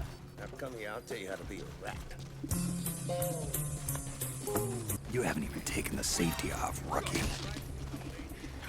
Careful, I'm no rookie. Oh, are we doing this again? So we are introduced to Meryl in the cutscene I mentioned earlier. It's very uncomfortable. We finally know which ending of Metal Gear Solid 1 is canon. We're also finally properly introduced to Akiba. In case you don't know, Johnny was in Metal Gear Solid 1 and 2, and his grandfather was in Metal Gear Solid 3, and he was a fun little Easter egg character. But now he's here in Metal Gear Solid 4. Somehow he farted and shitted and came his way into the main story, and everything is wrong and nothing will ever be right again. I feel like Rat Patrol could have been cool. The idea of Meryl leading a special forces unit is a decent direction to take her character, at least it's progression. And if this game weren't somehow incapable of introducing great new characters, these three could have been really memorable and interesting. They didn't have to be super deep, they just needed clearer roles and personalities. After playing all these games, I names I can't fucking remember, and shits my pants Sasaki. Sleeping giant is Jonathan. That's a cute joke, though. Meryl has never been the best character. In fairness, she is only in Metal Gear Solid 4 and 1, and she's one of the few characters in Metal Gear Solid 1 who has a large amount of dialogue outside of codex, which tends to be the choppiest stuff in the game, even if only because instead of looking at Yoji Shinkawa's wonderful portraits, you're staring at blocks they tell you is people. Kojima has a weird history with writing female characters, and I want to talk about that because obviously I'm the person you want talking about that. That's a female. But until the script of Metal Gear Solid 4 really fucking falls apart in the second half, I can't say anything Meryl says or does is really out of character. She's not a starry-eyed rookie anymore, but she respects Snake as a friend, legend, and fellow soldier. When I joined up, they gave me psychotherapy to destroy my interest in men. I always assumed this line was a joke, especially considering how she behaves all the time, but the wiki says it actually happens, so fucking I don't know. Considering the abhorrent actions of the Colonel in this game following up on what happened in Metal Gear Solid 1, I can't say I really blame her for being a little standoffish towards him and men. I remembered a lot of this stuff being a lot worse. Aside from Rat Patrol being comically underwritten, it really is just later on. This is also where we learn about SOP, the system of nanomachines implemented in every state army in the world and many PMCs and managed by the centralized AIs controlled by the Patriots. This is obviously a very cool sci-fi concept if you can get past that nanomachines are basically just magic midichlorians now. Yeah, I was just gonna say, I was just about to pause the video and go, they're midichlorians. Damn, this guy's good. Of this system, the idea that every nation in the world would adopt this system specifically is pretty out there. I get that it offers a huge tactical advantage, which would lead to military pressure driving use. Tell him it'll protect you from COVID and everybody will line up to get it. Sort of nanomachines arms race, but keep in mind, this is the Patriots, not the philosophers. This is only the United States behind the scenes here. You're telling me there isn't even one other superpower that managed to create its own AI and system of nanomachines? They really all decided to yield to arms tech? Isn't the obvious worry here that any one person with the gumption could theoretically access this entire system, giving them the all-end-all Shogun authority over the weapons and soldiers of every military in the world? Oh, that's what happens? Oh, sorry guys. Guess we really shagged the sheep on that one. Then Meryl cries about the Colonel for a little bit, and then we are attacked by frogs. Oh my god, I thought my computer blue screened with that fucking noise. The frogs are a unit of female super soldiers that are uninteresting and only serve the purpose to be a boss fight in Act 1 without using a B&B member so that we can tease the B&B in a creepy scene. I won't say it's ineffective. This is the highlight of the Beauty and Beast unit. It's all downhill from here. Activate it.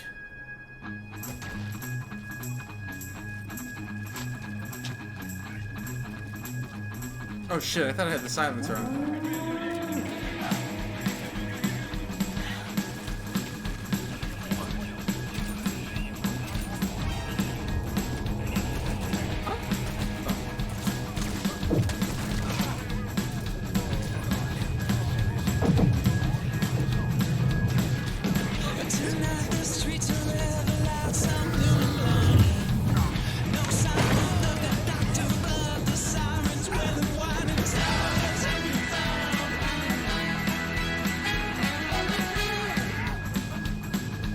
Protoman's some good shit.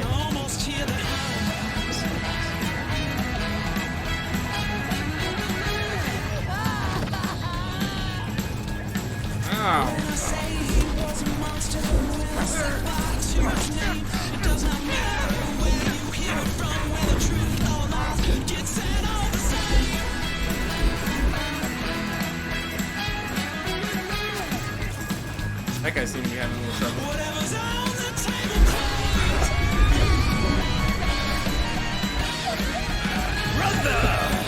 It's been too long.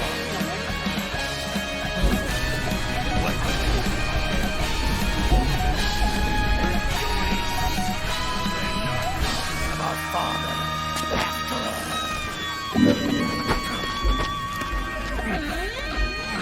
We are free of the shackles of fate. Snake, brother.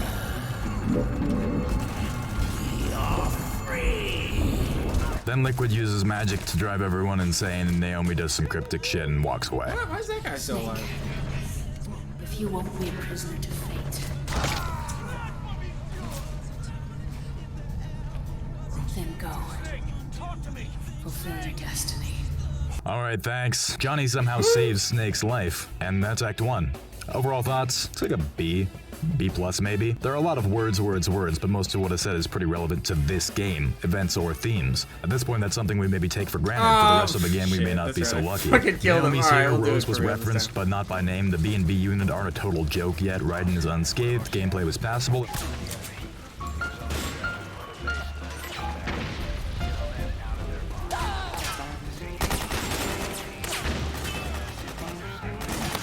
And we don't know that Akiba ruins everything yet. Maybe he doesn't show up after this. Maybe things get better from here. Well, Act 2 actually isn't that bad. In terms of raw stealth action gameplay, it may actually be the best in the game. It also has my favorite B&B boss, but we'll break it down. Really fucked up those eggs, huh, Sonny?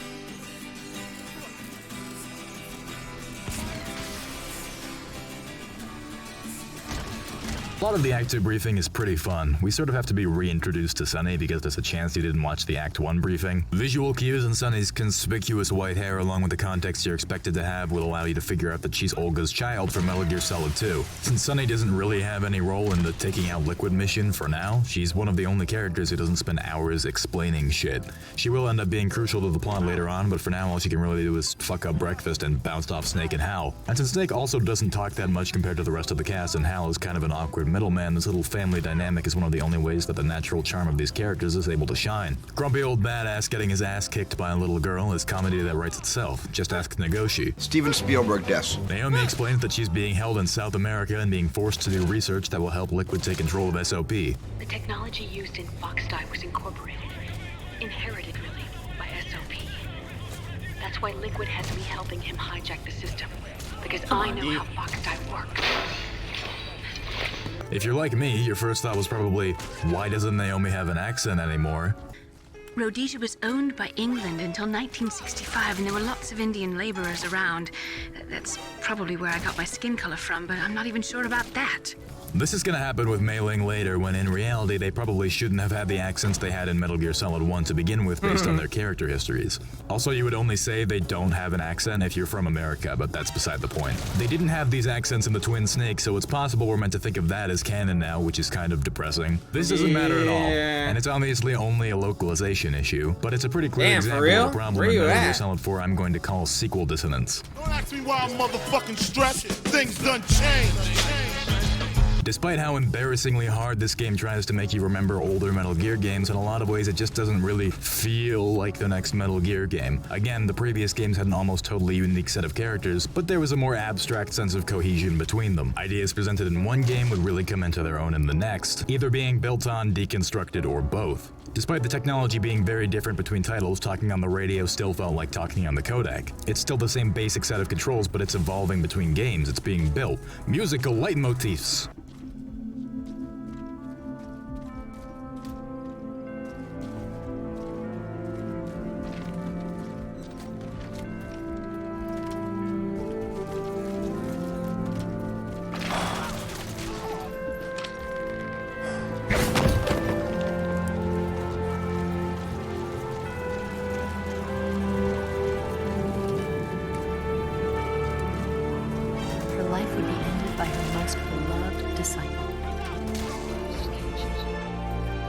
That was the way the government wanted it.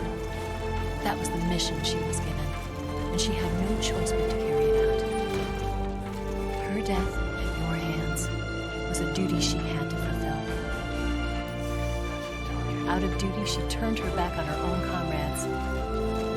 A lesser woman would have been crushed by such a burden.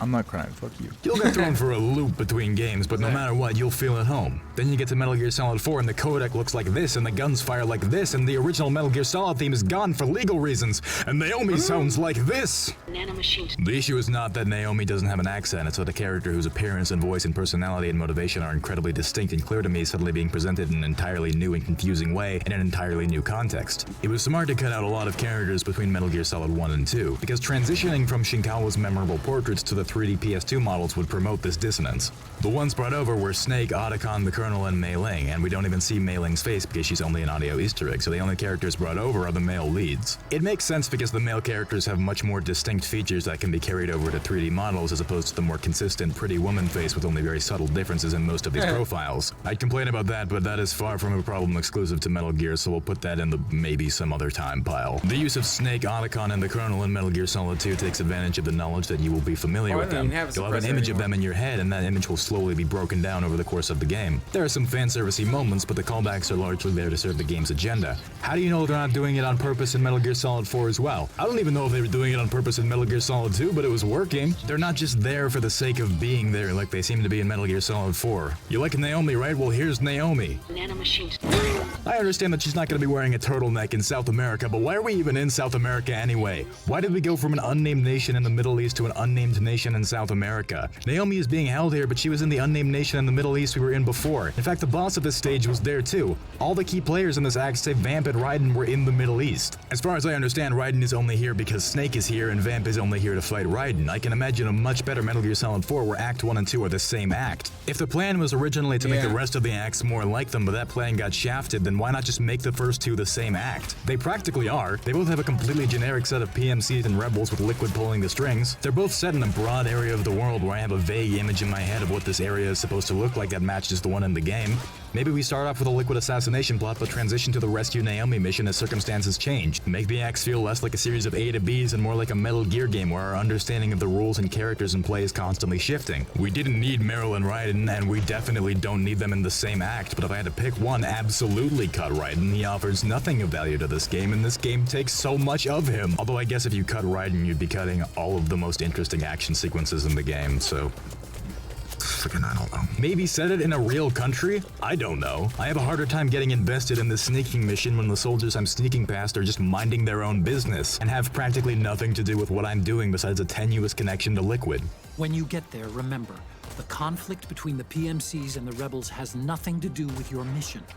There's no reason for you Damn to it. get involved Blow or up. take sides. Fucker. It doesn't have to be in South America or the Middle East, just anywhere with a clearer sense of cultural identity. Really feeling that war isn't about nations or ideologies anymore element here. And isn't that the real sacrifice? Isn't that the real dissonance? Don't get me wrong, the war economy is a fun idea. There's a lot of great ways to take advantage of it. But did it really have to come at the loss of all national identity? In a Metal Gear game? Are we really throwing away the theme of the identity of the individual being crushed beneath the clashing of nations and ideologies within the changing cultural tide for the hot new theme and concept we're totally in love with? Kojima, did you even play Metal Gear Solid 3? You can have the war economy without taking out the role the United States and other countries play in it, instead of having any relevant commentary on politics in the real world, like, for example, having the real tension between the US and Russia during the Cold War both serve as a backdrop and cause of a personal tragedy between characters, instigating the events of the entire rest of the series. Initially indirectly, but thanks to the clarification provided in this game, completely directly. We've sacrificed all of that for this ultimate nationless clash between Liquid, Eva, Snake, and the Patriots. And I guess the shadowy hands of the Patriots controlling everything is common knowledge now, or at least known to some degree by some arbitrary group of people. For the first time aside from the tanker mission, which again was a tease, our hero is not a pawn being manipulated by a national government, but a totally independent soldier with totally independent operations, making his own decisions, but still abiding to the colonel for some reason because that feels familiar even though it doesn't make much sense. The power has shifted away from nations and onto the faces we were already familiar with. Practically all of the players involved with the Patriots or in taking down the Patriots just happen to be the characters from Metal Gear Solid 1, 2, and 3, even your random support people and Olga's child. Yeah, Solid Snake was a legend at the start of Metal Gear Solid 1, but someone was still holding his leash. Because while being a sequel to Metal Gear 2, Metal Gear Solid 1 was also a soft reboot for the series. In every Metal Gear game previous, you're a soldier. You're being used as a tool by the US government, and you slowly start to figure that out and find your place. Find something to believe in. Suddenly, our main character is completely autonomous, nationless, and one of the most important people in the world, and he's sneaking through random irrelevant conflicts between people that don't matter, so we have an excuse to have a gameplay segment that looks and feels like Metal Gear, before we can get back to conversations and fights between the most important people in the world. But to me, that's not really Metal Gear. And that's sequel dissonance. Anyway, I kind of like Mei Ling's accent and I'm sad they got rid of it. Remember what the goal said.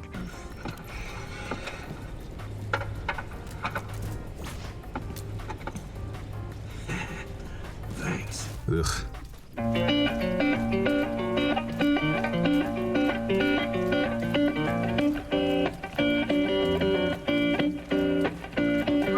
Act 2, we're in South America. We're here to save Naomi. Let's go. Act 2 is one kooky bungle in the jungle, let me tell you. I found the gameplay sections of Act 2 work a lot better than the ones in Act 1. They are similar, but these more open-ended jungle areas make me feel at home. Make me feel like I was playing Snake Eater, but also wish I was playing Snake Eater. The making friends with soldiers mechanic shows up here for the last time in the game. To elaborate on it, taking advantage of it is technically a new method of getting from point A to point B without receiving harm, and that's technically depth, so fine. And also feels a little bit more like Metal Gear here on account of I'm wearing their outfit and dealing with snipers. Disguising yourself feels very natural and maybe like we've done this before, but this is an active combat zone, so we're hiding, but we're hiding in plain sight and continuing to fight without drawing too much attention to ourselves. Sort of a hybrid of classic stealth and a more active modern third-person shooter games. It's good.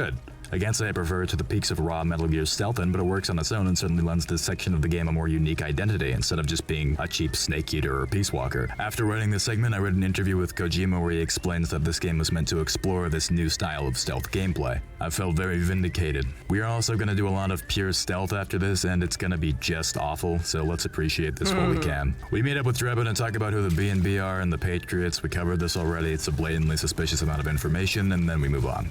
Between the opening and meeting up with Naomi, the rest of the gameplay is pretty solid, and there's a good amount of it. There's a lot of variety, too. We're flipping in and out of active combat zones, in and out of buildings. We're crawling through canyons and rivers. We shoot down a helicopter. Out of every act in Metal Gear Solid 4, Act 2 feels the most like if you were to reach a certain degree of skill, you'd have a big playground to try a bunch of fun stuff in. That's the incredibly high precedent set in Metal Gear Solid 3, and at least here, we're trying to live up to it. It's not railroading you, but it's not confusing and aimless either.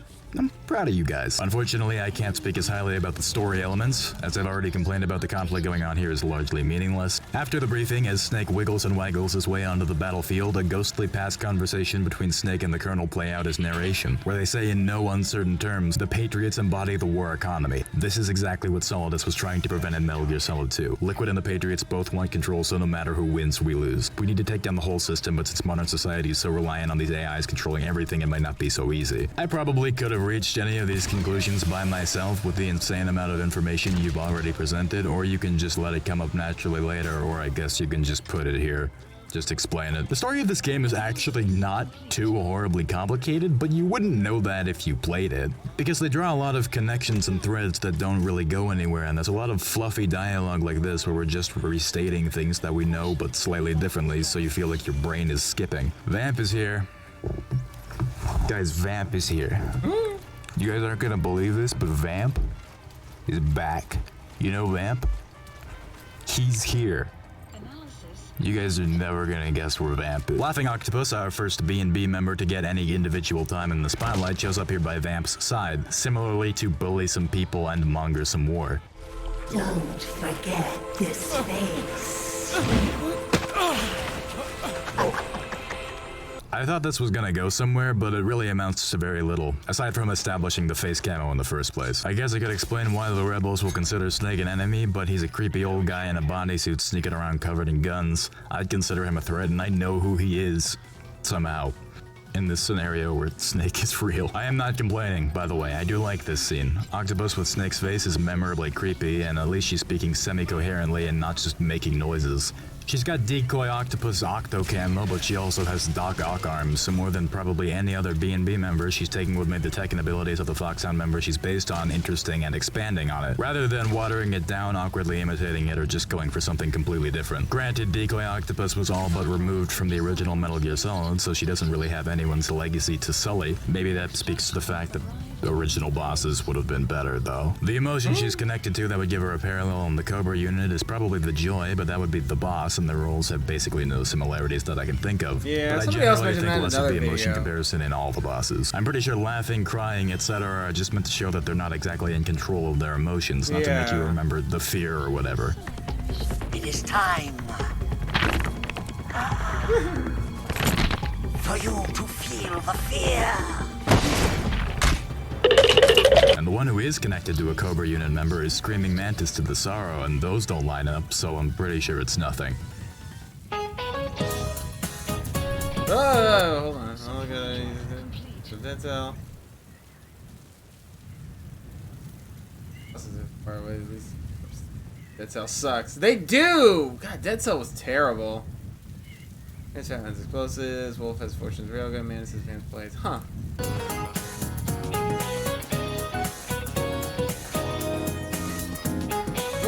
This is also where Rosemary is properly introduced as really your only Kodak pal besides Otacon. Rosemary was introduced in Metal Gear Solid 2 as someone for Raiden to talk to. There really aren't that many Kodak pals in that game either, and while Rose is not famously charming, she has a personal connection to Raiden, so she can talk about stuff besides the mission. In fact, her personal connection to Raiden is why the Patriots snuck her in that scene in the first place.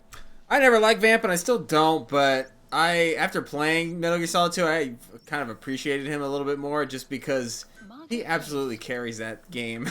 That game has no good antagonist. Because Solidus is barely in it, and like I said earlier, you don't know his motivations until the very last cutscene when it's too late. You know what I mean? It almost comes across as like a twist, the way they reveal that. Because it recontextualizes everything in that game, but I mean, Vamp carries that game as a villain. So, honestly, seeing how much he is in 4, I was like, you know what, he earned it. Because without him, that game has absolutely nobody that is, like, bad or a decent antagonist. In order to manipulate him. Little food for thought, Metal Gear Solid 1's word of the day is Gene, and Naomi is a genetics expert, while Metal Gear Solid 2 says Meme, and Rose was a data analyst. From the final hours of Metal Gear Solid 2, Shinkawa says creating the female heroes for Kojima's games are always much more difficult, sometimes taking months to perfect. Why? Well, to be honest, I think characters like Rose and Naomi are Mr. Kojima's ideal women. But they are not my ideal women, he says, laughing. You know, Mr. Kojima likes those intelligent scientist types. In Metal Gear Solid 4, we got a whole new set of themes, but we don't want to have to ask Shinkawa to draw another beautiful brunette scientist, so Naomi is suddenly repurposed into the world's greatest hacker and nanomachine expert, and Rose is here now as a psychologist. We will see this a lot, characters being rewritten to better fit into Metal Gear Solid 4. I already went insane rambling about sequel dissonance, and this definitely qualifies. It shrinks the world and makes all of the characters too special, too brilliant, too multi-capable, and relevant where they wouldn't be. But hey, at least we got this great new mental health theme out of it. It manifests in gameplay decently, I guess. It is just kind of another tacked-on layer to the stamina mechanic, which made sense in Metal Gear Solid 3 because that was, for the most part, one long mission where wilderness survival was more relevant. Here, it's just Snake is an old man. His back hurts and that makes him stressed, which means less stamina, which means less health. It's just another... I think he's old for thematic reasons that are kind of, like I said, above the game. Like, Kojima set him up on so many layers to be doomed to die in that game, and I think being old is one of them. And like I said, also, I think the games that we make, all these adventures we put him through, demanding these games, are taking a toll on him. And the easiest way to illustrate that is just make his ass old. I don't know about you, but of every character in Metal Gear, Snake is probably the one whose mental health I worry about the least. He's grumpy, he goes through a lot, people are always lying to him, but he's goal-driven and confident. If you ask him a question like, do you think love can bloom on the battlefield, he's got an answer for you. He's a soldier, he's always questioning if he's doing the right thing, and he's not terribly happy, but post Metal Gear Solid 1, he knows what he's doing. He's solid fucking Snake, he does one thing and he does it well. He's not gonna be done in by a kidney stone or sciatica. I'm not saying that someone who comes off as confident shouldn't have people keeping an eye on their mental... I think this whole idea that Solid Snake is... I mean, he definitely... I guess he is a legendary soldier, but at the end of 1, he was checked out. He was done. He didn't even want to go into... what's that base called in Metal Gear Solid 1? Whatever it's called. He didn't even want to go there. They basically kidnapped him and forced him to do it. I think 2 is where everybody gets the idea that he's such a cool badass, and he just always is awesome, because he is in that game, but it doesn't really make sense... thematically for him to be that way in 2, unless you just need to put him in the game because you are forced to make a sequel, Metal Gear Solid 1, and you can't think of anything better. So just have him be there and be like the ultimate guy. Well-being. Snake has been through a lot, and he's gonna be through a lot more, and it's good that someone's making sure he's okay. But you know who could really have used some therapy and never got it? Raiden. You know, Rose, I realized that the entire Big Shell incident was orchestrated by the Patriots to manipulate Raiden, and part of that is going to involve making Raiden question his sanity. Did I forget my suppressor so they probably again? wouldn't have God assigned damn Raiden it. a psychologist to make sure he was okay during Metal Gear Solid 2, unless to explicitly gaslight him. But that would have been a much better place to implement a stress meter. It just doesn't really land when you're attaching it to Snake, and mental health doesn't really come up all that much in his story or the main plot of the game at all, really. The only characters who are used to explore mental illness are Raiden and the B&B unit, both of whom I'm still saving to talk about for later. I do think they both embody some of the biggest issues with Metal Gear Solid 4, but I'm also saving them for later because they're the ones I'm actually the most angry about. And admittedly, that is because I have my own history and trauma involving mental illness. I mean, these days I think just about everyone does if they didn't already and are just more willing to be open about it. We all got problems, we all trying to heal, let's help each other. Also, my own experience has little to nothing to do with PTSD, so it's possible that its portrayal in this game is actually very accurate. I doubt it, but I can't definitely rule out that this might honestly speak to someone. It's just that to me, when I see mental illness being written in this kind of shallow or cliche way to generate drama, to have characters that take advantage of other characters, or just to creep you out, I personally find it pretty lazy and disrespectful. I'm not trying to villainize Kojima or anyone. Kojima is an angel, he would never hurt a fly. I just want to be clear about where I'm coming from on this. Since Raiden has so much history with PTSD and mental health problems, it makes the fact that Rose became a doctor and then did what she did to him that more fucked up. I know there's a good reason, I know it's supposed to be fucked up, that doesn't mean it's not fucked. Yeah, fuck you, Roy! Rose's whole I became a psychologist, let's talk stress and mental health angle is much more relevant to Raiden than it is to Snake, because Rose as a character really has no connection to Snake. She and Vamp are mostly here to give Raiden something to do, to have someplace for his story to go, because in a game mostly populated with Metal Gear Solid 1 characters, what would Raiden be doing? What about you? Jack disappeared and you just moved in on Rose. I was consoling her over her loss, and one thing just led to another. She's young enough to be your daughter. Yeah, lucky me, huh? No, Raiden's actually not here yet, so for now, Rose is just our friend. Let me regain my composure. Where were we? Right after we're done talking to Roy and Rose about what happened to Meryl and Raiden.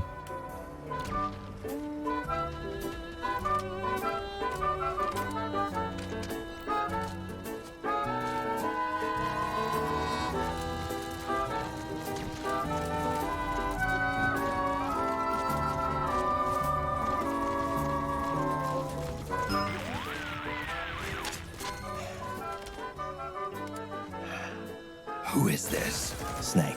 That voice. There's an ambush ahead. Government and PMC troops. You could be shot from anywhere. Watch your surroundings. Look to the distance. Is this Jack? Jack is dead. Snake, I'm at your side. Wait.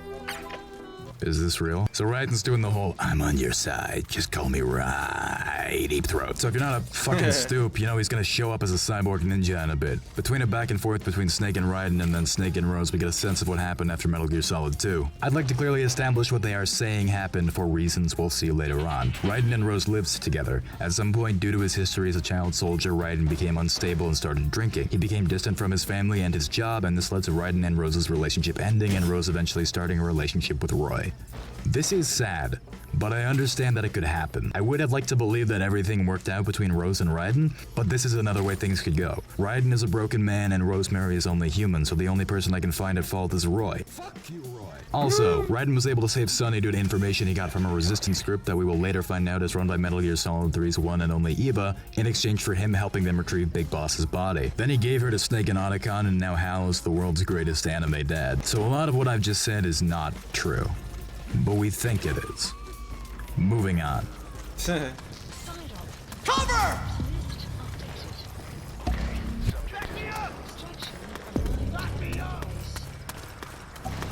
Fire!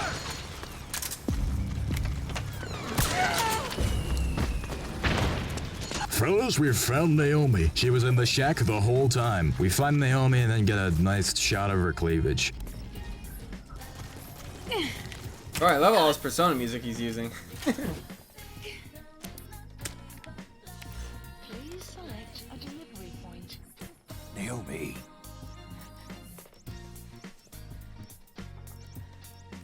Snake. I knew you'd come. You and I, neither of us can escape our fate. Yeah, nice to see you too. Since Naomi is our de facto nanomachines expert, we're about to get in even more bloated but still somehow kind of engaging and interesting dialogue about practical applications of nanomachines and the effect they have on battle. This time though, it's less about the system, either how it affects the economy like with Driven, or moment-to-moment battle like Meryl, but about the biological and psychological effects the nanomachines have on soldiers. In short, nanomachines can suppress or stimulate emotions, which means soldiers can more easily be dropped into battle and made to do violent and horrible acts without worrying about how their psyche will be affected. Instead of naturally coming to terms with the horrors of war through experience and possibly never actually getting over it properly, a soldier can be made to simply feel nothing or even be rewarded. It won't block the memories though, just the feeling. So back there when everyone went nuts, it was actually their nanomachines getting shut down and being hit with the weight of everything they'd done all at once. Flat out, love this. Aside from being the premise of a number of Mindbreak Dojins and my Sad Panda favorites.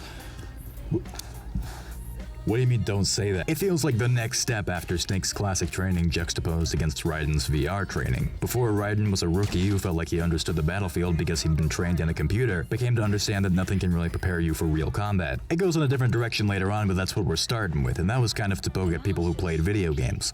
Not like me though. Other people. We're doing that again, but it's kind of flipped because now the people who are in actual combat are the people who are emotionally unequipped to deal with the horrors of war, and because of the system, they never have to. It's real combat that feels like a video game, and that's fucked up. The sins of war these soldiers carried inside them returned to assault them in the form of unimaginable shell shock. The meaning and the system may have changed. The battlefield hasn't. Until that point, war was like a game to them. And then suddenly, reality came crashing down. Look at this shot right here. This is fucking everything. This is a fascinating core idea that I believe Kojima and Murata really wanted to explore in Metal Gear Solid 4, but kind of got lost on the way. See, in Metal Gear Solid 2, you were starting with the perfect video game reality. You're Solid Snake, the coolest man on the planet doing all kinds of badass shit, sneaking on a boat, then that's yanked away and you're brought into a new world that's not so pleasant. No more VR training pretending to be Captain Headband. Now you're the skinny nerd you are in real life, and you're not ready for what's about to happen at all. Metal Gear Solid 4, to contrast, is always the real thing. These are the characters you know. This is the Solid Snake you love, but it doesn't really feel the same. It's grayer, it's washed out, it's older and less fun. I'm not just crapping nonsense out of my butthole here. Snake is constantly framed like people aren't impressed with him anymore. These are people who used to think of Snake as a real-life hero, but now they just treat him like some bumbling racist grandpa. It's sad, and I really do think it's on purpose. On some level, Metal Gear Solid 4 wants to be a game about watching something you love shrivel up and die. Not shamefully, but not honorably either, and maybe for that reason, the sequel dissonance could be seen as a positive, but unfortunately that whole idea is sort of at odds with the other goals this game had, including trying to be the ultimate Metal Gear fan service game that satisfyingly tied up every loose end. You know, I love that first idea. The unpleasant shit in the game were to serve some central theme. Would that make it good? That's up to you. Speaking of watching things shrivel up and die, it's time for a physical. We learn a lot about Snake's biology and current physical health. 30% of the Fox die adjacent nanomachines he was given for the Shadow Moses mission are still in his body and won't stop functioning until he dies or they're removed. They're not affected by SOP, but are probably making him sick or messing with his body in other ways. However, he's aging rapidly because as a clone he was designed to. Same reason he's incapable of reproducing. Snake is gonna fucking die and he's never gonna have a family. I'm Hideo Kojima, fuck you. Nice try, Kojima, but Snake has a family, and they're happy together. You just go ahead and kill him. See if I care! Cause I do! And if that weren't bad enough, Fox Die is mutating. Not just gonna kill the baddies, it's gonna kill you and everyone. The only way Snake can get rid of it is to die. Snake isn't just gonna die, he has to die to save the world. Might as well put text on screen saying, "This story ends with Snake dying." The game, how can I put this? Chicken's out, but it's pretty exciting the first time my through. god! Thank you! Fucking thank you! That Drebin popped Snake with a new strain of Fox Die as well. You're supposed to press X to find that out here, but I think it's funnier if you don't. Yeah, Drebin has Fox Die now. I wonder who he's working for. You said yourself we mustn't allow ourselves to be chained to fate. I can't slip free. Right, man. That guy's good. Oh, yes, both. Where's Liquid? Little poetry slam, little back and forth, name drop the title, and then it's a boss fight. This is the Laughing Octopus fight, and as I mentioned, it's my favorite of the B&Bs. Like a lot of good Metal Gear bosses, it's creepy, intimate, and toys with your expectations. It's a back and forth between hunting her down and being hunted, and you gotta use all your tools. A lot of the boss fights have a number of Easter eggs, and the B&Bs are no exception. But they have a lot of the same Easter eggs. Non-lethal kills net you dolls of them after they enter their beauty stage. If you wait a while, you can end up in a white room and you can make them dance and pose for you. They all slowly walk towards you and you have to take them down, and then they do their creepy dying animation and Drebin does his whole speech. With the exception of Mantis, it really is pretty much the same every time. After the fight, Raiden helps you track down Naomi. You find her, pop a bullet in Vam's head, and then he calls it in and hits the hay. Drebin shows up to help because I guess he's just part of the crew now. We have Naomi now, so we're gonna park on top of Drebin's tank and fight our way out. This is the first of 2 on-rails shooting segments in the game. In Metal Gear Solid 1 and 3, these segments were used as an explosive way of ending the game. Metal Gear Solid 4 has no plans of ending with an explosion, so the ones here are both in the middle of the game in Acts 2 and 3. The second one is a much more deliberate callback, whereas this one feels like more of a natural way of breaking up the end of the act. The freedom to walk around on top of the armored truck and blasting your way through PMC soldiers and Gecko make this one a better fit for Metal Gear Solid 4. It's this game's rail shooter sequence, not Metal Gear Solid 3's. I still find it to be kind of forgettable, but it's harmless and flashy. So we make it out, crash, play with a monkey, and make sure our necks aren't broken. We almost got a fun little ragtag group of misfit rebels going on here. All we need now is someone who can fight with a sword.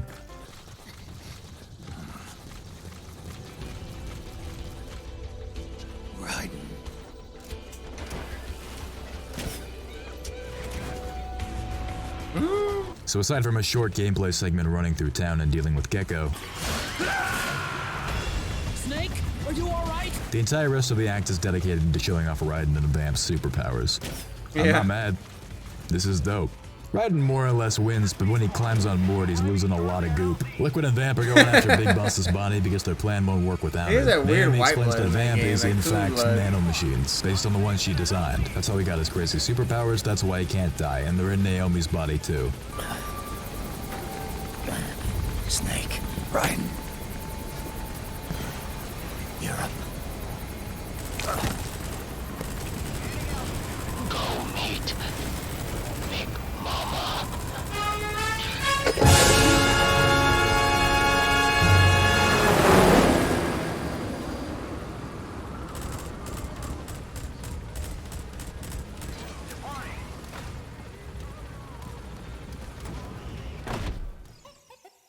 Act 3 of Metal Gear Solid 4 is really where the beat-by-beat discussion and analysis of this game kind of starts to fall apart, because it's where the game falls apart. Yeah. The shit's about to hit the fan. Everything that happens from here on out is either going to be the best stuff in the game or Cloud driving the bus stupid, or somehow both. There's no more, well, this section of gameplay has some interesting ideas and it trips up in a few places, but it largely works well. We're locked in. 900 miles an hour straight to Stupid Town. Let's rock, baby! Slow down. Grab some tea. Let's relax, watch the briefing. No rush to Stupid Town. It's coming no matter what. Here's some good news, we just passed the Bechdel test. Granted, it's mostly a conversation about cooking, but a pass is a pass. The relationship between Naomi and Sunny is sweet. It's sullied a little bit by how it shares a scene with the only real development of Naomi and Otacon's relationship, and that's pretty terrible. But its more nefarious purpose is that it's being used to set up what will become our Deus Ex Machina. Because Sunny's inexplicable computer genius and Naomi's sudden infinite understanding of nanomachines and the AI used to control them allow these two ladies to hold the key to fixing everything, because everything is nanomachines now.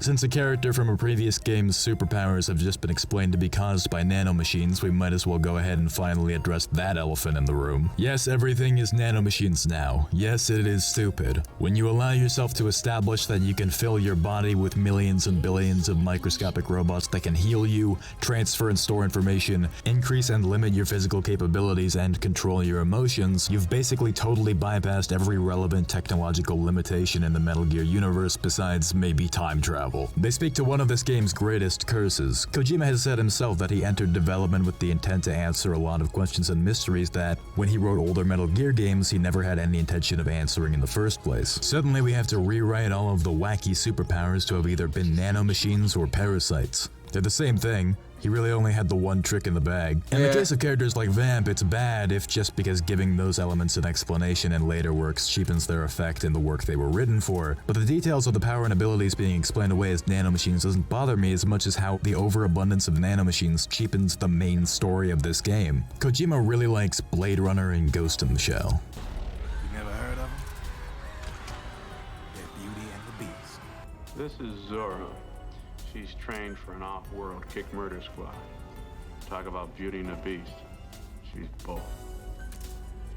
In fact, he made a whole game about how much he loves Blade Runner. These are both movies set in the future where societal and technological development leads to the loss of the identity of the individual. The lines between cultures and even the divide between man and machine starts to blur. Everything is chaos and you have control over nothing, not even what you think comprises your identity and how you view the world. And those in power want it that way because it keeps them in power. This is, to me, largely what defines the cyberpunk genre. That and robo-geishas. I'm sure if you've played Metal Gear, especially Metal Gear Solid 2, a lot of this is sounding pretty familiar. I am not yet familiar with the rest of the Ghost in the Shell series. My boy Mountain Tim informs me that in the second season of Standalone Complex, something closer to a takedown of a government authority occurs, but in any case, without spoiling too much, many of the classics in this genre tend to end with a character abandoning their role as a pawn under an oppressive authority to try to develop a better sense of personal identity. Because in the end, that can never be truly taken away from you, no matter what. This game will explore that as well, and in fact, the theme of sense is very Tears in Rain. I'm not saying that to be a great story you have to adhere to genre conventions, but it's clear that this is what Metal Gear Solid 2 is going for. The point is that when the Patriots were introduced in Metal Gear Solid 2, they weren't introduced to be the final boss of the series. They weren't meant to be a series of bowling pins that you can knock down and fix everything. You don't know that.